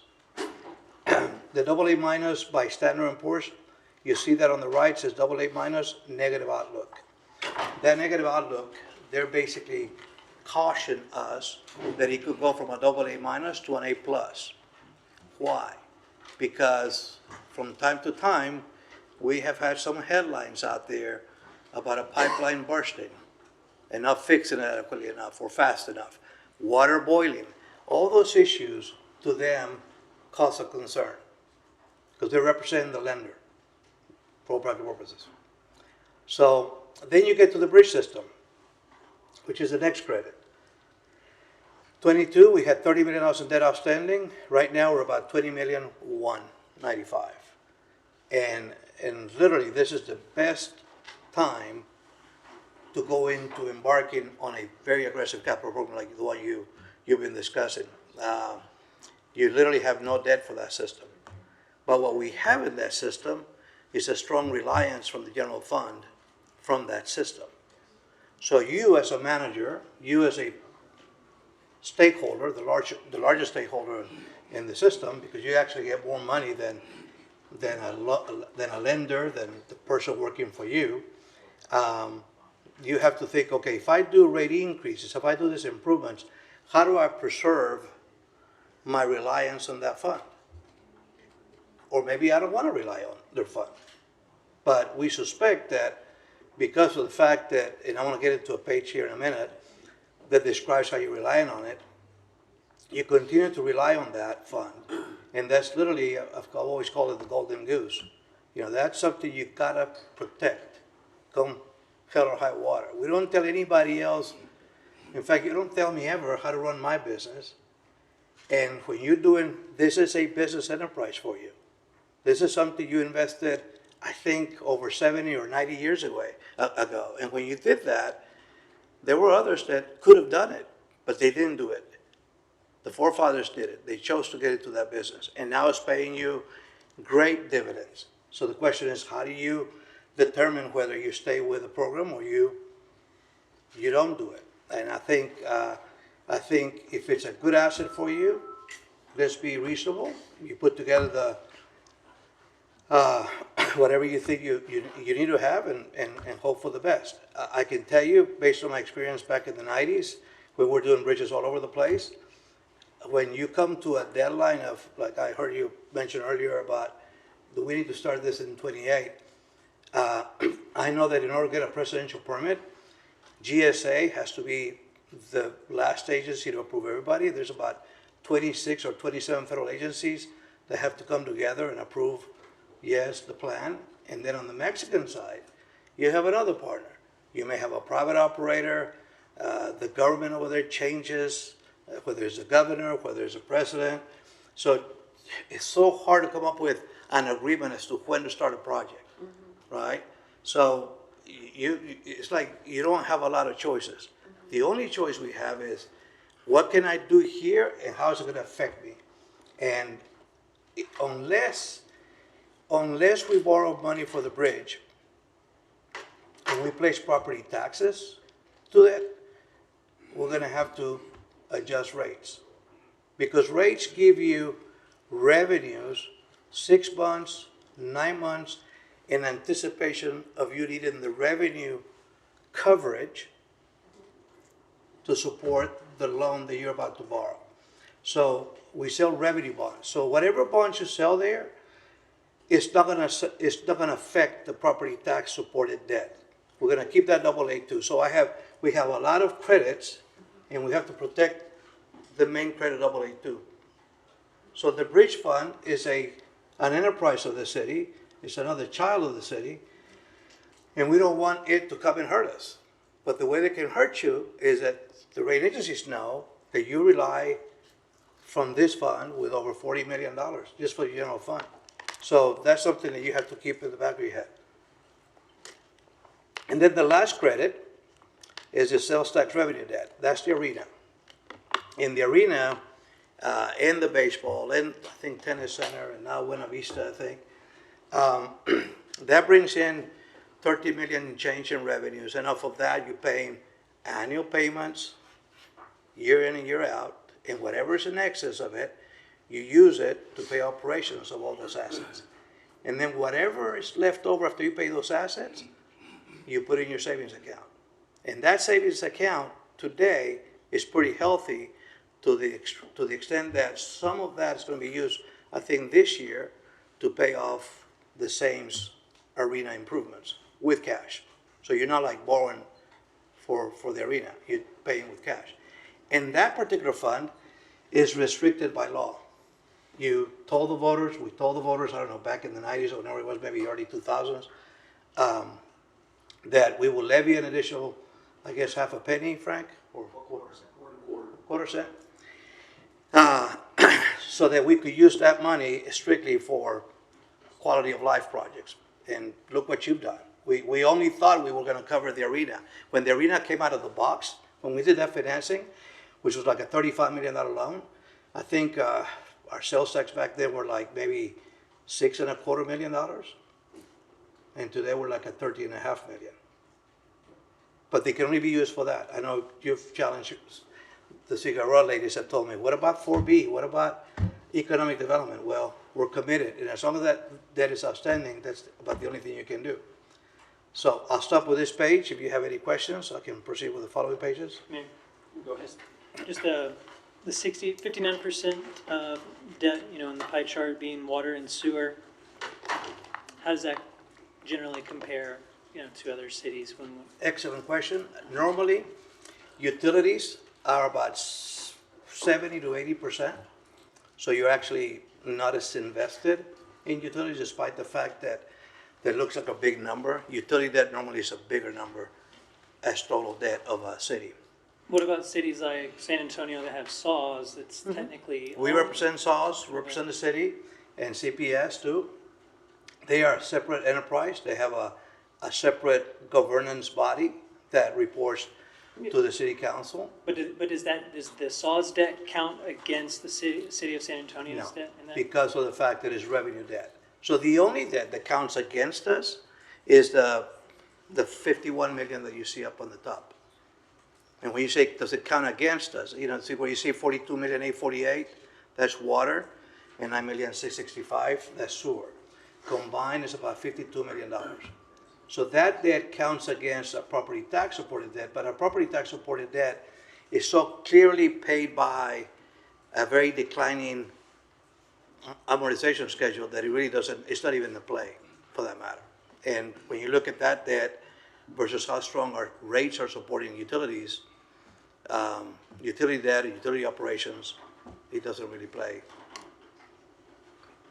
Okay. So then, I'll go to your geo debt. So we're talking earlier about, my goodness, and Mayor, I saw your expression, oh my God, that's a lot of debt. Well, these are all the loans dating back to 2008, as you can see on the very top. So think about having, I don't know, looks like 28 different loans from 08 all the way to 25. And at the top left-hand corner, you see this symbol or letter say TAV, taxable assessed values. Those taxable assessed values, that's the collateral to support your debt.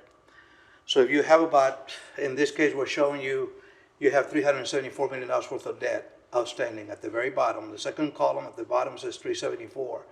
And you probably say, well, why is it different? You mentioned earlier it was 288, now it's 374. The 288 was as of 9/30/25. 374 is probably numbers that we have as of today, whatever date today is, May 1 maybe. So this is more current. So the 374, what the rating analyst in New York does is he divides the 374 into your property value of 26.5 billion, and you're going to find that you're about maybe 1.2% or 1.3% debt ratio to TAV. So that's very important to always keep in the back of your head, how much debt do I have and how much is it being collateralized by? So I've been told, you probably heard a few of our friends up in Austin saying we have too much debt and we have to curtail property tax increases. We need to eliminate the issuance, allowing you to have the ability to sell COs. And to me, COs is just a tool in the toolbox that is what allowed cities like Laredo especially, which has been consistently the fastest growing city in Texas. You've always grown. I mean, I remember meeting with people that are no longer around in New York, and they would tell us, well, we're going to rate you Baa1 because we don't see how you're going to put up with all this growth. We don't think you're capable of addressing your growth needs and keeping yourself attractive from a property tax rate basis. Because if you have very high property taxes, people won't move in. Well, we do happen to be fortunate in that you can't beat location. It's all about location. So Laredo sits in the smack middle of our country, and that's why we are the largest port of entry, and that you should take advantage and make no apologies for it. So I think when you go over and see your property tax supported debt and how it compares to the ratio, you're gonna find in a minute, because I have in the very back of, I know how some of you like to get ahead, you can go to the very back pages if this is not of interest to you, and you'll see other cities. And in those cities, you're gonna find that those, that debt, you're very manageable. So, property tax rate, look at the tax rate on the middle at the top. Your M&O tax rate was 44 cents, 45 cents. Now it's 38 cents, or 37.76. Your INS tax rate, which is your debt rate, used to be 12.06. Now it's 12.84. And I actually brought it to 12.84 because the people behind me that I work with literally every week, they always try to take rates away from me, especially Mr. Esparza. He's always cutting my INS tax rate. What that does is cuts away capacity from us to do what you want to do. Well, you ask me, how much capacity do we have? Well, if you take away my INS tax rate, I'm going to have less capacity. So, you know, I'm glad that at least last year I won. Mayor, yes, because last year we basically decreased M&O and increased INS to basically even it out. You're going to tell us, I guess, the plan for fiscal year 27? I knew you were coming, so. Okay, all right. I like those questions. I like engaging people. So anyway, so you're at 50.6 cents total tax rate. Last year in 25, or the year prior was 50.76. In 2023, you were at 57 cents. So you've dropped the tax rate 7 cents, and yet you've been able to manage your budgets kind of adequately. Why? Mostly because of our golden goose. You know, when we bring in $50 million from the bridge to us, 1 penny to the city of Laredo is $2.6 million. So think if you didn't have that golden goose protected, you would have to literally replace that transfer with property tax rate. So you have to manage all of that. I'm not suggesting this is the perfect way to do it, but we have a lot of balls that we juggle with, or they juggle with. I think your staff does as good a job as anybody I can see, that you have a lot of things out there, but the most important thing you really have to be mindful of is that bridge system operations. So anyway, so then when you look at that ugly spreadsheet of all the call dates and all that, what that means, unlike you and I, when we have a mortgage, we can refinance it anytime we want to. In the marketplace, in municipal markets, you don't have that right. You have to wait for the time when you can call the investor and say, I want to pay you off. So we have that call date there, and we normally monitor that stuff in case interest rates are lower than the original borrowing rate and bring you refinancings. But everything right now is pretty good shape. Yes, so the call date did we already do all the call dates for the 2015, 24, 2024, 215, 2025. Is it, those rates already closed? No, we haven't done those, Councilman, mainly because of the fact that the amount callable, good question, the amount callable, which is the column prior to that, just shows you got $1 million, $1.8 million. I would not be, I would not be wasting your time for a $4 million refinancing. The savings are very de minimis. So normally what we've done with refundings, going back to Dr. King's question every year, that is how much capacity we have. I like to get some juice out of those refinancings so I can create capacity for you by bringing down your payments in the front end. Okay, I get you. So Just that to make doesn't really history. bring any juice, so. Yeah. Anyway, so that's GO. And then, if then the next page, that's all the loans combined by bars as to how your payment structure, how you pay those loans. So basically, your last loan from the previous page that was sold in 2025, that'll be getting paid in 2045. So basically, that blue bar goes all the way across. That's paid by property taxes. So when you tell me what's our capacity, Our capacity, if today you're in 26, next year will be 27. Whatever we borrow this year, you don't pay anything on it until next year. So if you look at the 27 column, look at the blue bar in comparison to the blue bar of 26. There's a little window of about $3 million in change, maybe a little less than that. And I'll get into those numbers a little later. But basically, that's what gives us capacity, coupled with the fact that property values will probably go up. So if property values go up, you keep the tax rate the same, you're going to take advantage of the fact that that column dropped. You asked me about refinancings. If we do any refinancings, I'll play with that structure and bring down your bars. Mayor, if I may, just, Mr. Reynolds, I don't know, maybe I'm understanding it. Can you just break it down for us? And then maybe it's me, and maybe my colleagues do understand it. I just want to understand it a little bit more. Break it down to like more another analogy or example, like just to say, is it like in a credit card? Like you get a credit card, the number's low, but it's so people can understand this as well. That the ones that are hearing us, that maybe that they don't understand what you're trying to say is that, yeah, this is, well, you could have paid it off in 2025. Why didn't you pay it off? But you're saying, well, it's $4 million. Why pay those $4 million when we can show history? Or is it, am I correct? Or am I? No, so the payments, when you borrow the money, you agree with the lender that you're going to pay him $1. Okay. Then the dollar you're going to pay him, the lender says to you, but you're going to have to pay me 4% on that dollar. Well, then market goes on and the rate drops to 2%. You want to call the lender back, say, can I refinance? Can I restructure the loan for that dollar that I took at 4%? Can I do it for 2%? He said, no, not really. Don't waste my time, right? He's not going to tell you that when he's not lending you $1, he's lending you a lot of dollars. So we have to determine, is it worth going through the expense of having to restructure that loan to bring down your payment 20 cents or 30 cents.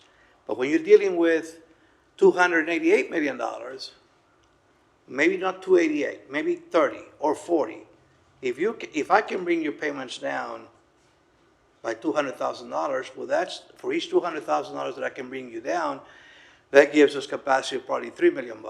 So I'm always playing with our staff, always playing with those possibilities, and then always working with your staff to see what are your needs? What are your needs for CIP so that I can be able to accelerate more? But going back to an analogy for the average person, you go to H-E-B, we all do, and you can buy a ribeye or you can buy a fajita. They're different prices, right? So I may have the cash to buy the ribeye. Well, I may have the cash to buy the fajita, but I may not have the cash to buy the ribeye. So then you have to determine what you want to put in your credit card. And you know that if you put in the credit card, that's going to accumulate to all their expenses that you've already incurred in that credit card, and they're going to charge you 16%. So why would you put that on the credit card? Live within your means. And that's what we try to do. I mean, the Figueroa ladies here, and some of you too, not only them, but to the extent that we can, we pay cash, right?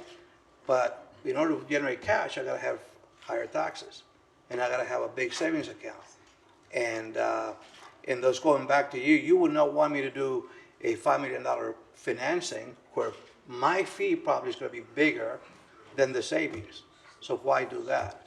Now, if I get into a $20, $30 million deal, maybe I will. But Mr. Nev and his staff will have to, authorize it. We all have to stay within our lanes too. So the difference here is that the red line, that's that INS tax rate levy. The yellow line above it, those are the contributions coming from the enterprises. So I'm using the red line, which is property taxes, and the enterprise is giving me help. Now, nothing prevents us down the road, even if I pay the enterprise debt, to continue telling the enterprise, save me some money, because I need to pay other debt. That may give us a backdoor capacity down the road. without having to move the property tax rate.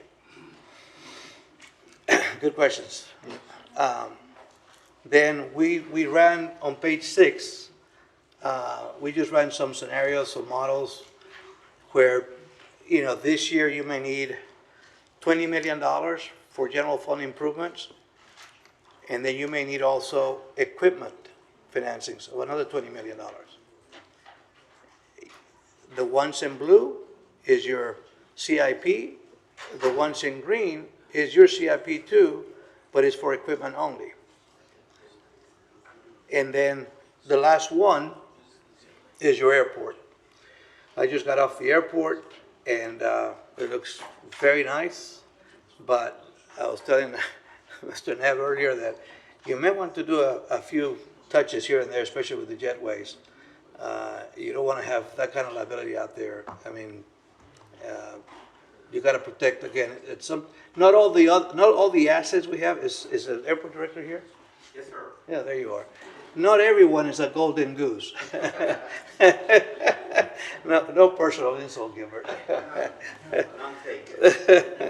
But I think, you know, when you look at his CIP and the tools that he's got to work with. Yeah, go ahead. Please, Maybe that's not on the subject matter, but I know that to do those type of things at the airport, that money comes from FAA, doesn't come from us? Or do we have to have matching funds for that? Gilbert is better than me. No, and the reason I'm asking is because we are probably gonna be in a situation where we're gonna have to do those improvements there. Good afternoon, Mayor, City Council, Gilberto Sanchez with your airport department. To answer your question, yes and no, it all depends. So, there are competitive grants out there. We did put an application this year for jet bridges. They have not given us a resolution or who's going to get what on this allotment of the grant. But for the FAA, is usually safety. Safety comes first, but it comes from the airfield towards the inside. So once they cover the airfield, then they start looking all the inside the terminal and all that. And I know we have a very important project, which is the EMAS, which is probably around $28-30 million project that's kind of been unofficially but officially approved. So we're going to get some discretionary funding from that. So not sure when or how we're going to get the remaining money for jet bridges or any other project therefore. So yes, I mean, it all depends on the funding mechanism and the timing of the FAA. Mayor? Yes, go ahead. I'm sorry, Mr. Sanchez, what is the $30 million project? It's the EMAS, which is kind of like, if you go through Saunders and you look at the air, you see the airport right there, right, obviously. So on our largest runway, is the engineering management arrest system, which is where the planes, when they're landing, and if there is something fails or anything, they'll stop right there, and they won't just go into Saunders or anywhere else, right? So that like a big safety barrier. yes, Yeah, it's a collapsible. Yeah. Okay. And it won't damage the aircraft. So it's a mechanism that is very expensive. There's only one company in the world that can do that. So to replace that EMAS, it will cost around $22-24 million. So the FAA suggested for us to increase extend the runway to the north side and get rid of the EMAS. That way we don't have to keep up with maintenance and all that. It becomes very expensive at EMAS. So it's required if your runway is a certain length? Yeah, but it if is it's required. longer, then you're okay? Yeah, it all depends on the measurement and all those things. So we're gonna extend the runway and get rid of the EMAS. Basically, that is gonna turn out to be. Thank you. Yes. Thank you. Yeah, we got that installed in 2004. And I guess for the benefit of some of you, the airport improvements were absolutely necessary. It's not the way I understood it, right? Yes. Yeah. Safety purposes. Then we'll get into the favorite subject, the bridge system overview. And this is just an overview. I'm gonna try to keep it as such. But when you go home, you know, look at that page 9 and the following pages. But basically, what you see on the right side at the top in a row called available for debt service, available for DS, that's debt service. Debt service is the money that you generate there and you're willing to use it to pay improvements of the bridge. So when you say, can we afford what you want to improve? Yes, you can. You don't have to do anything. You can approve if you want whatever. Mayor, what's the money that we have right now? With the operating revenues exceeding expenses, you can afford whatever you want to do within the fund, the bridge fund. But then you go a little further down, and you see where it says GF transfer, there's general fund transfer. Yeah. And then you have a CIF transfer. Because you don't want to be borrowing money for everything that you improve, right? So some of the projects we do here, you use capital improvement fund. So we're putting in there, the general fund, about $41.5 million from the bridge fund and about 17.7 million for capital funds. If everything you did for capital improvements you were borrowing, it's gonna hurt you at the top on your credit ratings. So this is one way to kind of invest back in capital projects, because a lot of times when you do bond financings, things do occur that you didn't envision in your CIP 6 months ago or a year ago. Things can happen from one day to the next. So in essence, we put together that transfer, I want to say at least 15 or 18 years ago, and it's worked out pretty well. So when you say, can I afford? Yes, you can do whatever, but at the expense of that. And what happens is the investor, the person who's going to lend you the money, he actually wants you to put rates in place before you borrow the money. If you don't believe in the system, why should I lend you the money? Now, I will lend you the money. That's what they say. I'm not the one lending you the money, but I'm just playing their advocate. They will lend you the money, but would it be at a 4.5% or 5% or 6.5%, 7%? Well, you're borrowing $250 million. You're not going to do it all in once. We're going to do it in phases. Well, I think we're going to do a loan in 26, I think it's projected, and another one in 28. So not all of it is coming all at once. In fact, the rates that were proposed to you all for consideration do take into account the fact that we're going to do a financing in 26 and another one in 28. And in fact, these rates, some are going to come in 26, others in 27, in 28, and in 29, and then 30. But I'll say this to you. I know not only this council, not because you're here, but previous councils and probably future councils.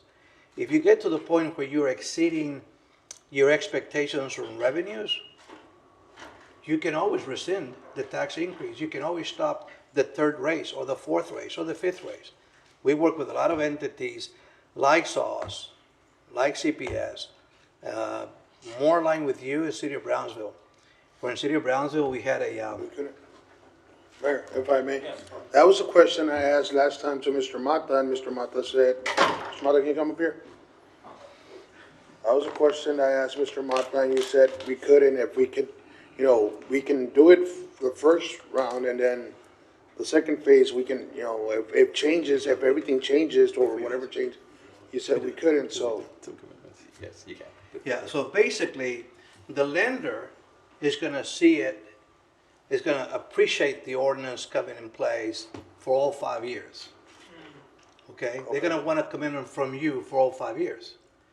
During the course, you end up exceeding your expectations. Then we say, you know, we chose not to do the third or the fourth or the fifth because we actually kicking butt. But why should the lender take that risk when you can actually, this is your asset. That's what you're doing. So you can always hold back. Yes. And I think I've seen everyone on council's head nodding, but I just want to be clear. You're basically saying, you know, you need an ordinance that shows the 5-6 years of. 5 year commitment. Oh, in this case, 5, right. And you need that to get the financing. And then if you do so well, you know, with the limited changes, then you can rescind it later without affecting the financing, or it would be a refinance, or it would be. No. I mean, you don't have to, it's not the law. The ordinances, I mean, this ordinance for rates, I don't know if it's been created in the form of an ordinance or the form, if it is, you can always pull back. For credit purposes, if you're meeting those coverages, meaning,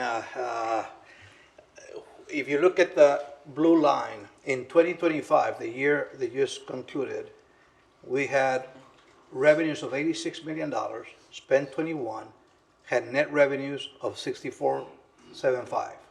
It'd be like if you're applying for a home and the bank asks, or a mortgage, and the bank asks your salary and how much money you make, And it's not enough, so I want your wife to co-sign. well, no, what I was actually saying is, like, let's say you're at $90,000 a year, right? And you get the loan based on that and the savings that you have. Yeah. And then 2 or 3 years later, you can lose your job, or you get a reduction and you're only making $70,000 a year. You still have that mortgage that you pay, so. Yes, but this is what I said. If you exceed your 90,000 and you went to 100,000 and you went to 110,000, and I had asked you to get your wife to co-sign, then you and your wife, you can tell your wife, I know you can. This is very scary. Okay. You don't have to contribute to the mortgage payment anymore, honey. That's what I've done. So, and she goes and buys something else. That's what this is. Or it could be the other way around. The wife, the primary. I love that. Very. Where's my wife? Is this being recorded? No, but my point is, if you, the analogy here is, you lose your salary, it goes down, you know, your salary goes down. In this case, that's not your choice, but in this case, we can almost theoretically, and it's very rare that governments lower things once they have the ability to keep them, but maybe you have some examples of that. The idea is that we can kind of self-correct our own salary down in the sense of how much revenue. But you're not lowering your revenue, Doc. What you're doing is you're not increasing the rates because your revenues have exceeded your projections. But if we pass an ordinance, you know, that sets the rates to increase until 2031, that's going to be the case unless we change it. So you're saying we could, in theory, change it after we get the financing because things are doing better than expected. The financing on the front end is for the World Trade Bridge, not for Colombia. Colombia is coming later. I had a project in another city where the project never came through and the rates were in place. We went to the commission, pulled back those rates. You make it up in volume. Yeah. Mr. Nelson, have you had an opportunity to see, because I understand the original plan changed from implementing this gradual increase over 4 years, and now we've extended it to 5 years. I mean, that seems to be what management now is proposing. Is that enough?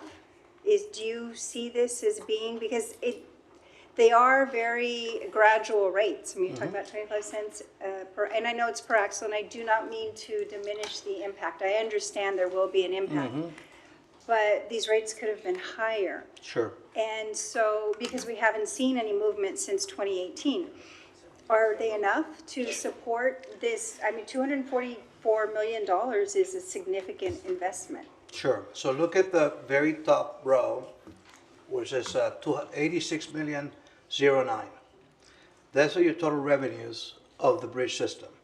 Those are your pedestrians, your cars, and your trucks.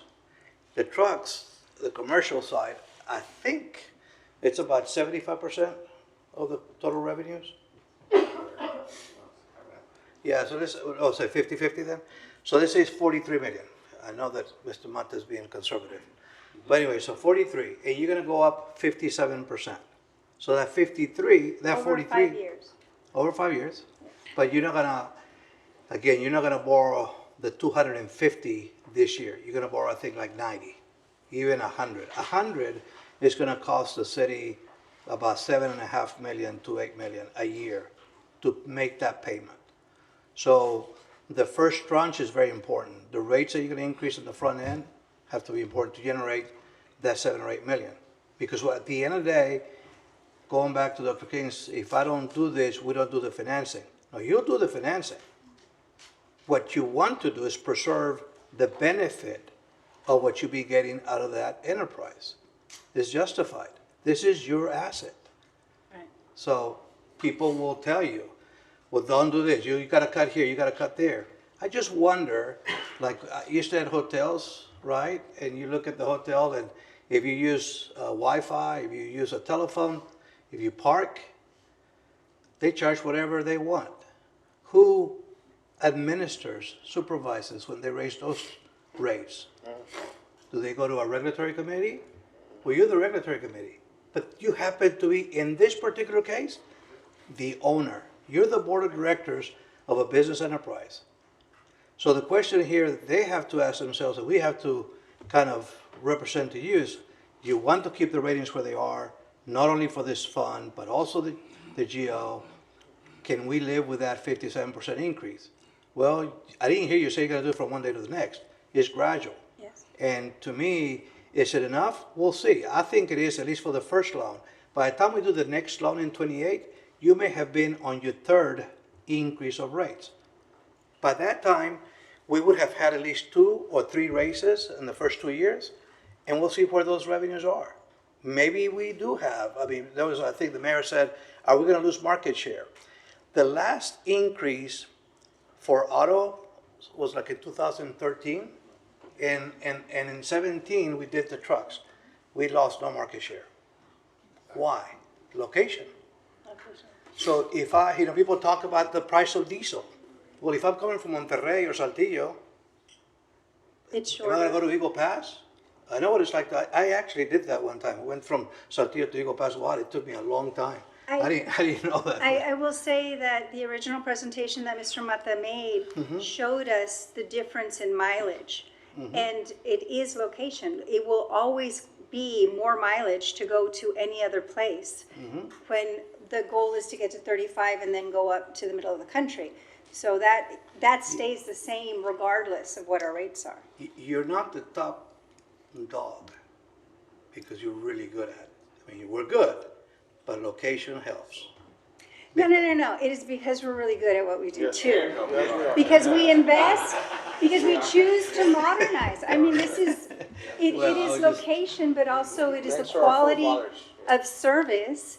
These incredible arrangements that our department has made with the Mexican side, the dual inspections. I mean, we work. Our departments work hard to make sure that we maintain this advantage. Of course, location is part of it, but it's not just I that. do remember, I mean, Mario and Ms. Hinojosa, not relation, but back in, you get reports from them on a monthly basis. You know what the revenues are. So we're going to see if we actually lose market share or not. But I looked at another city down in the valley. It's almost twice your fee on the commercial side. And you should see what they're doing, because I used to represent them, but I was not inclined to do as the mayor wanted me to do then. You probably know that, Mayor. But anyway, he just wants to use the bridge to do these capital projects and finance them over 20, 30 years. Well, today, that toll is like twice as much as yours on the commercial side. So even after you do the 57 cents, you're not, the 57% increase, you will not be close to them. And, how far? Not too far from here, but it's far. If I may just to clarify, so I see in 2025, 86 million came in revenues for bridge tolls, 21 million in expenses for bridge operations, which leaves 64 million available for, DS stands for? Debt service. Okay. 64 million available for debt service, okay. But I also see of that 64 million, 41 plus 17 million is general fund and CIF transfers, or is that a separate bag? That's exactly right, 58 million. So when you look at your debt at the bottom, look at your debt at the bottom. That you can even see the bars. You're generating so much. The red line is your capacity. What's coverage? What's coverage? 11.47. So 564. No, what's that? Oh, 1147. I'm sorry. What is that even refer? That means that for every dollar you got to pay in mortgage, you have 11.5 cents to pay with that dollar. So the greater the coverage, the better the rating, the more capacity you have to meet your capital demand. So when you do 250 million, now instead of having, a $6 million payment, you're going to grow it to about 30 million. So the 11 million, the 64 million 74 is going to cover that new debt and existing debt only twice. And I know bridge only has 20, I'm going to put only in quotes, but only 20 million in debt for right now, the bridge. Yeah. So that 5.64 is what was remaining to go towards that debt? Run me that question again. I'm sorry. It was 5.64 million remaining for debt service. That's to go towards the bridge debt, the 20 million debt? Yes. Yeah, in fact, if you go over to page 11 on the same book, you're going to see at the far left your senior lien debt service of 3,691,000. And then we have a junior lien debt, subordinate lien, for 1,952,000. Combined, your payments are 5,626,000. Then next year is 6,200,000. So going back to why we only transfer right on the dot, because we're paying the 6. In 28, the payment goes up to 10 million and then 8. And you say, why did we do that? A lot of it has to do with when we borrow money from TxDOT. We did some projects with TxDOT, and we borrow through a very reasonable loan or fund called the State Infrastructure Bank Loan. And we got 0% rates on those things, or very low rate, like a 3%. And I actually, knowing the pressures that you're in, I wanted to have TxDOT involved so that we could preserve our system as free and independent and non-compete and all that. So I wanted to get TxDOT as my big brother to help me out in case I got into doing other things that I needed to do. But anyway, look at the coverages. The coverages in 28, they dropped to 6 million, to 6.15. But when you borrow this 250 million, this is with 90 million, so this is, if we borrow the 90 million, look at your payments, they're gonna go to $10 million. Sorry, so 6 million one is in 27, of which 2 million 4 will cover the 26 loan. And then the following year is $10 million. We can play with that. I mean, this is just a draft. We can play on how we're gonna structure the first payments. But what's important to you, you're no longer gonna have that coverage, which is I think what I told a few of you informally. Tell me about the coverage. The coverage is just how many dollars do I have left of profit to cover my debt service. The more coverage, the better the credit. Well, now I gotta go tell these rating agencies, I gotta invest $250 million in my enterprise. Oh my God, how are you gonna do that? Don't worry about it, just let me borrow the money. No, you gotta have a story. You gotta tell the story, you gotta project the story, not 3 years out. You gotta go out 5, maybe 10, 15, and that's what we're doing here. I have a question, Mayor, after. Yeah, just a final follow-up is just, I thought, the bridge rates, it's basically 50-50 in the sense of, towards the bridge operations and then towards the general fund transfer. And then you have that, see, it seems like we're doing more than 50% and then the 17 million into the CIF. I still don't understand why we put so much of bridge transfer into the CIF. I mean, it's a policy issue. You don't have to put that much. You want to bring it back down? Because then we just use it kind of when it's convenient or when...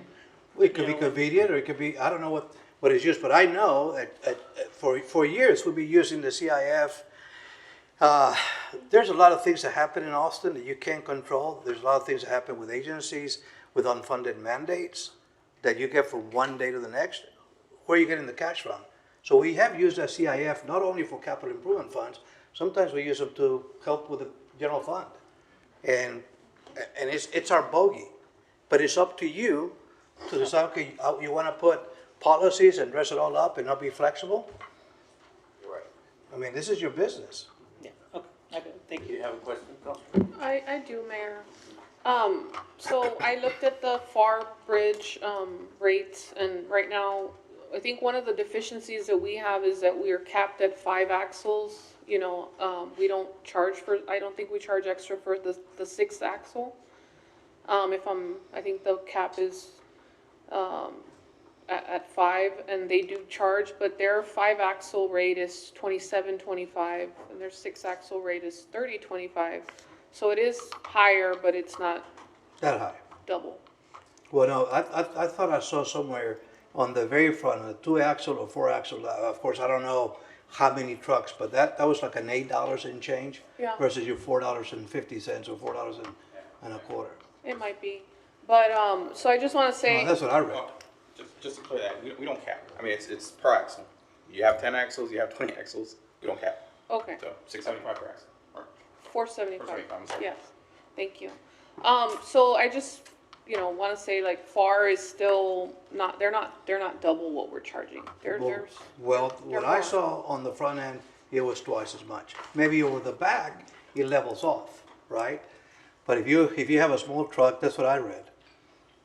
Okay, well, I'll verify that, but let me just say, we've, one of the struggles that I've had with this whole discussion on raising the tolls, that I'm not completely against, yes, you are right, on the front end it is a little bit more. But, is that we've been talking about bridge expansions for a long time, right?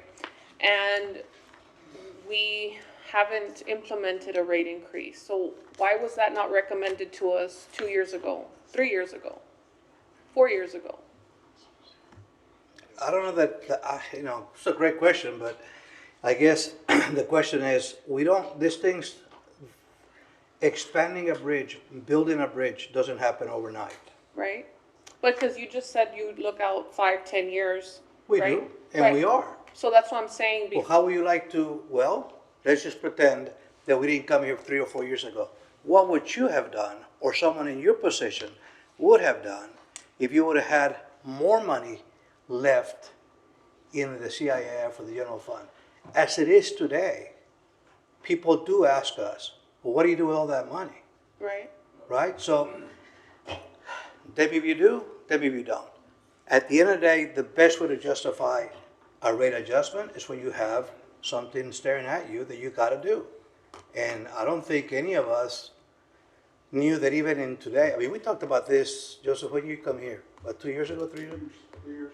So, I mean, we've been talking about this for 3 years, that this may be coming, this may be coming. Well, could we have done that 3 years ago, 2 years ago? At the end of the day, maybe we should have, and make it more gradual. Because I remember you were heavily recommending, for example, water rate increases and stuff. But this is really the first time that I hear a bridge toll increase recommendation. Well, sure. So that's why I'm a little bit, Reluctant. I understand it, I just don't know why you all wouldn't have recommended this to us in well, we last did- year's budget or the year before, The last truck increase was in 2017. right? If you look at the rate study, it shows you what other cities have done as far as the rates, when they were increased last. The cars increase occurred like in 2013. That's 13 years ago. Well, maybe you can put in the ordinance, the one that you hope you can adopt, and say, let's do not only a 5-year, let's do a 10. Right. It's a policy issue. I mean, he showed up 3 years ago. Prior to him showing up, I don't want to say this, but you put him on the spot, but at the end of the day, the planning long-term was not as existent as it is today. Right, okay. So the recommendation would be raise the tolls, right? But what about like a policy for our credit rating if we were to add an automatic inflationary increase across all of our rates? Great idea. I mean, because every year we're talking about rate increases or whatever when we can just implement an automatic cost of, 2.5 inflationary, 3% inflationary Sure. increase automatically, so that we don't have to evaluate each account? Would that help our credit rating if we did something like that? What's gonna help your credit rating, unfortunately, in their eyes, less reliance from the general fund on this enterprise fund. They recognize that you're spending 40+ million, and I make no apologies for it. In fact, you probably heard about the Paris Accord and how there's a lot of contentious in Paris about, and I don't want to get into those topics, but it's all about the climate change. And Texas, it's a fossil fuel state. So a little bit more expensive. We can talk about that later, Councilman. But anyway, you go up to these rating agencies and they start giving me a hard time over a policy issue that I just can't control. What I can control is what's under the ground. So I'm not going to make apologies that I'm from Texas and some of us have investments in that space. I'd rather say I'm sorry than ask for permission. And guess what? The state has made a lot of money. A lot of money. I mean, we got a governor now that is telling us, I want to eliminate property tax rates on schools. I want to fund it. I can tell you that that's going to be a real challenge to do that. You've been there, Mr. Garza. But, going back to you, this is your asset. Let nobody tell you that it's not. And you have taken advantage. So if I take in 40 million, and if I can take 50, why can't you? But it's a policy issue that all 9 of you have to agree, not just one, right? So. Thank you. Thank you, Councilwoman. Just, all right. Just, I was just gonna add, because I know we were given this the other day, but just to be clear, for 90% of the trucks are 5 axles. And so if you compare that kind of apples to apples, we're middle of the pack or, above most. But the only ones that are more expensive than us right now are Eagle Pass and Del Rio. And Progresso just a little bit. But everyone else, it's McAllen at 19, Brownsville at 22, Stark County at 20, 22. We're at 2375 for a 5-axle. El Paso, it's can't calculate. Okay, but then FAR is at 27. So I mean, we're kind of in the middle, is what I was saying. But on the passenger side, we're at the lowest. Not that that's our big goose, but the highest one's $5. We're the lowest at $3.50. But it's just nice to just. And how many miles from here to there? Yeah. No, I'm not. Just for. It was mentioned that we were already the highest, but we're not. For our ridges, what is it that say? Ed? You're the ones. Better be lucky this morning or what? I say a lot of things, but. Laredo is the bellwether. Yeah. You always say that. So going back, I mean, I can't tell you enough, but commend you for the fact that you have a great enterprise. Take care of it. You have nothing to be ashamed of. I mean, you have a rate. I'm going to take you. There was one little piece that I want to share with you, the sports venue. We can leave that for later. I mean, there's really nothing there. But other than the fact that you can do a lot of things, we have a lot of. Oh, we have to talk about waterworks. Did I already talk about waterworks? No? God. Okay, so we can jump over the bridge. I know that Mr. Ned wants to have a workshop on that, so we'll come back for that. But on waterworks, you just got a little grant award of about $43 million from the Water Development Board. Very much like the bridge, you got to have rates in place to support your debt. Right now in 25, the system generated about $62 million.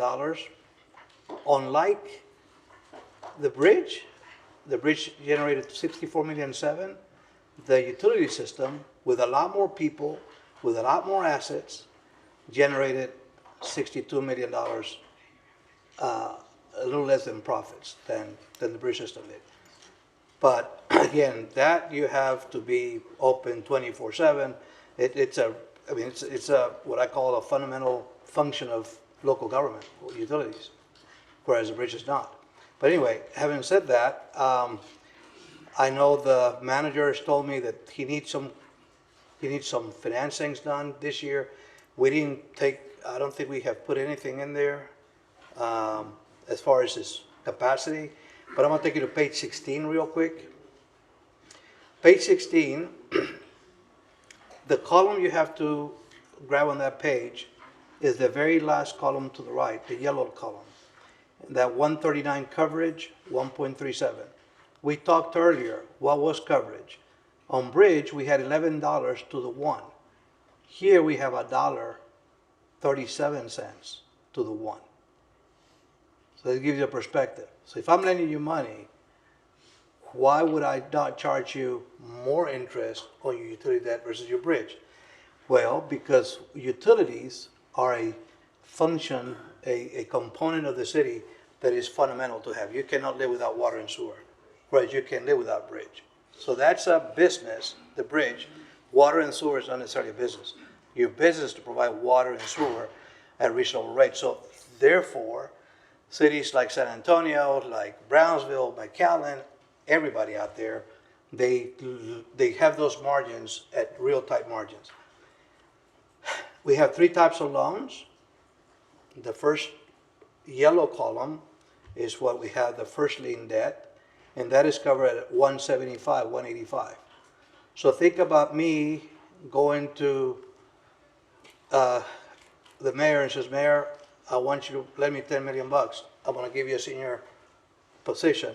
You say, okay, but are you gonna go to Ms. Figueroa? Yes. What about the other Ms. Figueroa? Yes. But I'm gonna pay you first, and then I'll pay them second, and I'll pay them third. If there's any money left over, I'll pay her, and then I'll pay her. So each one is gonna say to me, well, I'm gonna hire a higher rate. She's gonna hire me a higher rate too. Well, the third one, she's actually not gonna get a third loan. She's gonna get my property taxes as additional collateral.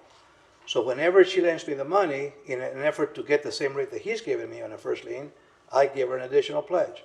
You end up being the Water Development Board. So the Texas Water Development Board is a state agency, and you are built to provide assistance to cities like ours at more favorable terms and conditions. So we do that with them. And that's what those three columns are. At the end of the day, you gotta have sufficient rates. So then when you have your manager saying to us, I need to borrow $300 million worth of improvements. Well, just imagine putting $300 million, you're not gonna do it from one day to the next, you're gonna have a 5-year plan. So you lay out $60 million a year to get to the $300 million. So what does $60 million do to you in this particular case? If you add $60 million, that's about $4 million of additional debt. So your $45 million, which is your third column from right to left, goes to $51 million. So now your coverage is constrained. So I got to keep all the columns constrained at a 1.1 times. And that's always been our parameter here. So when Mr. Neff said to me, well, let's work with the doctor on providing them financing, I'm thinking out. I'm going out. What happens this year? And he asked me, can you help me with 100? Well, the first thing I asked Mr. Mata and his staff is, we have a lot of loans. We have a lot of loans at the utility system. Of all those loans that are outstanding, how many dollars do we have that we have not spent? Because the IRS is coming hard on all of us now, on you guys, that if you don't spend the money in 3 years, you're gonna be penalized.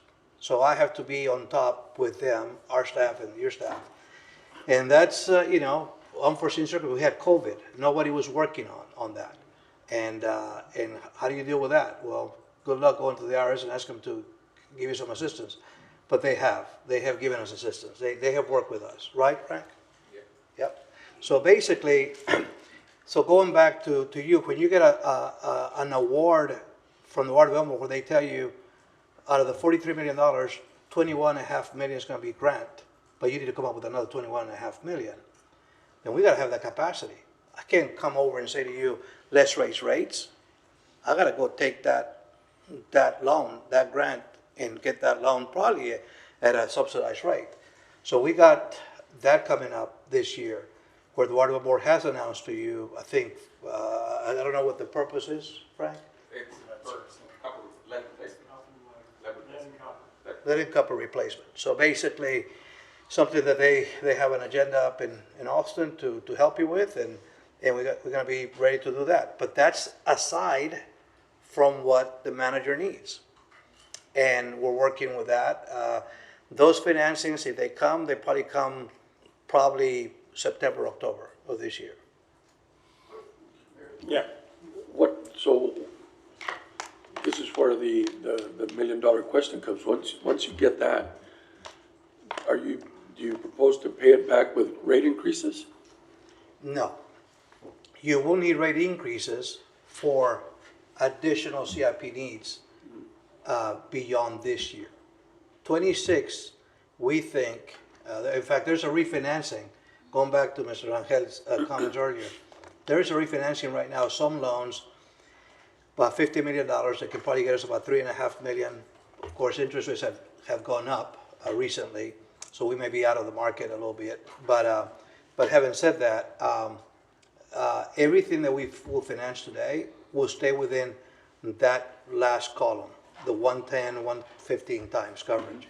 But anything beyond, we're gonna have to have rates adjusted. In fact, we have been talking about bringing that to you, and we felt compelled to maybe work more on our CIP to have a really exact proposal for you all. Good. Now, does that, on that rate, we still have to determine whether we are at the level that a city our size is supposed to be at? Yes. I mean, it's always good to have more capacity, but we've been doing this, Councilman, for the last 15 years. Where we have that capacity up to the 1.10 times. Because we have been willing to borrow for this enterprise by using property taxes in the past. We have never used property taxes to pay for that debt. They've been very self-sufficient. So, and don't we have like an evergreen rate increase too? And so we have, you get rates adjusted every year by some percent. What we're talking about is needing maybe a little bit more because the CIP is pretty high. All right. Like for comparison to other cities, I believe San Antonio is looking at a 33% water increase. McAllen just did a 35 water increase.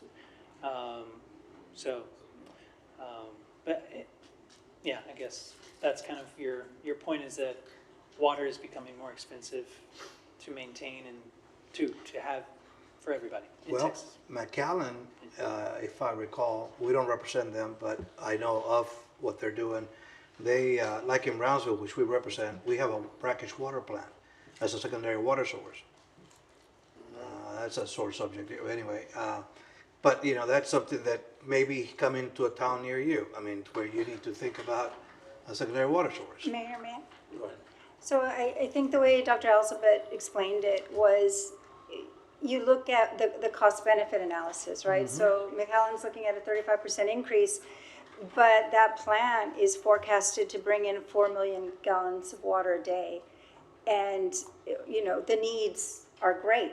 So is it worth the 35% increase to get just 4 million gallons? If we continue this infrastructure, replacing the aging pipe, we're looking at a $4 to $6 million gallon a day increase in our water capacity.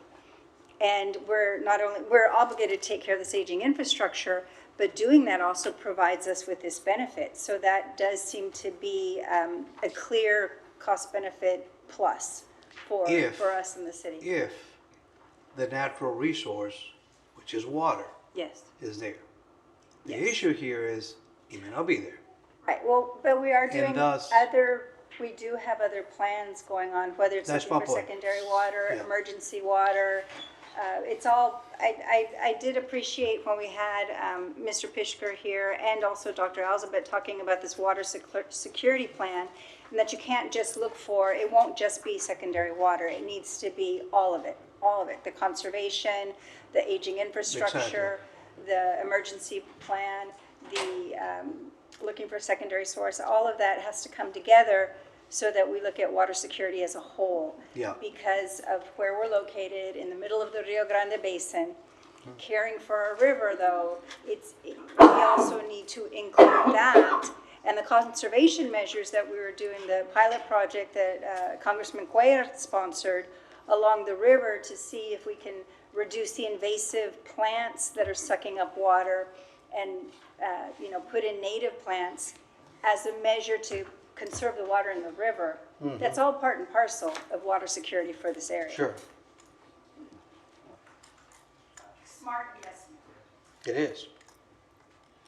May not be included in your rates increases, but we need to be mindful of that, maybe coming separately. So anyway, so that's water and sewer, and then the sports venue tax.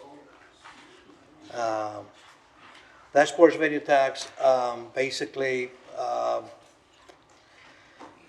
if you look at, there's a quadrant on the, right there where it says gross receipts, 13,000,005. That's your 1/4% sales tax receipts plus interest income. I think the fund balance there is pretty healthy.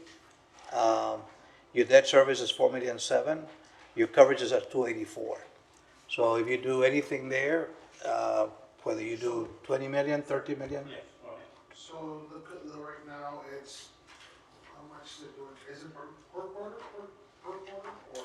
that's a year. That's year 13.5. Mhm. Per.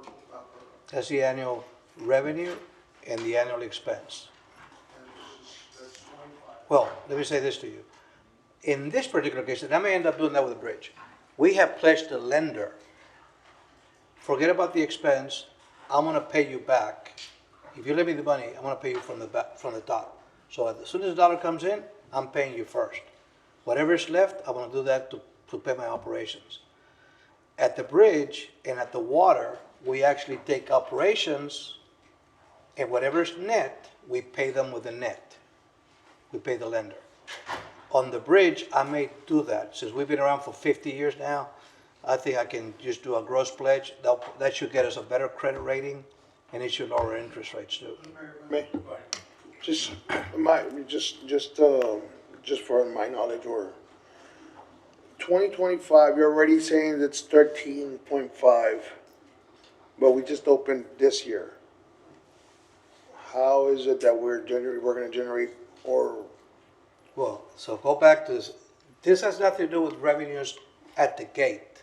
It has to do with sales tax. So we're only showing you sales tax receipts.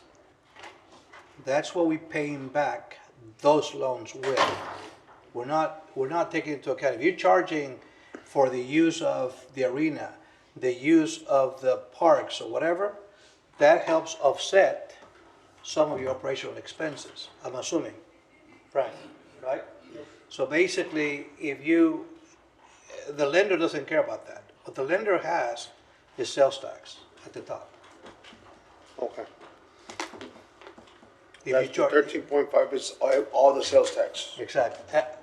1/4% sales tax only for this purpose. I thought you had it broken down just by the sports venue. Yeah, by the various venues like arena, baseball, and no, we don't have that. That has nothing to do with that revenue. Yeah. So then, so anyway, so there's conversations that you may want to borrow some. If you put $15 million as an example on page 19, that's what it does to the coverages. None of that will affect your credit ratings. And then saving the best for last, page 21, people care about your debt. I'm taking you to page 22 real quick. That's your tax rate. You're the 12th largest city in the state of Texas. You have a tax rate of 50.61, 50.6 cents per 100 of assessed value. You're the 12th largest city, yet only 8 cities have a lower tax rate than you. So at the bottom, I have a little, I guess, measure stick there that if it's in green, meaning that you're exceeding your peers, your rate is very attractive. Now, because of the fact your property values are not as high as some other cities, despite the fact that you have a low tax rate, your general fund revenues don't generate as much revenues as other cities. You come in 15th. So that's a question of the border economy too. But what those cities don't have is our golden goose, the bridge. Then fund balance. People talk here, oh, we have a lot of money in fund balance. We have a big savings account. $62 million out of 220 in revenues.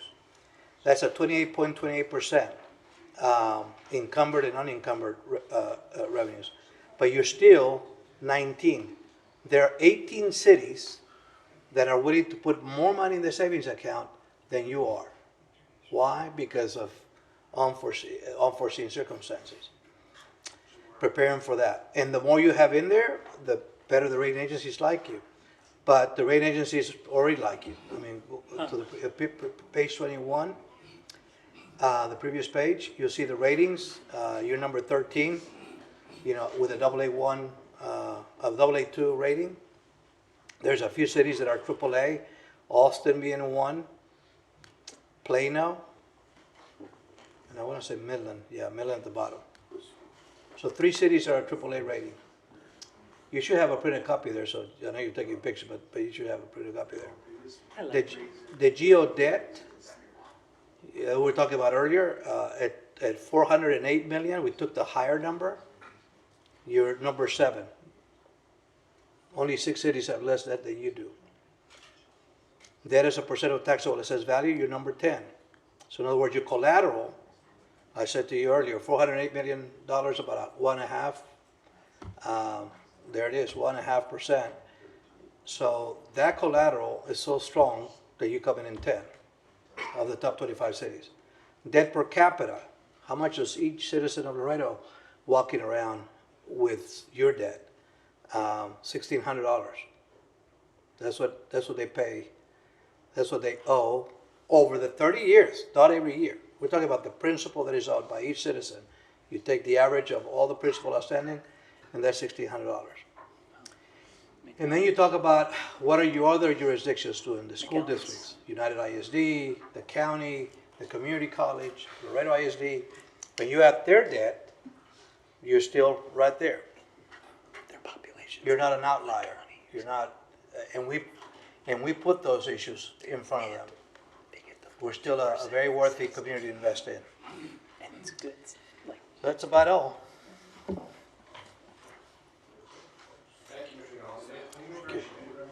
Thank you. Here, just a couple of housekeeping items, and we'll wrap up. Very good. Make it quick. Mayor, I know there's a planning and zoning commission meeting in this At chamber. 6 o'clock. At 6 o'clock. 6 Oh, okay. Honorable Mayor, Jesus Esparza with the Budget Department again. I do have 4 slides that it's just, I don't have any actionable items right now. It's just an update of where we are in the preliminary budget.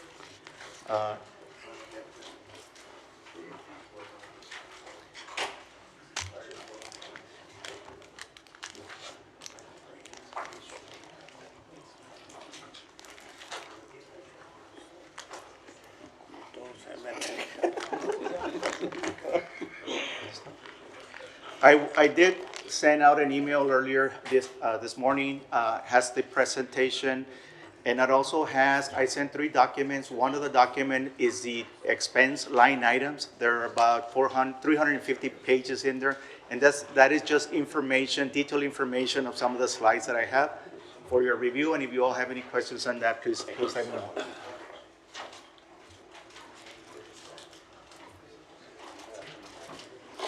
So this is a general fund preliminary status as we are right now. The column on the left in green are revenues.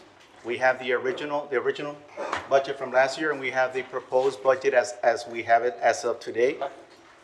And then we have the variance from the original to the proposed. Last year's revenue for general fund was $287,831,145.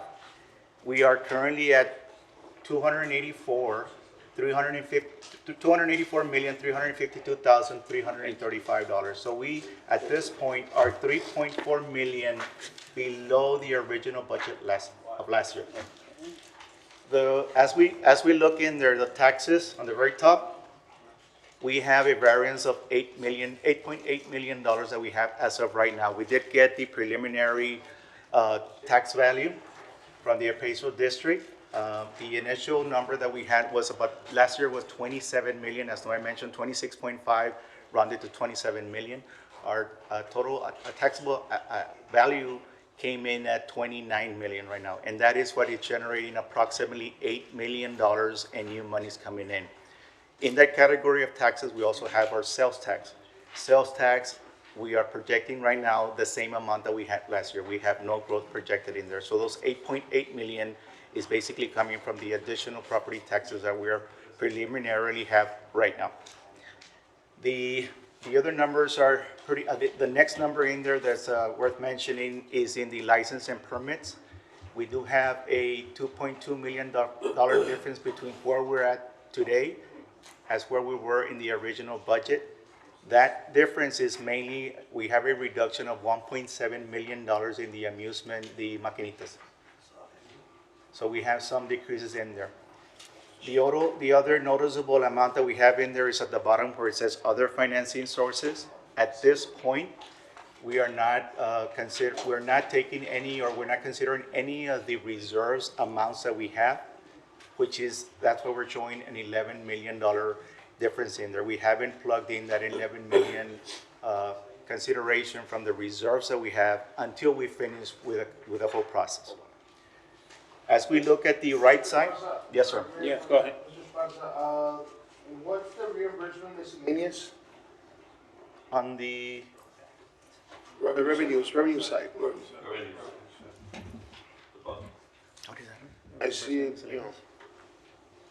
70,000. Yeah, it's a $70,000 reduction. So what is it? What's this reimbursement miscellaneous? I'll confirm that, but I think it's the contributions that we have that come into the city. So those are small amounts, and that's why we have that difference in there. But let me confirm that exactly. And what's the other financing sources? The other financing sources is the money that comes in from Bridge. And the Bridge, the $40 million are coming from Bridge. We have $41 million coming in for the other financing sources. Last year we had 53, but in that 53 we also had the CIF transfer as well. Go ahead. I'm a little confused on the, on that last sentence you just made. Yes. We know we're doing what we're doing at the bridge, that we're steadily increasing the level of general fund input. So the money that comes from the bridge goes into the general fund, that certain amount. The bridge is self-sustaining. Yes. But we're still tapping into the general fund to cover some of the expenditures, which is why we're doing some of the things that we're trying to do with the expansion and all that kind of stuff. Having said that, the $8.8 million variance and your proposed budget for this coming year, will that include any monies that are meant to tap into that general fund again to go over here on the expenditure side? You're talking about the 8.8 million in taxes? Yeah, 8 point in taxes, yeah. Yes, that is strictly taxes coming in from property taxes. Based on our So we're tax gonna have an increase in that, right? So those monies, oh, wait a minute, those don't go to the general fund. The 168 is total property taxes, sales tax, everything that's a tax is part of that category. That is being received by taxes. This is all general fund. Okay. The amount on the bottom where we have the other financing sources, that is the money that's coming in from general fund. That 41 million that we have in there at the very bottom, that's the money that's coming in from bridge to general fund. Okay, and so what goes out of general fund back into the bridge, that you don't consider that, a loan from the general fund to the bridge? In other words, when we have to, police and everything, that we have to use more monies for the bridge that should come from general fund, is that considered an expenditure? In bridge, we have a police division that accounts for the police that is working for the traffic control under the bridge department. But But that particular item right there has increased because they've needed more Yes. policing in that area, right? So so do we have to tap into our general fund to help them? The additional resources that they need to answer calls sometimes are in the general fund, which they respond to any issues that they have in the bridge department. Go ahead, yeah. All right. I don't know if Mr. Garza, I'm understanding Mr. Garza is saying that, well, it's the 41 million, is that covering also, why isn't it like, he's saying, why isn't it like a loan saying that, or adding more to it, saying a percentage if we gotta cover it? Because it's an enterprise, right? Why not, you know? Okay, and let me go back one step. Right. This is the general fund revenues. General fund gets 50% of the tolls from bridge coming in. That is the 41 million that we're showing there. That money is in there, helps in the general fund, which was mentioned earlier. That's the M&O for police and fire that assist and support. And that's what we had been discussing in the reach break study as a proportionate share that the general fund does. Where we're trying to tell you, it's not enough. Correct. If I'm not mistaken, Mr. Garza. Correct. If I'm not mistaken, it's not enough. If we're covering. What I'm saying is that when you transfer it back, but in terms of labor, let's say, you transfer it back, the bridge system is living under one budget here.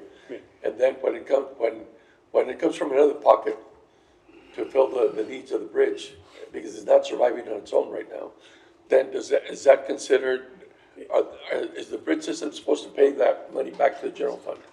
Ideally? Yeah, I think I'll explain it my way as well too. Maybe we'll hit right on that because, yeah, so the general way of doing it is a 50-50 split of the bridge tolls, and that goes over there. And we anticipate that will be enough to cover the police and fire, street work and everything else. But what we see, or what we have seen, and this is what we've talked about, is that the expenses from the bridge side have impacted the general fund side. Right. And so now, because we are taking more general fund services to take care of what the bridge side is, do we ever pull back more additional money out of the bridge? And that's the question. And so, and the answer is that we have not done it that way. It has just been, it's not, we don't track our expenses to that level, or at least we haven't. But the idea is to try to keep it to a balance of where that's at. I was trying to think of another example of one that changes, even the work with the airport, anytime we do an administrative fee. And utilities are the same way as well too, is that we bring an administrative fee over to the general fund from all of our enterprise funds. But as our costs grow on the general fund side, we don't go back and we don't hit every one of the enterprise funds to make that up, that difference, until we update that analysis to say we now need to change that model. In the last year, Jesus, we changed our administrative fee from one year to the next from I think 5 to 8, right? 10. Or 5 to 10. And so that's how we do that. We don't do it on an annual basis. We do it as we see that there is a new trend that's in that effect. Yeah, and so in my mind, if this started recently to happen, it might be a good indicator of why, where we stand on over a period of time, how much, if I were thinking about it my way, there's two totally different, the city of Laredo and the bridge are two totally different accounts. Well, if you're taking from my account to pay for that, at one point or another, that number, whatever that number over the last 10 years have been, that it's become an expense, right? So I wonder what that number is, and if there's ever a possibility of getting that back. And I would say that we do have some of that analysis done because that was part of what we were doing within the study. I would just have to look and see where we went with that, because that is why we determined the balance within what we were doing with the bridge rates. But we found that because the capacity that we needed for the construction of the projects were high enough that the alternative, the general fund reaped that benefit of that as well, so we didn't have to make an adjustment on the other side. Okay, Councilmember? That's it. Councilmember Segarra. Thank you. I wanted to go back to the negative, less $11 million, the variance between the other financing sources, which you said was a transfer to capital improvement fund? Yes. So, does that reflect what we think that bridge capacity needs to be in order to float those loans? Yes. Is that why? Yes, in the part of the rate study was the analysis of the cash flow for the bridge department. So as the bridge transfers the 50% of the tolls, we also transfer the remaining surpluses of monies goes into CIF. So with that restructuring of the rate study, we consider transfers that go to a general fund, that was mentioned, the CIF, and also the increased capacity for the fund balance that are required, and the debt service requirements that are coming down in the future as well. So that 11 million is what you're saying will cover those expenses? No, what I'm saying, that number compared the original, last year we brought in 53 million. Right. 43 of that, 43 was from bridge, 10 was from CIF. So right now, I'm still not using any of the money that CIF because we're trying to get as much as we can within the other line items. That is my last account that I go in and see how much do we need to bring in for that from CIF. And does that also account for, because I know when we did the $5.9 million transfer for the Muller property land, is that included in this? I mean, did that come from the fund, the capital improvement fund? Yes, it came from the capital improvements fund. But that was, we had that money in that fund? Yes. And so are we accounting for refilling it, or does it not work that way? I have not been part of those discussions as to what is the direction of how we're gonna either replenish or not replenish that money in the CA. Okay, so this budget doesn't have anything to do with that? No, it doesn't impact general fund either. Okay, thank you. Go ahead. Okay, thanks. You say original budget, you're not talking about fiscal year 26. What do you? Fiscal year 26-27, our original budget is 287 million. Okay, and then the proposed budget for fiscal year 27 is the next. Correct. So I just don't understand why you call that original budget. I don't. I did not put the years there, but the original budget is current budget that we have, and the proposed is the one it's coming just up. it's just so confusing. Okay, and then tax it, like, it would just be nicer. You used to have these beautiful pie charts that were really easy to see and read, and you've switched to this, and and then the taxes, you would separate it between sales tax, or property taxes, sales taxes, and then you hide the bridge transfer there and the other financing sources. Just put that as the third one, like, maybe, can we just put it in order of, like, I don't know. If I may, Mayor. Yes. That presentation is the one that we have after the proposed budget, and that's the one that has all those pie charts. At this point, this is a preliminary working process. All right, fine, forget the pie chart, but could it be in order of largest to smallest value? Clearly identify the bridge transfer, since that it's not a secret, like, we do want to know, exact. And is other financing sources literally just the bridge transfer, or is it like that plus one $5 fee? Like, It's just those two items. Now, and that's why I mentioned earlier what I tried to do. There's so much I can put into this slide without getting too complicated. Sure. So what I did is I attached, if you look at the attachments I sent for your review, we have the taxes category. There's like 20 line items accounts in there. In there you have property taxes, penalties, we have sales tax, prior year collections. I'm just saying the big three for me should always be very obvious what they are. Okay. Property tax. We can do that. Sales Mayor, tax. Go ahead.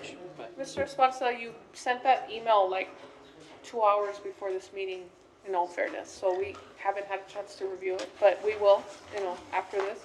Mayor, I did want to ask if we can wrap this up in 5 minutes, because we're going an hour over, and we do have a committee that has a meeting at 6 that's waiting to use this room for the Exactly. Yeah, meeting. let's go ahead and. Can we get a 5-minute wrap up and then continue at the next Yes. meeting, please? Just really on the right side is the expenditure side. On the expenditure side, we're at 297 versus the 287 for the current original budget. That's a 9.7 million. The takeaway between those two slides is we're approximately At this time during the budget process, we're about 13 million negative, looking at revenues versus expenditures. The next slide, this just shows preliminarily where we're at in the different funds and police, fire, going down the line. But Mayor, if I may, Yes. is that a negative, like, we're negative, or is that a negative because we haven't collected the money kind of deal like we talked about last time? The negative that I mentioned is in the proposed budget. It's still not a true negative. It's where we're at. We have less revenues right now compared to the expenditures that But we're. less revenues because they haven't come in, because people One- haven't paid them, or one, we're because- not, remember last time we had this conversation? Did you separate that out? This is just a timestamp of Right. where we're at right now. I know, but we had the same conversation last time. Yes. So it's confusing to say we're negative when in reality, we're waiting for that money to come in a month from now, or 2 months from now. Yes, but this money is not coming in this month or next month. This is monies that we're projecting for next year. Okay, all right. That's the difference. That is the difference right now. When we talk, and I know it's confusing because we're talking about next year's proposed numbers, not actual, like I mentioned. The last meeting what I was trying to give you an update is where we were at in the actual. This is now looking at the proposed budget for next year. Mayor, may I? Go ahead. So when you're talking about that, we haven't approved a new cost sharing plan for healthcare. We haven't approved the increased bridge rates. Is that what is included in the 13 million? Excellent point. One of the things in this projected numbers that we have in the expenditures, we do have the 10% that we talked about. So there is a 10% increase for that insurance in the rates. I do have, that expense is already reflected on the expenditure side. We don't have any personnel changes yet, so we're pending the personnel changes, like I mentioned. We're also pending any transfers that we might bring in from CIF, and those are the main things that are pending, still in the works. And the bridge tolls? The bridge toll is actually the one that's super critical, because that's the one that if we have that in here, then that is what's gonna help us. Okay, so it's not included? It's not included right now. So right now I'm showing what we have. I can't include the bridge toll yet because they Right. haven't No, been yes, approved. But that's because if it, and I don't wanna, not to scare anybody, but if the bridge, Mayor, all of these slides, there's an original, which is this year's budget, and there's a proposed. So as you walk through these slides, the original to the proposed, and we just wanted to make sure you saw how we're walking through the different steps. We have to make certain assumptions within in the documents, and so all of this data here you have, and so please start looking at it as we get together for the next one. It'll all tighten up. It'll start tightening up fairly well. All right. one more slide, this is the last one. This is the, sorry. We were asked to bring back the request. I did print out a detailed listing of all this, but basically we have personnel requests for general fund, specifically the general fund is $4,387,000 in overtime, and a total request of $9.9 million that we have. Breakdown for that? Yes, it's in a packet, and that's what we distribute. You distributed it now or you emailed? Yes. It was also in the email. Mayor, I'd like to make a motion to adjourn. Okay, do you have anything else? The only thing, Mayor, I just wanted to, as the last was we are working on the request for qualifications for the budget review process, zero-based budgeting that was mentioned in the last one. So we did make contact with San Antonio. We did talk with a company that did it for them.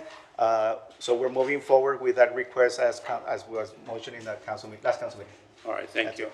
Motion, second, all in favor? Motion passes, thank you. Meeting adjourned.